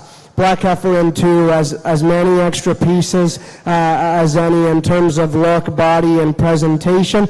Again, this one's kind of similar to our second place from the last class. Standing still, I think she's lights out because she's attractive, and I love the sweep that she has to her lower body, but just when we ask her to go, she's just not as long in terms of her stride off either ends of her skeleton. We could also just make that one a frame score bigger to compete with our class winner. I do really like the 3rd place female from the side. This one gives you a really practical look. I love her body shape, I love her muscle pattern, and I think this one is still feminine enough and good enough balanced from her shoulders forward. To me, where she falls in the 3rd is you study that one from her knee to the ground. She just wants to toe out there ever so slightly. I'd like to square her up when we ask that heifer to go, just as she is wanting to rotate those front feet out ever so slightly. But again, that one's body shape and practicality, there's a lot to like. Black heifer that comes next, I like her added muscle and power. Big ribbed, big top, big ended one that reads just a shot plainer as we study her through her head and neck, a bit frailer at the ground. Full blood heifer that comes comes next. I like her added length. Her muscle pattern is good. I think her body shape from behind is good enough. She has some spring of rib. From the side, we could soften her up ever so slightly, and just as we watch her go out the ring, she could just take her longer stride out of her front end. Black Baldy that comes next from the side. This one's really captivating. I like her extra frame. I like her extra growth, and I like her extra width. To me, this one's just a little bit more upright in her angles, in her pastern, and in her shoulder. She's just a little bit more upright. We could relax her there. Red Heifer that comes next, another one that you can appreciate the extra amount of power that she has. This one's big-middled, she's stout, she's powerful, and I think it's her overall, it's with her overall mass and muscle. It just comes with her look. She has a little bit more throat. She's plainer than her overall image. We could maybe just soften that one up. I'd like to see a shot more sweep to her lower body, but I like her muscle and practicality. Baldy Wren that comes next probably offers a little bit better sweep to her lower body. At the ground, this one's flexible, and to me, she takes a long enough stride, but as we watch her go out of her hip, she wants to round out there and deck her pins on the move, maybe not as attractive as a few of the other cattle in the class. Young Man has a nice, long-bodied, sound structured one that comes next. We could just power this one up all the way through, just see a little bit more true cow there. She could work her way up higher. I appreciate the extra growth and length and the full-butt appearance heifer that comes next. Unfortunately, we just lose a little bit of that body depth when we get that added frame and length. But again, those two heifers on the top of that class that can go either way, both are nice. Alors, dans la RMS mentale, les résultats de cette sixième vague dans la classe des génistes de l'année. So now for the Cimental Rings, the results for this sixth split in the FRCAF class. En première position, first place, le numéro 91, number 91, Stoneacre Madison 3L, propriété de owned by Isla Stone. En deuxième position, second place, le numéro 97, number 97, Excel Chisa Topaz 401L, propriété de owned by Tracy and Kevin McIntyre. En troisième position, third place, le numéro 90, number 90, Dono Holmes Lilybeth, propriété de owned by Gerald and Keita Donovan. En quatrième position, fourth place, le numéro 96, number 96, Sab P. Black Lady Dynasty 10L, propriété de owned by Sab Cimental. En cinquième position, fifth place, le numéro 98, number 98, Bish North Fever Luna, propriété de owned by Firm Bischoff. En sixième position, sixth place, le numéro 95, number 95, Outback Acre Star, propriété de owned by André Veilleux. En septième position, seventh place, le numéro 94, number 94, RWF Living the Dream 61L, propriété de owned by Taylor and Craig Matthews. En huitième position, eighth place, le numéro 99, number 99, FTU Walking on Sunshine 7L, propriété de owned by Terra Agri. En neuvième position, in ninth place, le numéro 93, number 93, Sunmar Miss Lily 1L, propriété de owned by Jason Morse.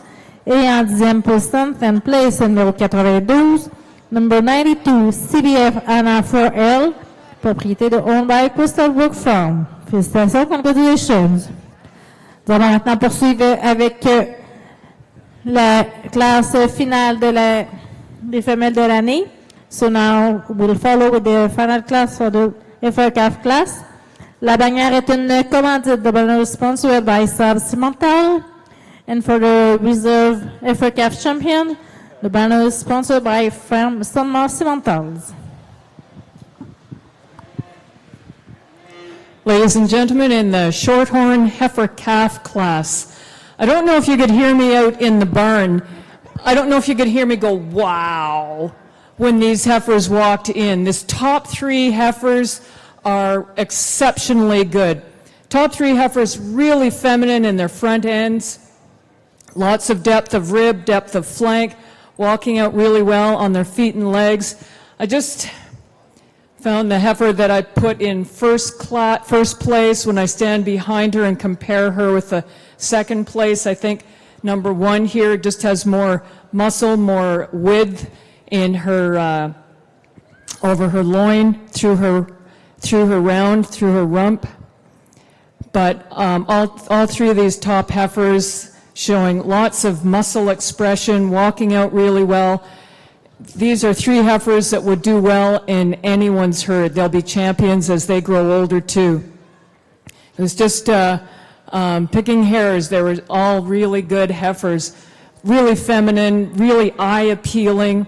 I'm so happy for the Shorthorn breed, for the quality that you're bringing out here today. The female in third place, maybe just a little bit weaker behind the shoulders, but 3 really good heifers. I'd like to give number 3 a bit more spring of rib compared to the ones above. The heifer in fourth place, I'd like to give her a bit more strength in her forerib, but she's got lots of depth of body. I'd like to pull her flank down a little bit, but she's got lots of muscle over her top line, and great spring of rib. The heifer that's in fifth place, look at this one, ladies and gentlemen. Look at the size. Imagine, she's a January heifer calf. Any breeder would be proud to bring a heifer like this out because the growth that she has. She doesn't have necessarily the type and conformation of the heifers above, but got to give her so much credit for the size. And I know that when you weigh her, she's weighing above and beyond, which is what we want in the beef industry. Just fantastic.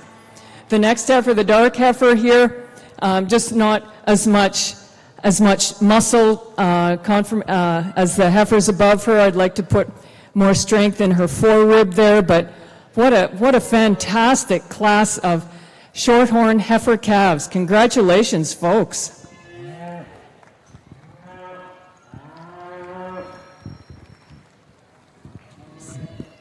Alors, les résultats pour la classe 6 dans la race Shorthorn. Les résultats des 2 groupes. En première position, le chapeau numéro 10 de Brian Cowan avec l'exhibit Corner View Les Libelles. En deuxième position, chapeau numéro 14 de Stillbrook Farm avec Stillbrook Jelly Bean. Troisième position avec l'exhibit Shadybrook PL, chapeau numéro 27. En quatrième position, chapeau numéro 9 de Shadybrook Shorthorn avec Shadybrook Flashy Kiss. En cinquième position, chapeau numéro 15 de Stillbrook Farm avec Stillbrook Misty. Et en sixième position de Stillbrook Farm également avec l'exhibit Stillbrook Crystal Ball.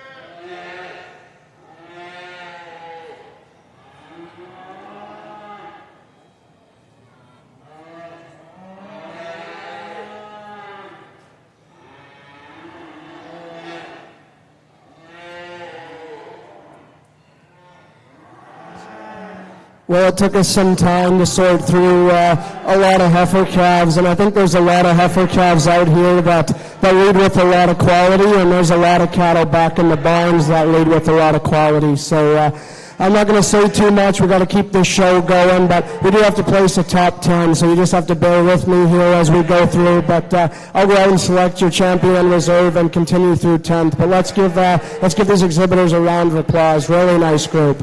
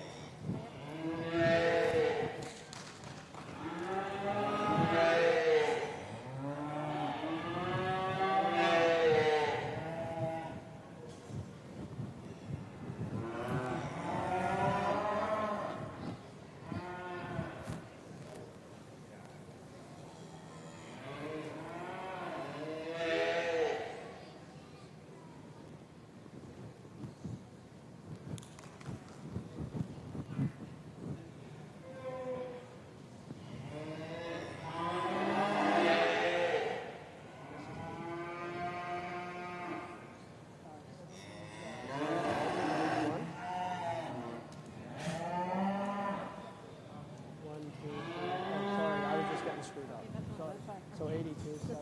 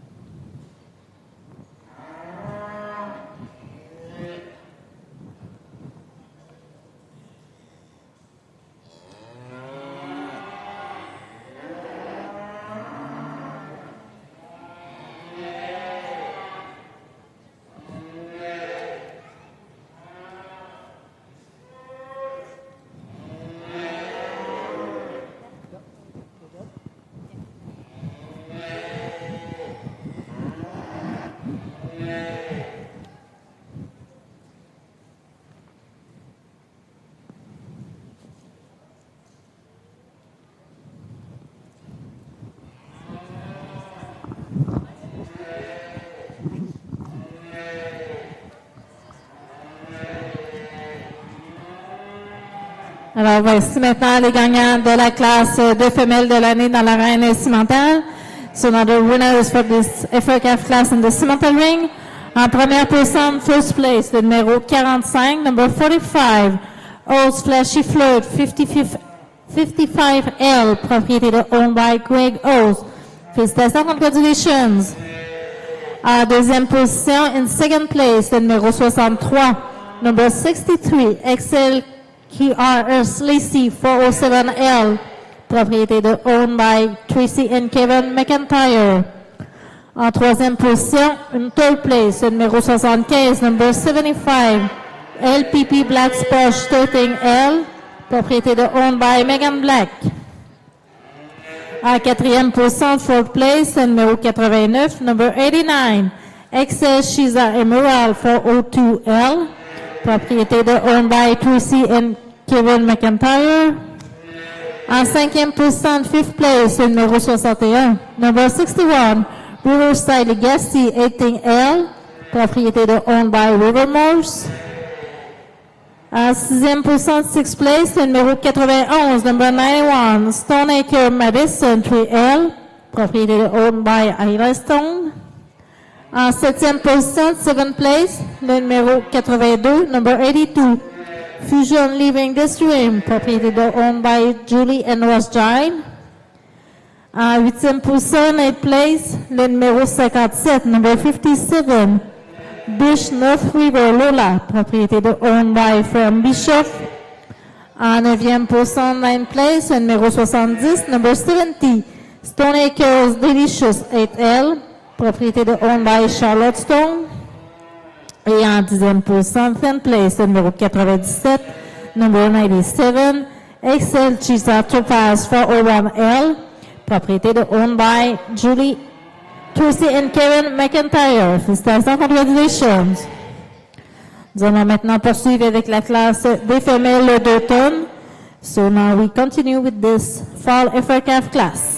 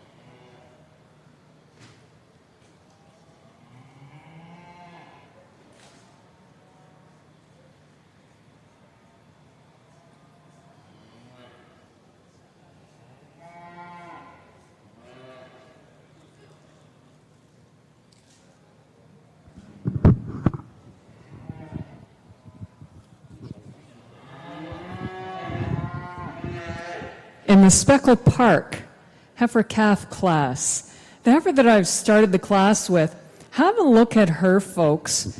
For her age, she's got exceptional muscle development. Have a look at her top line, lots of muscle. Look at her stifle bulging.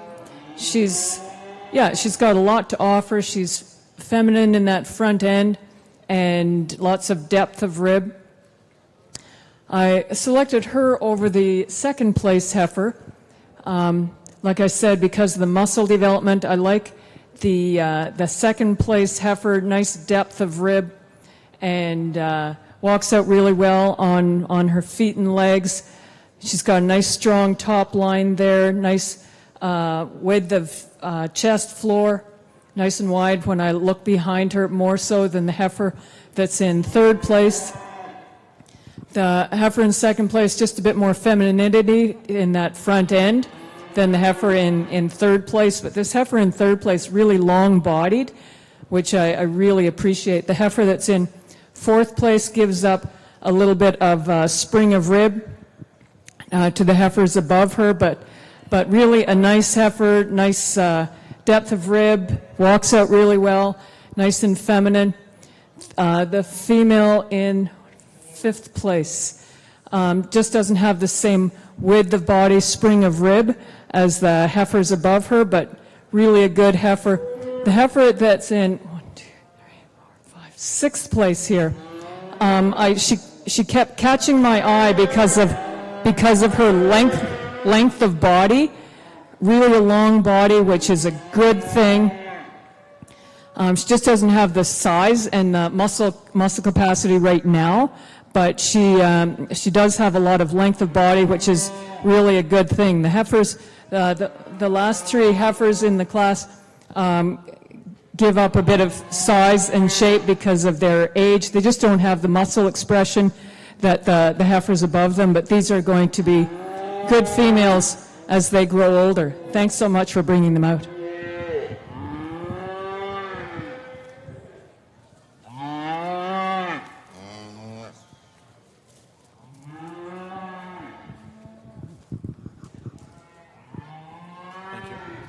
Alors, les résultats dans la classe numéro 6 de Speckle Park. En première position, chapeau numéro 22, US Tennessee Orange, propriété de Jordan Underhill. Deuxième position, chapeau numéro 23 de Paul Caron avec Caron d'Oulizy.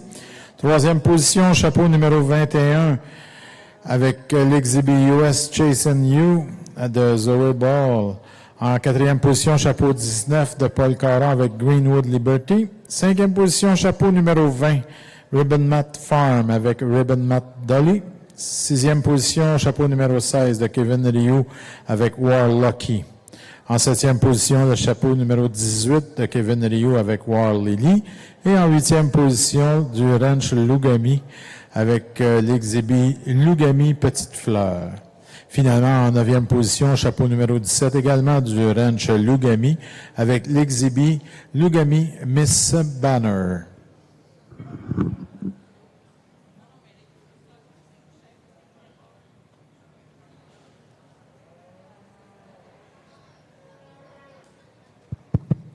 Back over here on our Semental side, I think a really nice 5 extra age females. For me, the female that wins the class, I think does so from a body and mass standpoint while remaining really good when we set these cattle on the move. This one's really flexible from both ends of her skeleton, and when you directly compare to the heifer in second, she's just a little bit deeper in terms of her lower body. She's just a little bit more level right out of her hip, and that's kind of what solidified her spot for me in first place. But individually, to me, this is one that's just really solid, hard to pick a hole in.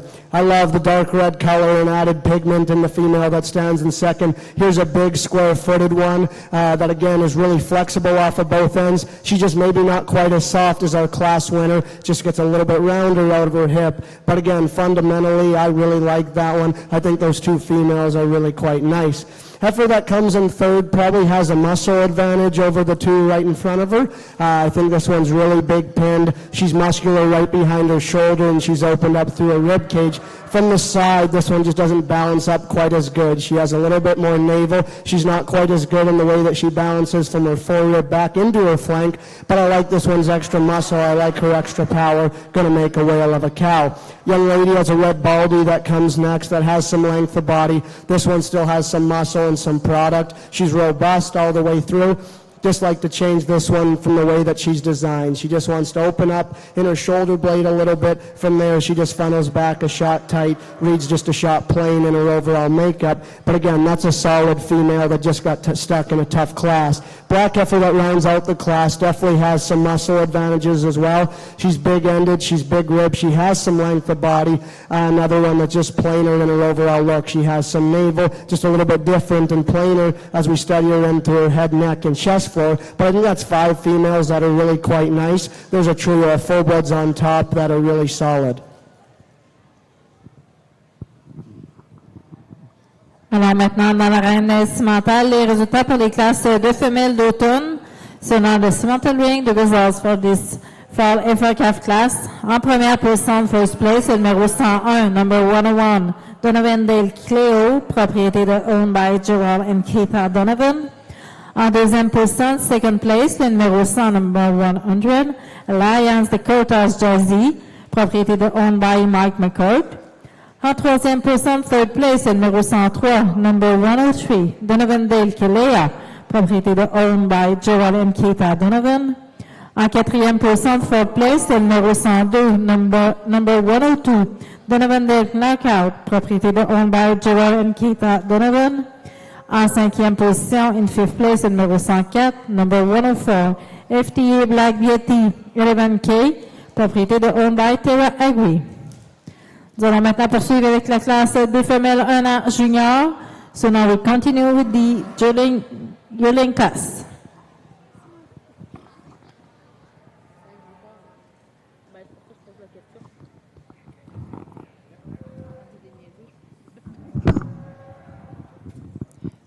in the Shorthorn ring, we've got a September 2022 heifer. What a lovely heifer. Look at her. Really feminine in that front end. Look at the nice spring of rib that she has. Her shoulder blends so nicely into her forerib and into her rib. She's got really nice muscle expression over her top. This will be exciting to see her come out for the Grand Champion female run. We'll see you soon. Alors, dans la race Shorthorn pour les jeunesses classe 7, première position, un exhibit, chapeau numéro 19, l'exhibit Cloverdale Golden Title, propriété de Cloverdale Shorthorn.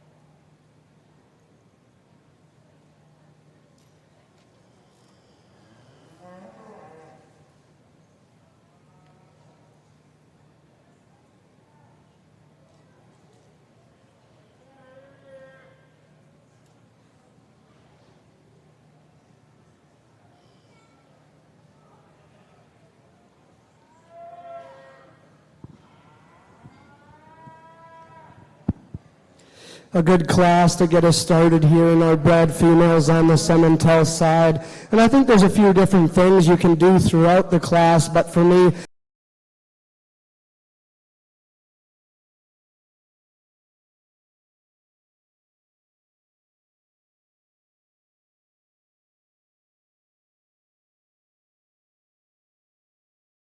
this one's body shape and spring of rib. She has enough muscle up high. She's soft enough as we study her at the bottom part of her rib shape. I just think that one's really nice, kind of stands alone in this particular class. From there, it gets quite a bit closer, and for me, I'll take the added muscle and other quality that stands in the solid black heifer in second. This is just a July female that I think is really opened up all the way through. She's big ripped, she's big pinned, she's muscular, and like I mentioned before, she looks to be setting down an awesome udder. Yes, she has some chest floor, yes, she has a little bit of navel, and that's probably why she's not going to win the class, but in terms of just making a big, solid, really practical kind of a cow, I like that one quite a bit. Full-blood heifer that comes next, probably a shot smoother than our second place female. She's flatter about her shoulder, blends from there back, maybe just a shot better than the solid black female. This one just looks a little bit closer and gathered as we study her in through her teat structure, maybe just not as flexible when we ask these cattle to go. But this is a long-sided, smooth one that still reads with a lot of cow quality. Young man brings a solid red heifer that has some extras in terms of foot and bone at the ground. This one's really stout and opened up all the way through. She still has a nice look as we study her through her head and neck. Just from the side, this one isn't as soft in her body shape. I'd just like to soften her up ever so slightly. Red heifer that comes next is definitely the softer option. I really like this one's body shape. This one looks like she's going to make a nice cow to me, but she wants to work up in her tail head. She gets a little bit bigger in her joints. More critically, I'd just like to refine her in her teeth and udder design. Black heifer that comes next has a lot of extras in terms of look. This one's spring of rib and volume of muscle I think is quite good. I think just once we strip the calf out of this one, I question how much true body is genuinely there. Black blaze face female that comes next is a long, smooth one that's still good moving. Like to power this one up all the way through. Black heifer that's going to round out the class, has some muscle, has some spring of rib. She's a little bit more upright in her angles, and just like to free her up in that regard. But I think this is a nice class of females to start our Simmental bred female. Really nice class winner. In the Shorthorn yearling heifer class, I've got a female in first place here that just excels in size and performance. I can only imagine what her weaning weight and yearling weights were like. Just fantastic. And look at her, really feminine through that front end. Her shoulder blends so nicely into her forerib. She's got really nice depth of rib, depth of flank. What a beautiful, beautiful heifer. The female that's in second place, similar in that she's got great depth of rib, just doesn't necessarily have the size and performance that the heifer above her, but look at how nice and feminine this heifer is. I'd like to pull her flank down a little bit to give her more depth there, but what a fantastic female. The one in third place here, a younger heifer, lots of length of body. She's got muscle over that loin, nice in her front end, just doesn't have the performance or overall muscles that the heifers above her have. The female that's in fourth place, I'd like to change her shoulder a little bit, make her shoulder a bit smoother so that it blends into her forerib and her rib, but nice hip in this heifer. We've got an excellent class of yearling shorthorn heifers. Alors, dans l'arène cimentale, les résultats pour cette classe de femelles 1 an junior, seulement the results in the cemental ring for the junior yearling female class. En première position, first place, le numéro 110, number 110, Oats Float 55K, propriété de owned by Craig O's. En deuxième position, second place, le numéro 105, number 105, Alliance Lady Deputy, propriété de owned by Mike McCord. En troisième position, third place, le numéro 109, number 109, Rose U. Kelly 1K, propriété de owned by Paul Perez. En quatrième position, fourth place, le numéro 107, number 107, Barley Soda Pop 2110K, propriété de owned by Jerry Barber. En 5e position, 5th place, c'est le numéro 112, number 112. Stone Acre Lola 4K, propriété de owned by Todd Cimentals. En 6e position, 6th place, c'est le numéro 111, number 111. Excel Chisel Limestone 15K, propriété de owned by Tracy and Kevin McIntyre.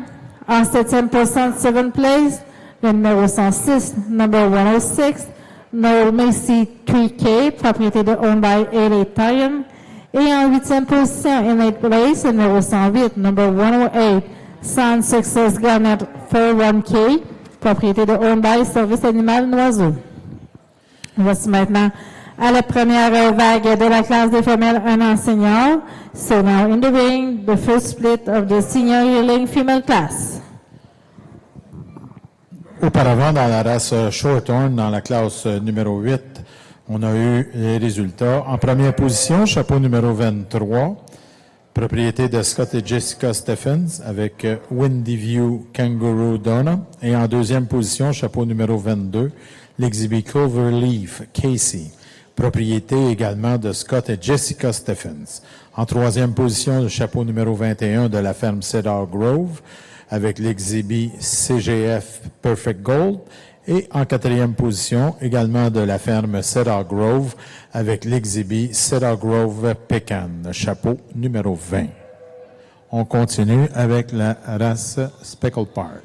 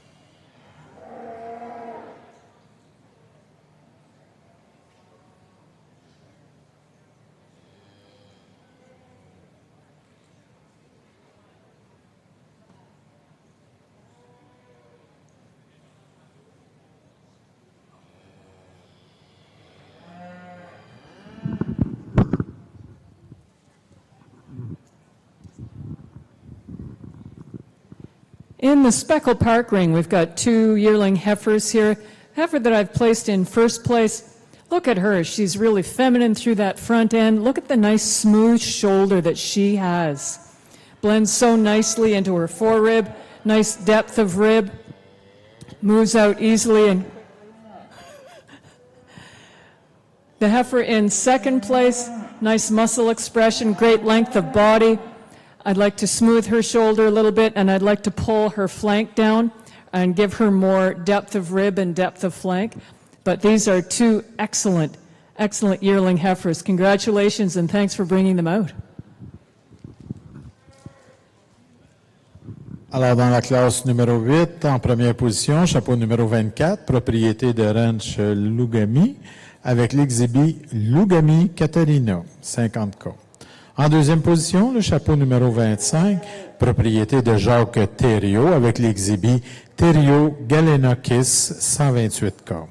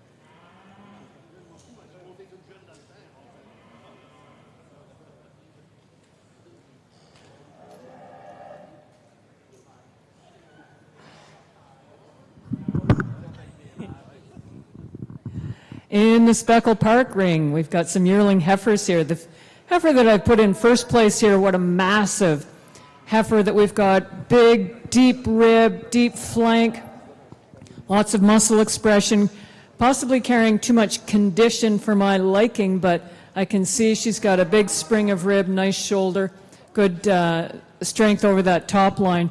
The heifer in second place, I'd like to pull her flank down a little bit lower. But look at this heifer. She's really long-bodied, and that counts for a lot, too. I'd like to give her a little bit more muscle in the hind quarters, but this is an excellent heifer. The female that's in third place here, I would like to give her a little bit more strength in that fore-rib and just a bit more muscle and capacity to keep up with the heifers above her. But what a fabulous class of yearling Speckle Park heifers. Excellent.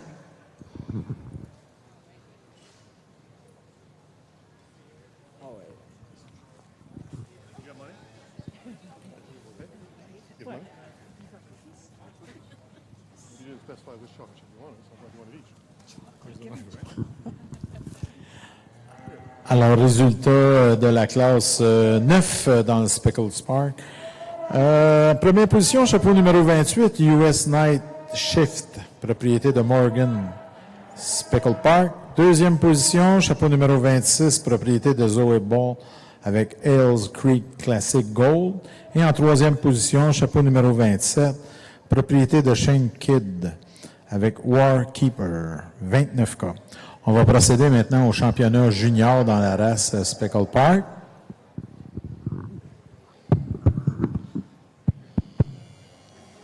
Well, I think a rather challenging class for me, as we have 11 heifers out here, and I truly don't believe that there's a bad one, and at the same time, I don't think there's a perfect one either, so you just kind of got to sort through them and go through what you like, and I know that I like this red Baldy for the body shape that she has. This one, to me, just reads with cow power. She's not the biggest in her frame, and that's fine with me, but it's her spring of rib and her depth of rib, combined with a maternal, attractive look from her shoulders forward, that to me solidifies her spot in this class. Could we make her a rib longer? Probably. And that black heifer that stands in second, she has that extra rib. This one's really opened up and muscular. The top side of her skeleton is really, really robust. She's big pinned, she's big hip from behind.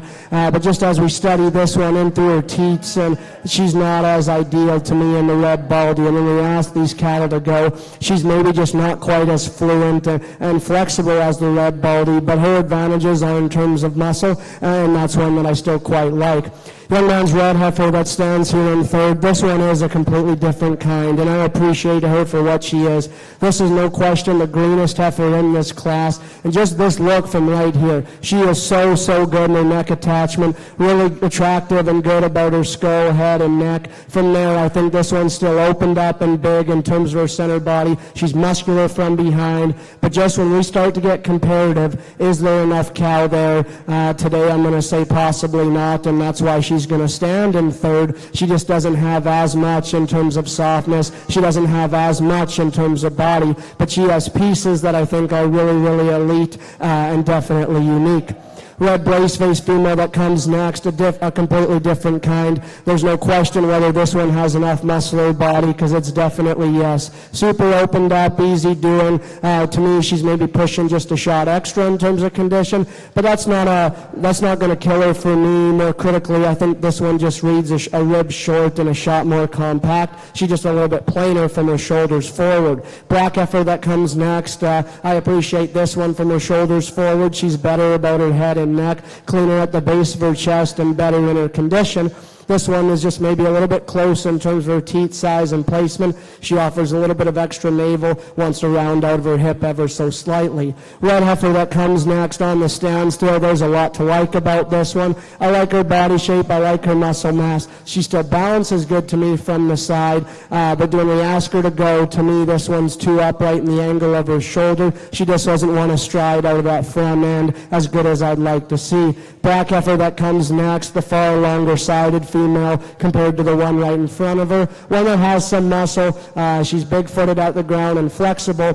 Let's maybe soften this one up from the side. Let's see her just a shot better right behind her shoulder and out of her tail head, but that one's really long-bodied, offers a lot of cow qualities. Blaze face female that comes next, I like her body shape. This one's still relatively green in my mind. She's just pretty plain all the way throughout in terms of her muscle shape, her look, and her bone work at the ground. Full-blood appearing heifer that comes next, I appreciate her length. This one's body shape is still pretty good to me. I like her muscle pattern. She looks to me like she's just reads with cow power. She's just a little bit more upright in her angles as well.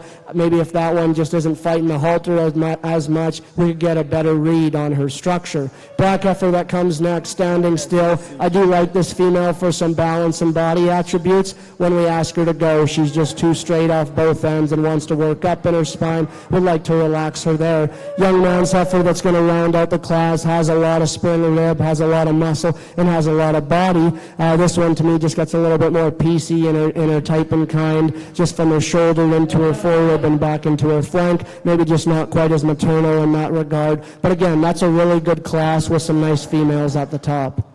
La championne junior dans la race Speckle, classe 9, de propriété de Morgan Speckle Park, chapeau numéro 28, et la réserve junior, chapeau numéro 26, propriété de Joey Ball avec Hells Creek Classic Gold.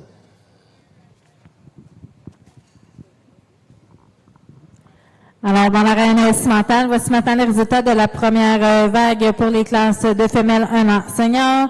So now for the cimenter ring, the results for this first split of female senior yearling.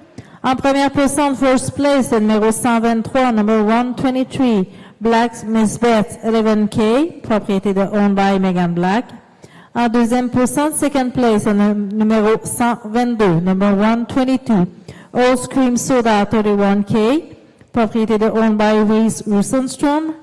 En troisième position, third place, le numéro 113, number 113, Old Scream Soda 34K, propriété de owned by Tim McCord.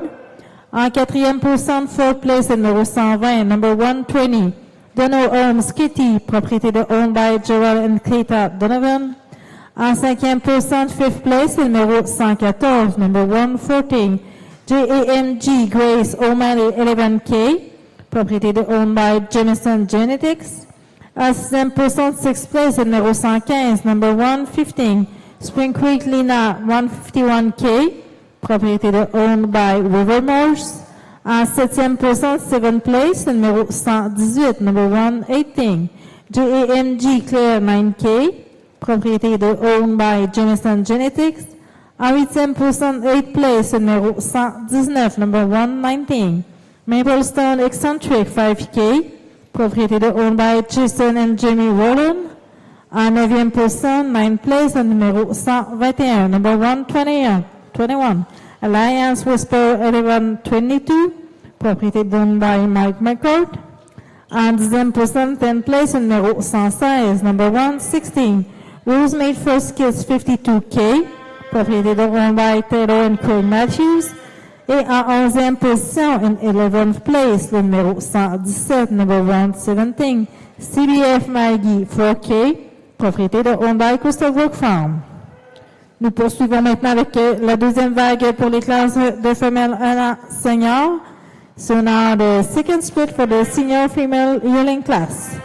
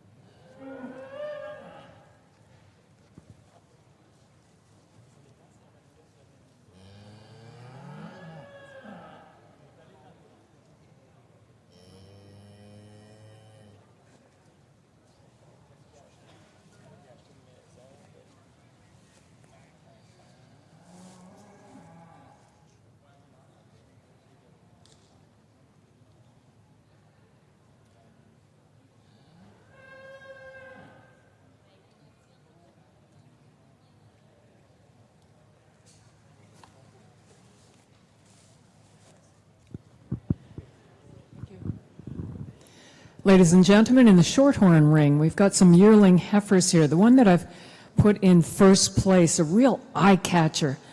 Get a look at her when she's going out of the ring. She's really feminine in that front end, nice smooth from the neck into the shoulder, nice deep rib, deep flank, great spring of rib. Watch the way she walks out.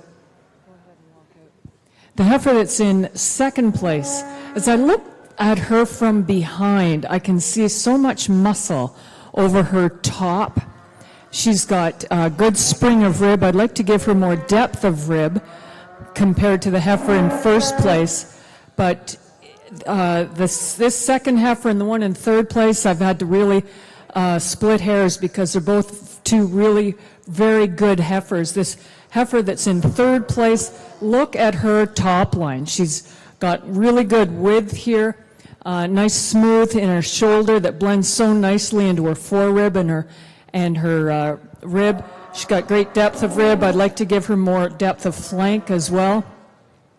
The heifer that's in fourth place just gives up a bit of muscle and performance to the females above. But wow, what a class of Shorthorn yearling heifers, folks. Fantastic. Alors, résultat dans la race Shorthorn pour la classe numéro 9. En première position, chapeau numéro 24, propriété de Shadybrook Shorthorn, avec l'exhibit Shadybrook Bonfire. En deuxième position, le chapeau numéro 26 de Bradley Dubois, avec l'exhibit Hill Heaven Breakthicken. En troisième position, chapeau numéro 28 de Cloverdale Shorthorn avec Cloverdale Ellen Pride. Et en quatrième position, chapeau numéro 25 de Carrie Johnston avec l'exhibit Crowdown Silver Rose. On va procéder au championnat junior dans la race Shorthorn.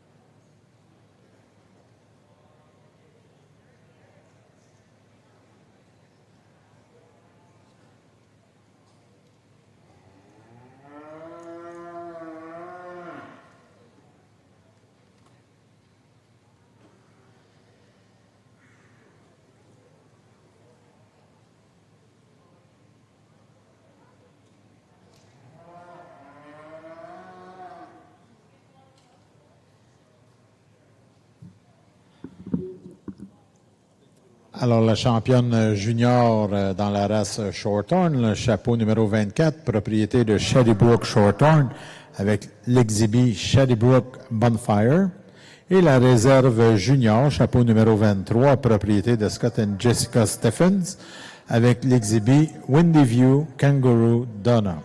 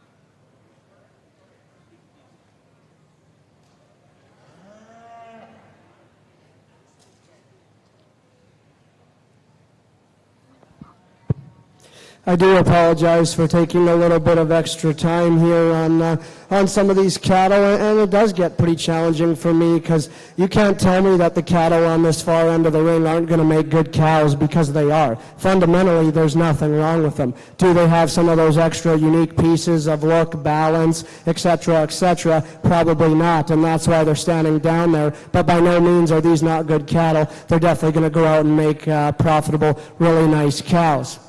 In saying that, our class winner to me it was pretty obvious, just in terms of body shape, in terms of look, and in terms of structure. In our top 5 cattle, I think we have some structural differences. We have a lot of size and body differences, but to me, the one that combines the right kind of body shape, the right kind of structure, and does so with a nice look is the Baldy. From there, we move into one that's really, really out there in terms of growth. Some of you are going to say this one's starting to push it a little bit, and for me, it's probably getting close.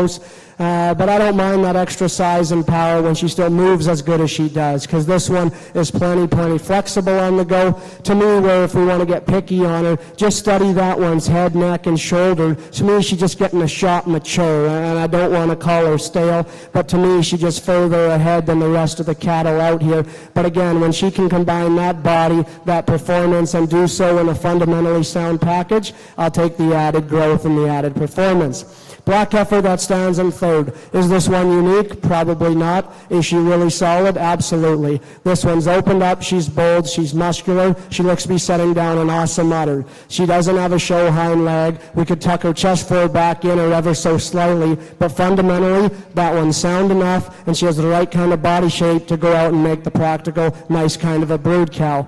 Move into a pair of red females to me that I struggled with a little bit. The lighter colored one that stands in fourth on the stand, man, I like this one's power. Huge footed, huge boned, really big and muscular all the way through. I love how soft and deep she is in terms of her body shape. She looks to be setting down an awesome udder. But as we watch these cattle go, to me this one's a little bit bigger in her joints. More critically, she's just more upright in her angles, and I'd like to free her up in that regard. Solid red heifer that comes next probably is a little bit freer moving than the one right in front of her. She's a little bit better in the angle of her shoulder, and that's one from a balance standpoint I still quite like. To me, we just run out of heifer there. I'd like to see just a shot more of her in terms of true growth, performance, and frame. Black heifer that comes next is one you appreciate for how green she is in her condition. This one has a good look. Structurally, I like her. Her udder looks to be setting down good. Let's just see more cow here. Let's power this one up in terms of foot, bone, feature, and muscle. No doubt she'll work her way up. Full bud heifer that comes next has some extra foot, bone, and muscle. Definitely an upgrade in that regard. She's plainer at the top side of her neck. She's deeper in her chest fold. Maybe not some of those extras. Black one that comes next has some length of body, has some foot and feature at the ground, one that still leads with some muscle. She's plainer in her look as well, has some navel, wants to round out of her hip, but has some muscle and has some body. Black heifer that comes next, I like her body shape. She looks to be the moderate, easy doing, practical kind. She's straighter in her shoulder, maybe comes up just a rib short today, but one that has some body, has some mass. red heifer that comes next. You really appreciate this one for her condition. She's ultra green and her look has some body, the springer rib, and this one I think is quite good. I want to change her in her head and neck, change the way that she handles her hip and hind leg on the go. Round out the class with two big-bodied, easy-doing practical ones. Both just read a shot plain to me to place any higher today. But that is a really good class full of a lot of high-quality brood cow prospects.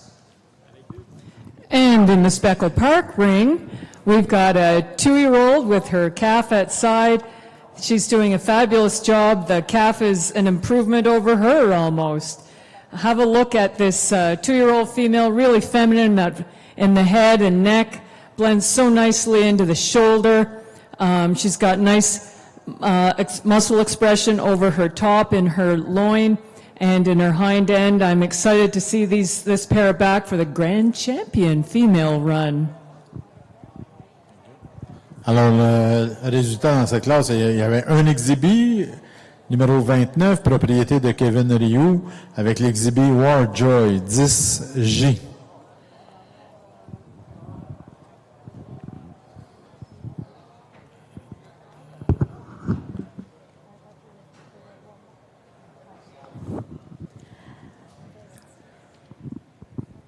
Alors, dans l'arène cimentale, les résultats de la deuxième vague des femelles 1 an senior.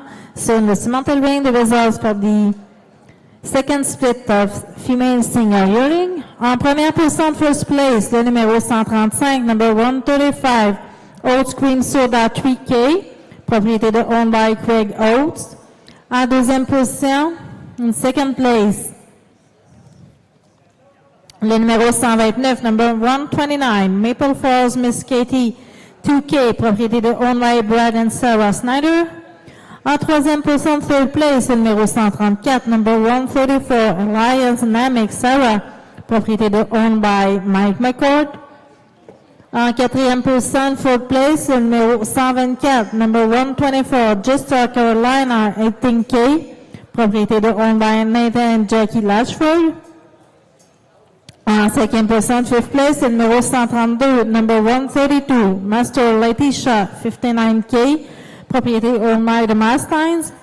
En sixième position, in sixth place, le numéro 126, number 126, Keystone Finance 34K, propriété de owned by Emily and Scott Matthews.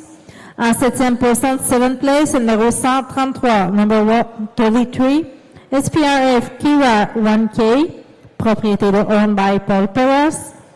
En huitième position, eighth place, le numéro 125, number 125, British Ringer, propriété de owned by David and Marilyn Gray.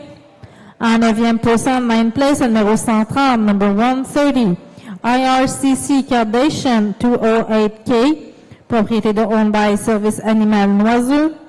En dixième position, 10th place, le numéro 131, number 131, Stab T-Red AB 10K, propriété de owned by Service Cimental.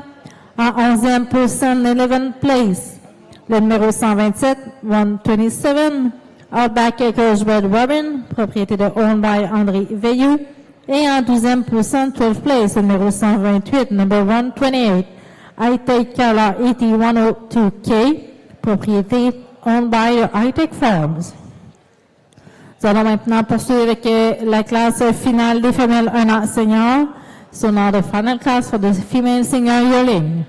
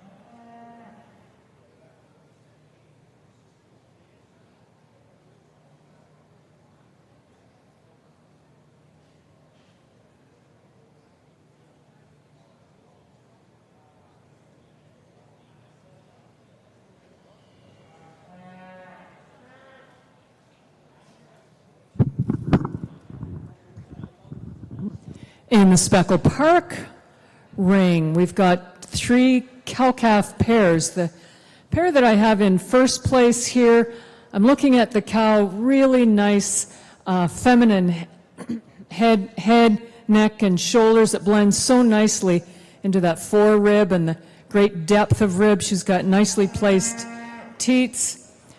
But more importantly, she's doing a fantastic job on her calf.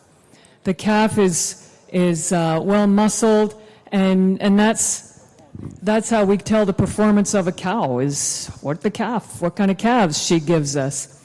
She's doing a great job on this calf. The cow-calf pair in second place, this is a cow with a lot of eye appeal. She's got a great udder, nice teat placement, nice depth of rib. I'd like to give her more length of body, and I'd like the calf to perhaps have a bit more performance compared to the calf above. The cow-calf pair in third place, just lacking the performance and muscle that the females above them have, but fantastic class. Thanks so much for bringing these out.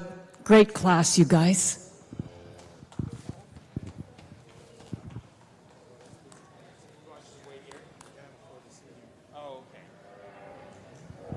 Alors, en première position, dans la classe 12, chapeau numéro 32, propriété de Ribbon Farm avec Powdered Crest Candy. Et en deuxième position, de Ranch Lugami, chapeau numéro 31 avec Lugami Bianca. Michel, on va faire le championne senior. Là. Et puis en troisième position, chapeau numéro 30 de Ranch Lugami avec Lugami Lady Banner. On va procéder maintenant à la championne senior.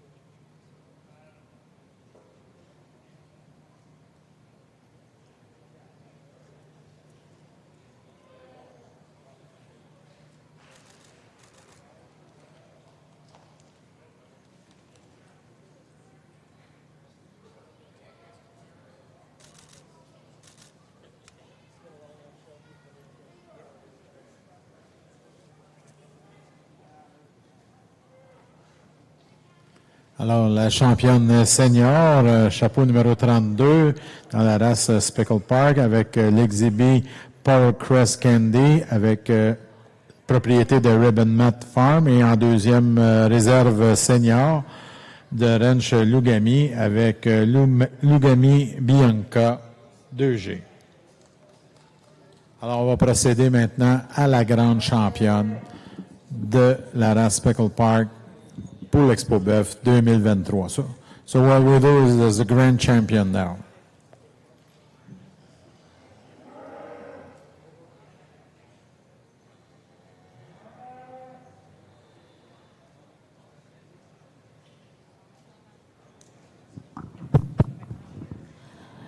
Maintenant, les résultats dans l'arène cimentale pour la classe de femelles 1 an senior. So now the cimental ring, the results for the female senior yearling class.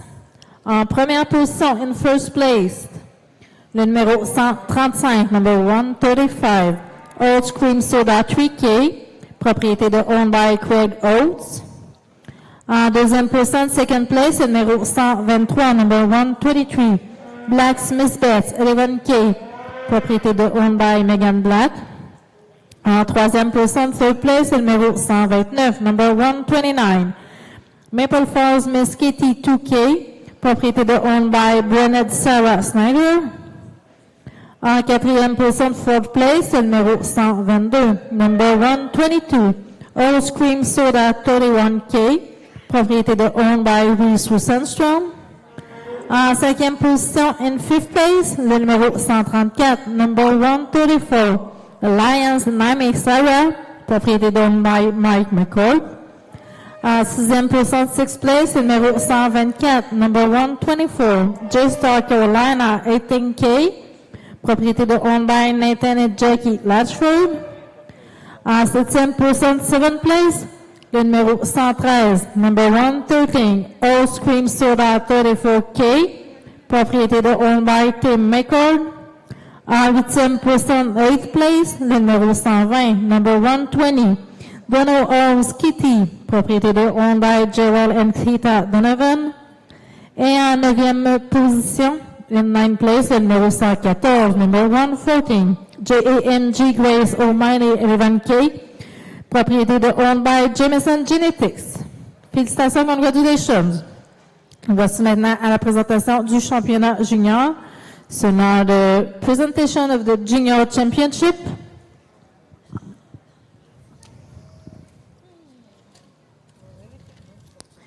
Les bannières seront une commandite de l'hôpital vétérinaire de Sherbrooke et de Highwood Land and Cattle. So the banners for the female junior championship are sponsored by Hôpital Vétérinaire Sherbrooke and Highwood Land and Cattle.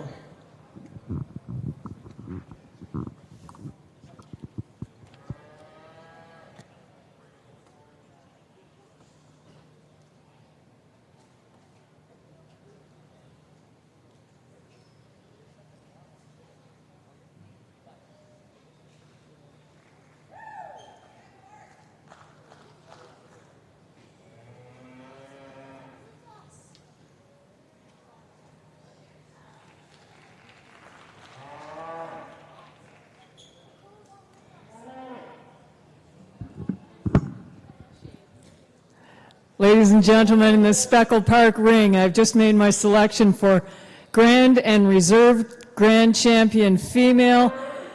For Grand Champion, I've gone with this black yearling heifer. Wow, she's a real eye catcher. Look at the muscle that she's got, the depth of rib, depth of flank, really wide through the chest floor, travels really well on feet and legs, nice angle to her pastern. The Reserve Grand Champion female is a heifer calf. She's a real eye catcher as well. Really nice in that front end. Really feminine head and neck that blends so nicely into her shoulder and moves so smoothly from her shoulder to her forerib. And then she's got great depth of rib, depth of flank, and lots of muscle expression for a calf this age. Congratulations to our Speckle Park breeders for the champion and reserve champion female. Alors, notre grande championne pour la race Speckle Park de l'Expo Boeuf 2023, chapeau numéro 28, propriété de Morgan Speckle Park avec l'exhibit US Night Shift. Et la réserve grande championne, c'était la génisse de l'année, le US Tennessee Orange, et également de Jordan Underhill. Les deux sont invités à aller à l'Expo de Toronto et à Agribition. a really nice junior champion drive here on the Simmental side, and there was a lot of really deep classes that we saw a lot of cattle with a lot of good, and there's a lot back in the barn and whatnot. But I do think there are three out here that make it really close for me, that just combine some structural integrity, the right kind of body shape, and do so while looking like a female. And with that being said, it was pretty close between the two Black Baldies, but I'm going to keep them together. Black Baldy at the back will be a champion with the one in front reserve.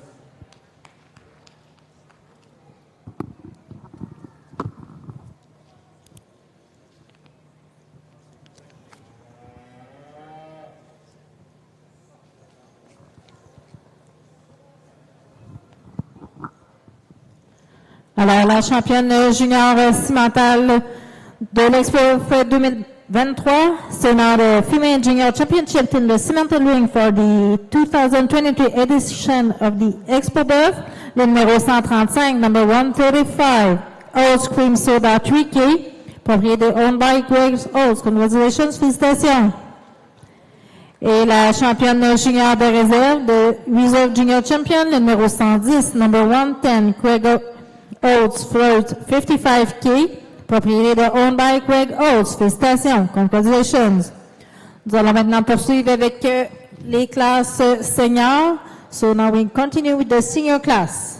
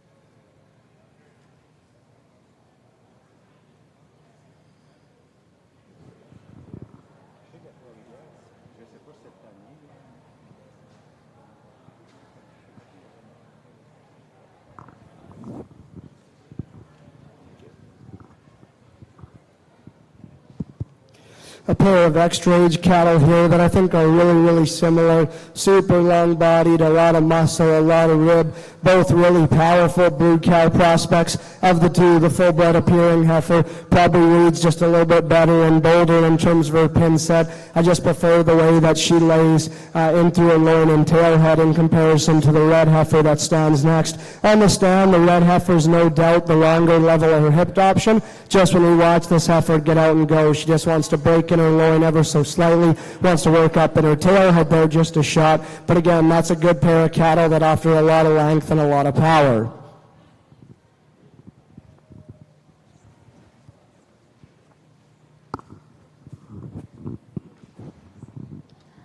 Alors maintenant, les résultats dans l'arène cimentale pour cette classe de femelles de 2 ans. Alors, en première place, on retrouve le numéro 136, number 136, Alliance Paul Kongsville SP, propriété de owned by Mark McCord. Et en deuxième position, in second place, le numéro 137, number 137, Red Shield Alien 25J, propriété de owned by Paul Perras. On va maintenant poursuivre avec la classe de vachereaux de 2 ans. So now we will continue with the cow-calf class 2-year-old.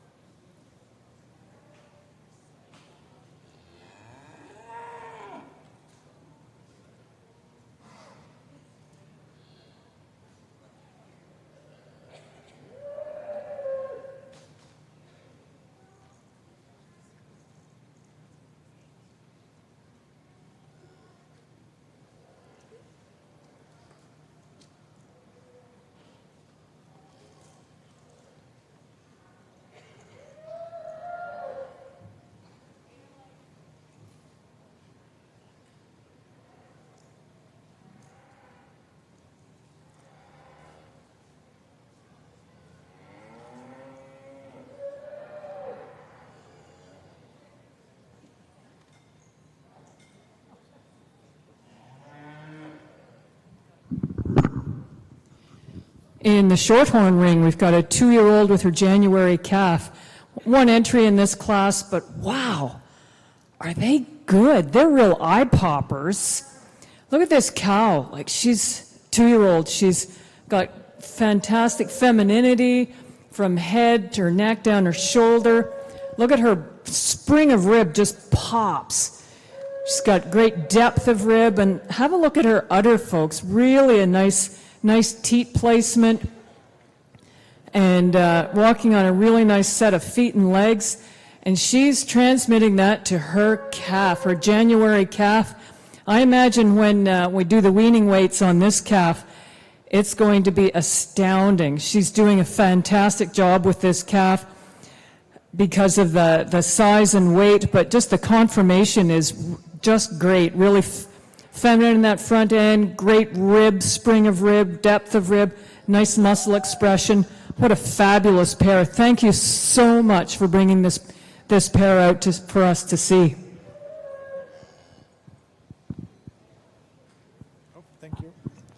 Alors, résultat dans la race Shorthorn, à la classe 11, on avait qu'un seul exhibit, propriété de Steelbrook Farm, avec l'exhibit Steelbrook Destiny.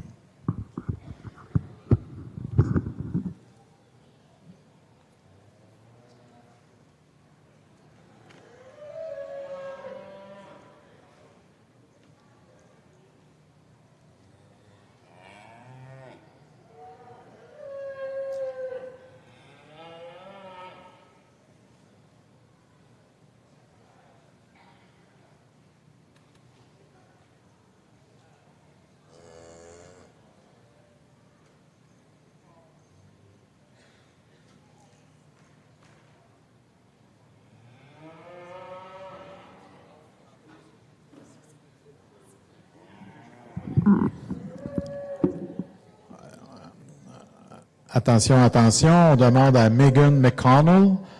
Attention, Megan McConnell, we have your driver's license plus your wallet over here. On a votre permis de conduire et votre portefeuille. Megan McConnell.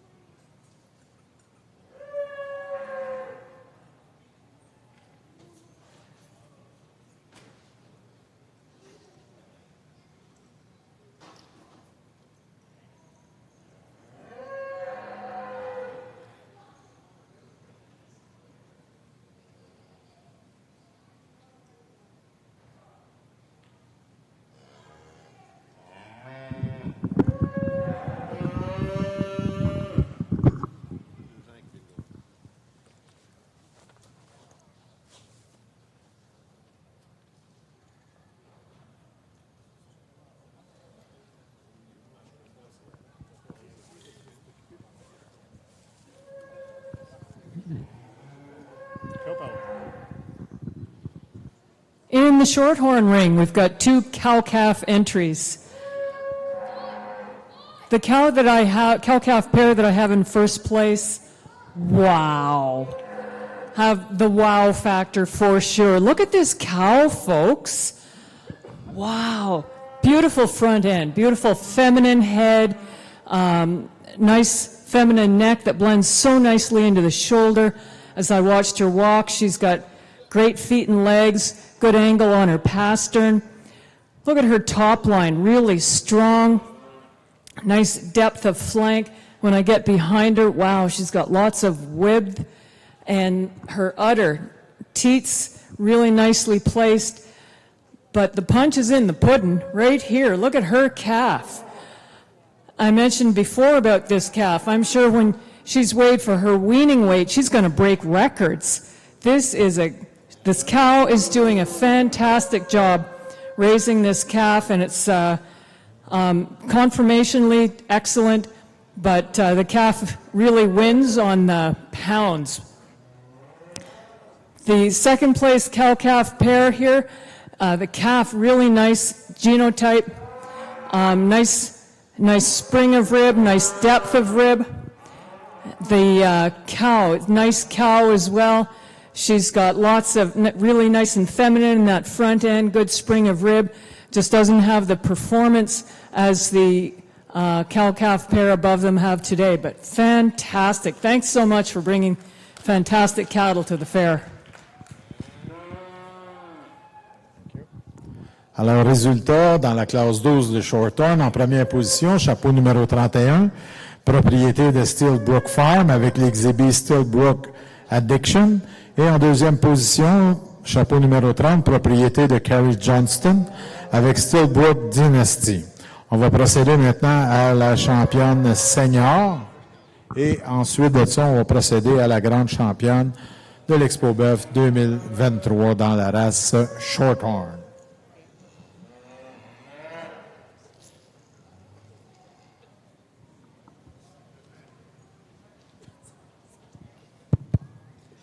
When we wrapped up the big divisions with the heifer calves and the bred heifers, I thought my job was going to get a little bit easier, but then these cows walked in and they proved me wrong real quick. If you would have told me when we used that bull calf for reserve champion that he was on a 2-year-old cow, I probably wouldn't have believed you. And that kind of caught me off guard as we brought this pair in, because it's pretty obvious I was a pretty big fan of that bull calf here a couple hours ago. And he comes in front of a 2-year-old cow that I think is really solid. Opened up and broody all the way through. I love this cow's body shape. Super big and bold in her rib shape. I like the sweep that she has to her lower body. She's big-footed at the ground. Structurally, I think this cow is quite good. Is she the most elegant from her shoulders forward? Probably not. That's just fine to me. I think it goes with her kind of just being extremely opened up, powerful female. That's good enough in her teat and at her design. We could refine her teats ever so slightly, but again, that's getting pretty picky on a pair that I think has a lot of quality. In saying that, when the second place female walked in and I saw this heifer calf, that one hit me equally as hard. I really like this heifer calf. That one is really long and powerful, pounds heavy today, but still has some advantages in terms of balance. Good enough in her look structurally. I like that calf quite a bit. I actually think the calf is a little bit of an upgrade from the cow. I like the cow behind the calf. She's bold and big in her body shape. I think she's one that's still good and attractive about her head and neck. We could refine this one in her teat and udder development ever so slightly. We could just give her a shot more spread. This one's plenty milky for me as a 2-year-old. But again, I think that's a nice cow doing a really good job at the first chance of motherhood on an awesome heifer calf up front.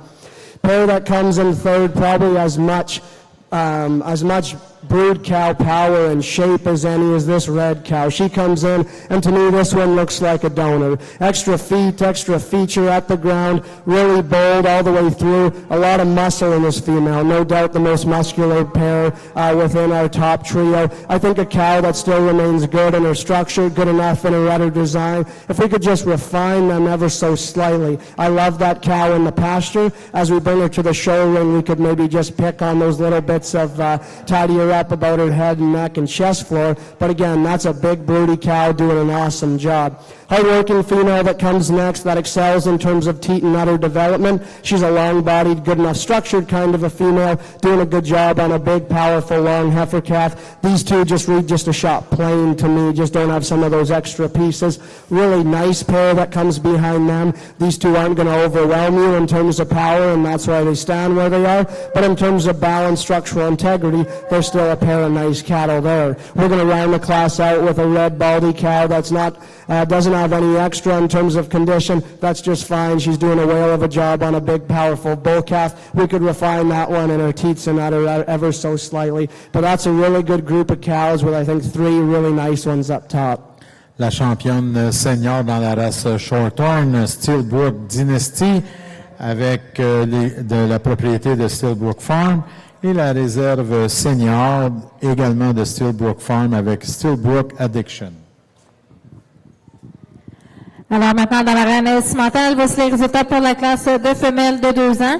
Selon le cimenting the results for the 2-year-old class. En première position, first place, le numéro 140, number 140. MAF Sienna 129J, propriété owned by Reese Rosenstrom. En deuxième position, second place, le numéro 139, number 139, RK Ice Cream 126J, propriété de owned by Sandy Reed. En troisième position, third place, le numéro 141, number 141, WKA Flow 24J, propriété de owned by Laura Parson. En quatrième position, fourth place, le numéro 143, number 143, Alliance WTW Flash, propriété de owned by Mark McCourt. En cinquième position, fifth place, le numéro 142, number 142, Master Heartbreaker ET Toledo J, propriété de owned by the Mastines. Et en sixième position, sixth place, le numéro 138, number 138, Donovan Dale J, propriété de owned by Ruby Mustang. Félicitations, congratulations.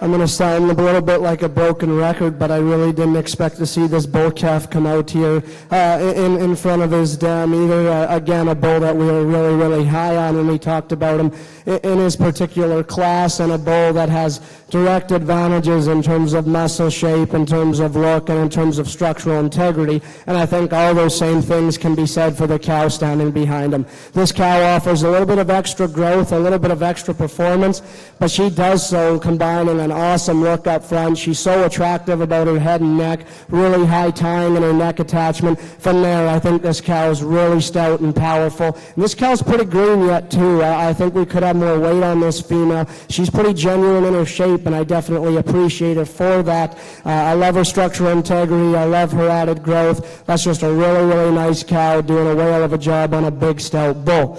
Taking nothing away from the black pair that's going to stand in second, really fundamentally a solid cow that's moderate in her frame, bold in her body set, and still doing a nice job on a powerful enough bull calf. She's not as ideal as we study her in through her udder, maybe just doesn't have some of those extra pieces in terms of look and in terms of structural integrity that her class winner has, but that's two really nice cows. Alors, dans l'arène cimentale, les résultats pour la classe de vaches adultes. So now in the cemental ring, the results for this mature cow class. En première position, in first place, le numéro 144, number 144, Barley Horse of Fire, propriété de owned by Jerry Barber. Et en deuxième position, second place, le numéro 145, number 145, Stan Upgrade Garnet 128D, propriété de Owned by Service Animal Noiseau. Nous allons maintenant poursuivre avec la classe de championnat senior. So now we continue with the senior championship.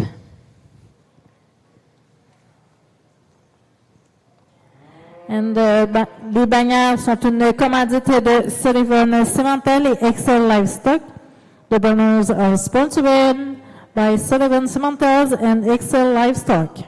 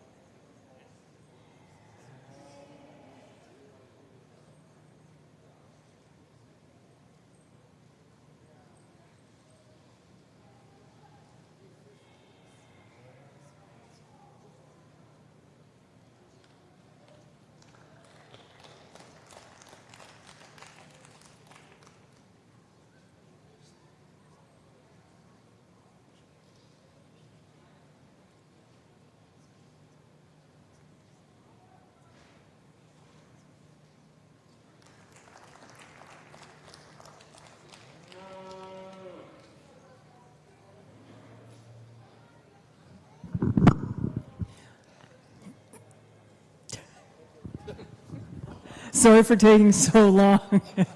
Someone had to lie down for a nap. Grand Champion Shorthorn Female. Wow, they're all good. You've got some fantastic, high-quality cattle here today. I went with the 2-year-old and calf. 2-year-old and calf. Wow, she's doing such a fantastic job on her calf. She's an exceptional female herself, but she's doing a great job on that calf. The reserve champion Shorthorn Female today, a yearling heifer, just flawless.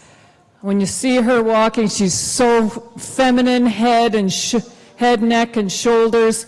She strides out so nicely, her head, neck, shoulders blend so nicely into the shoulders. Great spring of rib, great depth of rib, depth of flank, and lots of muscling. What a fantastic class. Champion Shorthorn Females today. Alors, notre grande championne dans la race Shorthorn, chapeau numéro 29, propriété de Stillbrook Farm avec l'exhibit Stillbrook Dynasty, et la réserve grande championne, propriété de Shadybrook Shorthorn avec l'exhibit Shadybrook Bonfire. Les deux sont invités à Toronto pour la Royale et ainsi qu'à Agribition dans l'Ouest. So you are invited to the Royale at Toronto and also at Agribition out west.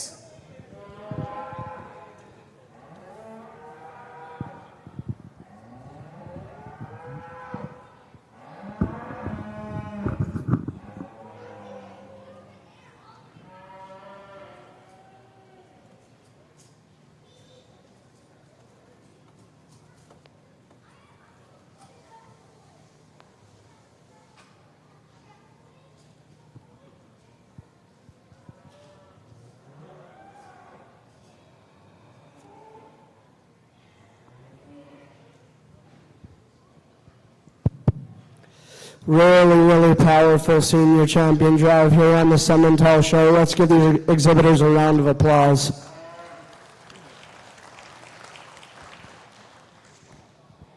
You know, I know we're getting towards the end of our show, and it's definitely been a long enough day for everyone around the ring, and a long enough day for these cattle. But I think there are two pairs out here that are just really good and really unique. And I'm just going to talk about them real quick and just kind of let you know what I'm seeing in these cattle. And let's start with our mature pair here at the back. I think this cow has as many unique pieces as anything. And as we sorted through all those big classes and divisions today, you know, I'm going to preach structure. You know, I still like some look in these cattle, but we still need to do so with maintaining the right kind of body and muscle shape. And when we talk about pieces of look, and we talk about pieces of structure, the foot, the bone, the feature, the head, neck, and shoulder in this cow, I think is really unique, especially for our breed. Cattle like that, to me are hard to breed, and it's something like that keeps us going every day, in my personal opinion. Like I said, that cow to me is still really green and really fresh. I think she could even look better in another 30, 40, 50 days. But as that cow sits right now, she has some pieces that I just absolutely love. She's obviously doing a great job on a whale of a bull calf, as is our 2-year-old. And when we talk about this 2-year-old pair, obviously earlier today I gave the advantage to the 2-year-old's bull calf there in the bull show, and I still do standing right now. Let's talk about the cow. The cow, like we talked about, she's big-bodied, really muscular. This one just strikes me as solid all the way through. Individually, she's pretty hard to fault. We could change her a little bit in terms of some pieces of look. We could change her ever so slightly in a rudder. Not saying the mature cow's perfect. I think they're both quite good. But in saying that, that's a really solid cow that's doing an incredible job on a big, powerful bull calf. And we have a cow that's a year older that to me is really unique with some wild pieces that's doing a good job on a really nice bull calf. So from there, I just need to make a decision and go with it. But I think this pair is really close. I think both these pairs are really high quality. That's how I see them.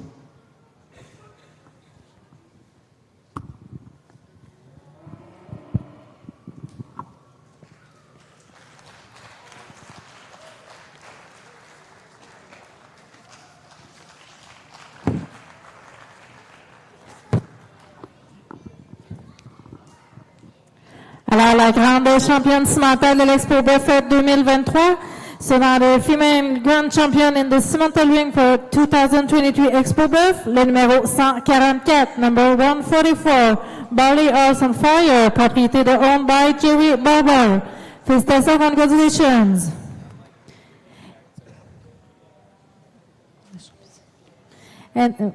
Et la championne des seniors de réserve, des senior reserve grand champion, le numéro 140, number 140, MAF Sienna 129J, propriété de owned by Reese Strength. Félicitations, congratulations.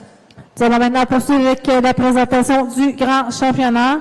So now we continue with the presentation of the grand championship.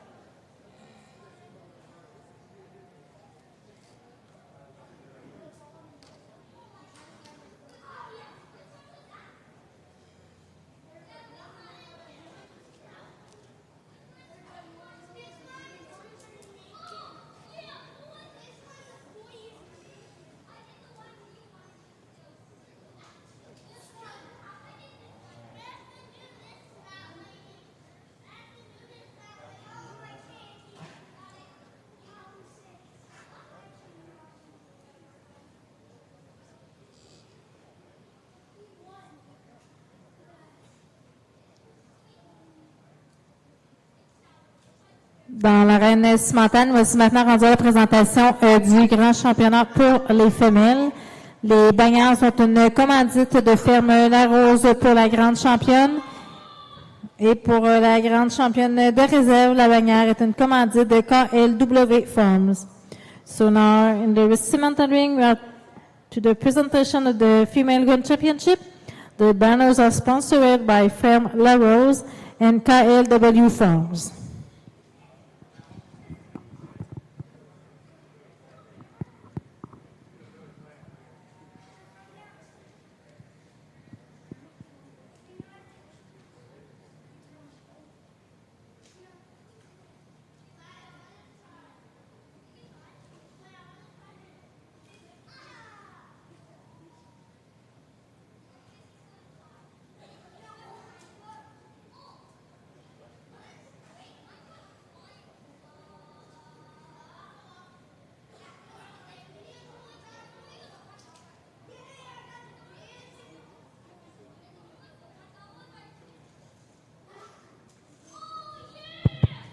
An incredible champion, Simmental female drive. Let's give him a round of applause.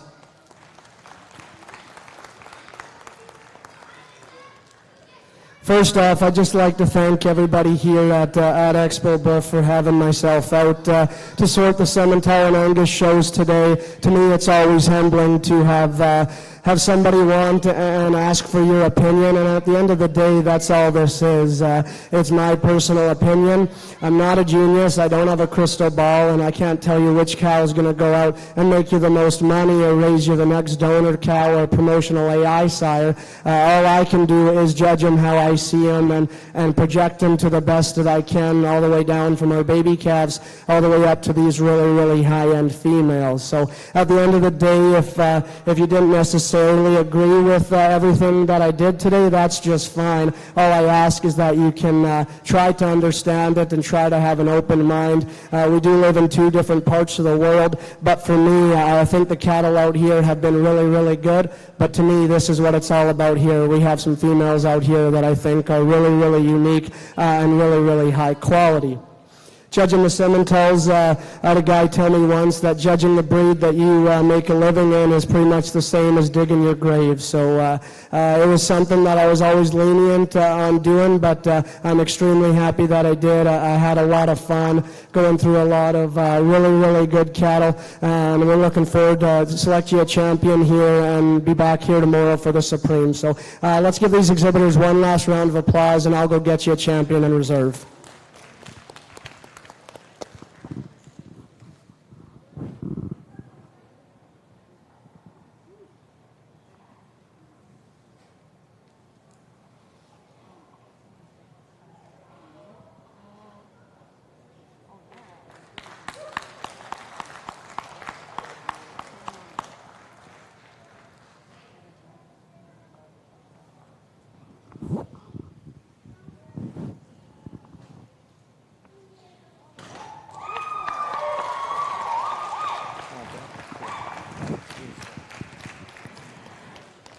Alors, la grande championne cimentale pour l'Expo Boeuf 2023, so now le Female Cimental Grand Champion for Expo Boeuf 2023, le numéro 144, number 144, Barry's Horse on Fire, propriété de owned by Jerry Barber. Félicitations, congratulations. Et la grande championne de réserve, de Reserve Grand Champion, le numéro 140, number 140, MAF Sienna 129J, propriété de owned by Reese Wissenstum. Félicitations, congratulations. Notre juge, M. Toby Noble, mentionnait dans son petit message qu'il remerciait l'organisation d'Expo Boeuf de l'avoir invité à jouer aujourd'hui. Il a fait de son mieux de donner ses raisons et son opinion. Comme il mentionnait, s'il pouvait voir dans une boule de cristal, il l'aurait fait. Mais aujourd'hui, il vous demande de respecter son choix et son opinion pour le jugement. Pour cette année, ce sont 145 sujets de race cimentale qui ont été présentés. Donc, l'Association cimentale du Québec essaie à remercier et à féliciter tous les exposants pour leur participation. Nous allons maintenant compléter la journée avec les classes de progéniture de père, de mère et la classe de troupeau d'éleveurs. So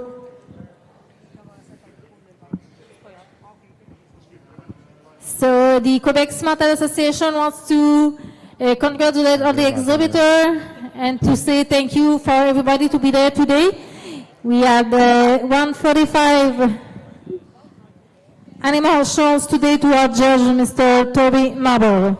So few classes to proceed until the end of the day. So we're going to go with the Breeders' Earth class, Götter Sire and Progeny of Dam. Alors, dans la race Speckle Park, pour la classe numéro 13, la classe de groupe, on avait deux groupes. En première position, la ferme Jordan Underhill et la deuxième position, le ranch Lugami. Maintenant, on va faire la remise de la bannière pour meilleur ever First Breeder banner. Ça va à la ferme Jordan Underhill. Et pour meilleur exposant, Best Exhibitor, le ranch Lugami. Alors, félicitations aux deux.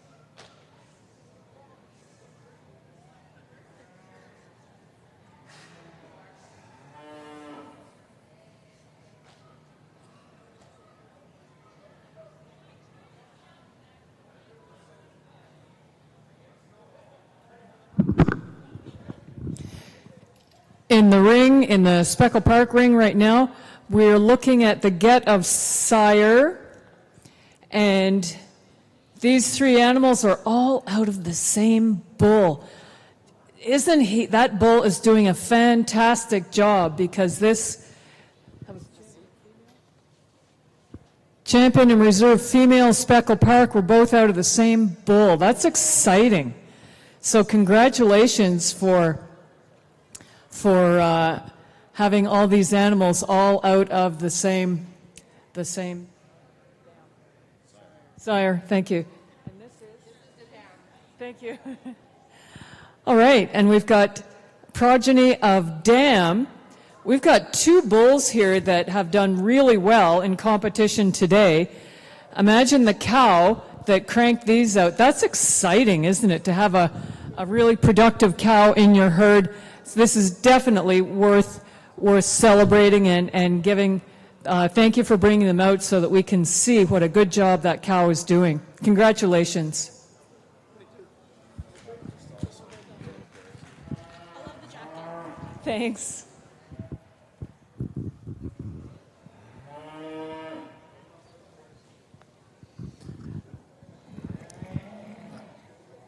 Alors, dans la progéniture de père, on avait un exhibit, propriété de Jordan Underhill. Et dans la progéniture de mère, on avait un exhibit, donc du ranch Lugami.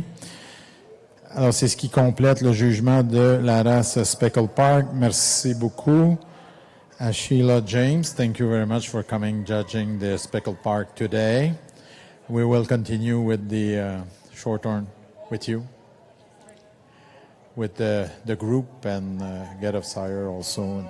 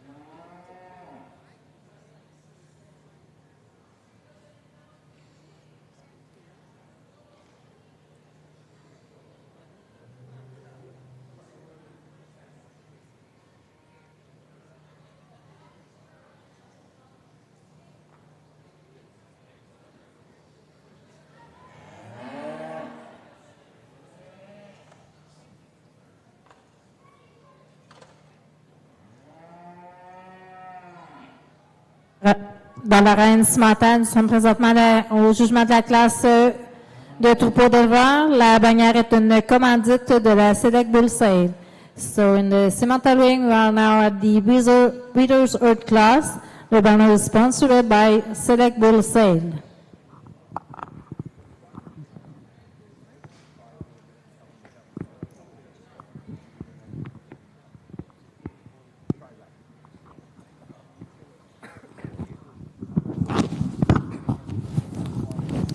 On behalf of the Quebec Shorthorn Association and the Quebec Speckled Park Association, we'd like to thank our judge for the day.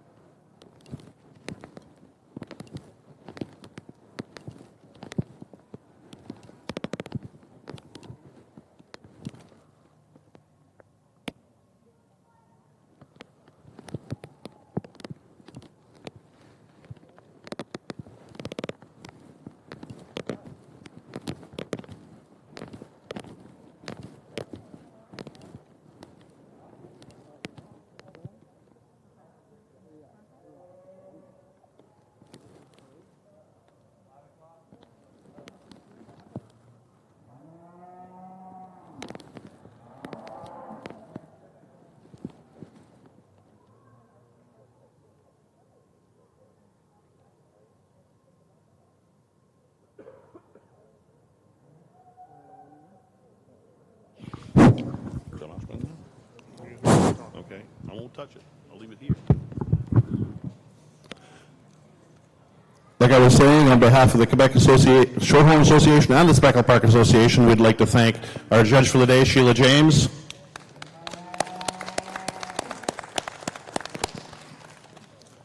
And now the Shorthorn for the premier exhibitor. Second is Steelbrook. First is Shadybrook.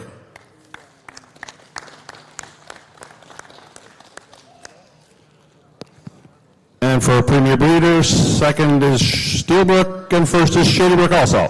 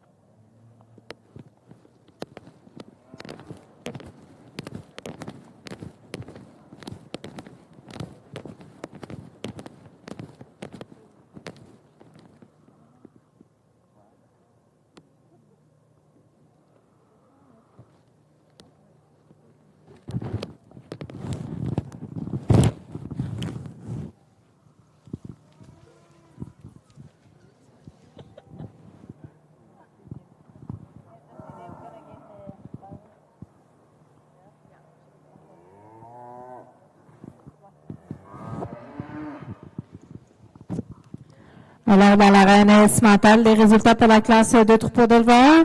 So now the cimental ring, the results for the Breeders' Earth class. En première place, in first place, le troupeau de Kevin and Tracy McIntyre.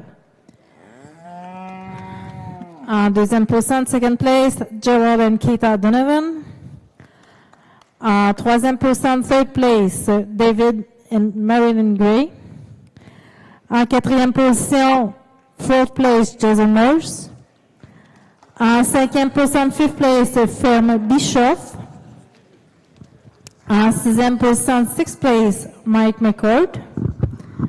En septième position, seventh place, Todd Simonton. En 8e place, in 8th place, Jamison Genetics. Et en 9e position, 9th place, High-Tech Farms. Tu vas aussi maintenant rendu à la présentation des bannières d'exposants et éleveurs. Pour la bannière de premier éleveur for the premier breeder banners, sponsored by Pine Creek Cimentals. En 3e position, 3rd place avec 25 points with 25 points, Tracy and Kevin McIntyre. En 2e position, 2nd place avec 28 points, Mike McCord. Et en première place, in first place with 29 points, Donovan Dale. Félicitations, congratulations.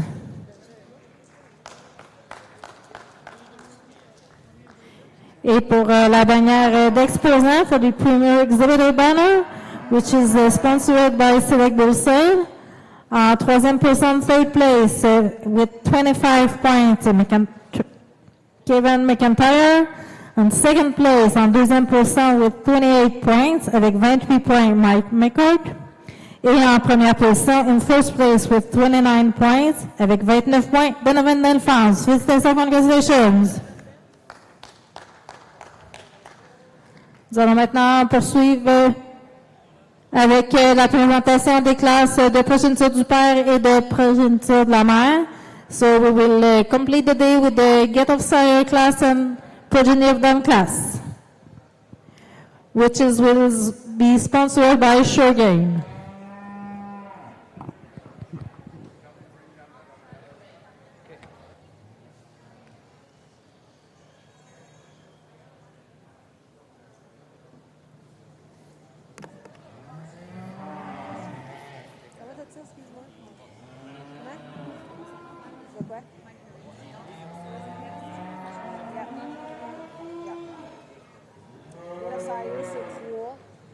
Les deux sexes représentés. Puis la mère, c'est les deux nouvelles mères. Non.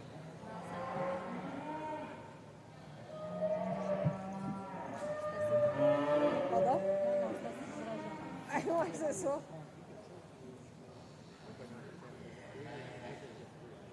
Boeuf.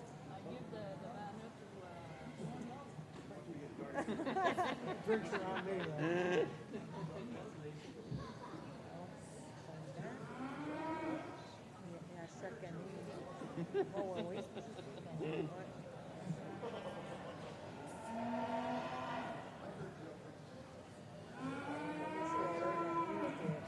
Pour moi, lui, il compte les points, il fait comme elle aussi. Là, puis, il avait arrivé, là, puis ça ne marchait pas, là, puis ça ne marche pas les points, puis c'était ci, puis c'était ça. Puis moi, là, j'ai dit, on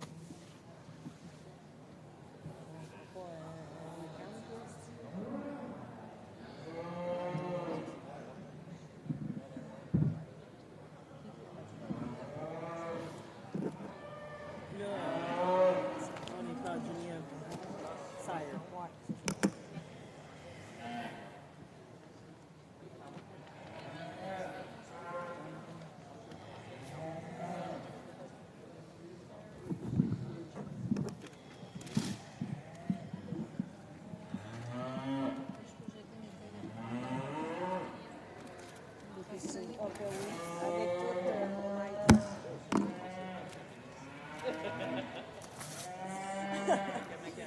C'est mieux de le mettre dans le shredder. On va faire 3 morceaux. Oui, c'est ça.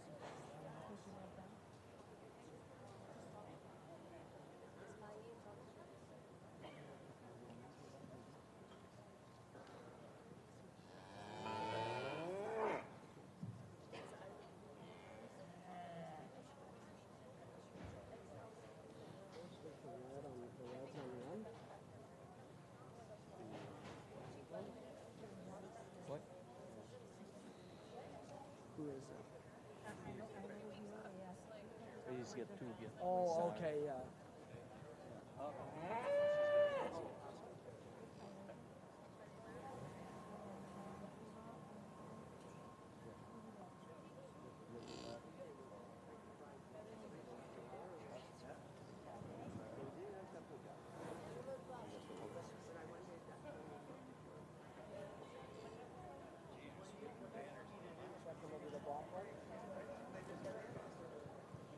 Third will be the full blood.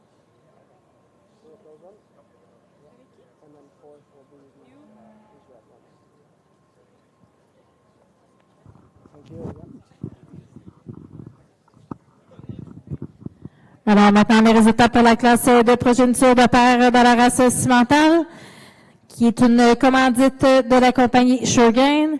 So now the results for the Get of Sire class in the cimental wing, which is sponsored by Shurgain. En première position, first place, une progéniture de Donald Holmes Lady Beth, propriété de Gerald and Keita Donovan. Félicitations, congratulations. En deuxième position, in second place, une progéniture de Greta G. Glater, propriété de Owned by David and Marilyn Gray. En troisième position, une progéniture de Donovan Del Caria, propriété de Owned by Gerald and Keita Donovan. Et en quatrième position, on retrouve une progéniture de The Colorstone 93J, propriété de Owned by Todd Cimentals. Félicitations, congratulations. Nous allons maintenant poursuivre avec la dernière classe de la journée. So now we continue with the last class of the day. La progéniture de mer, Progeny of Dam, which is also sponsored by Shurgain.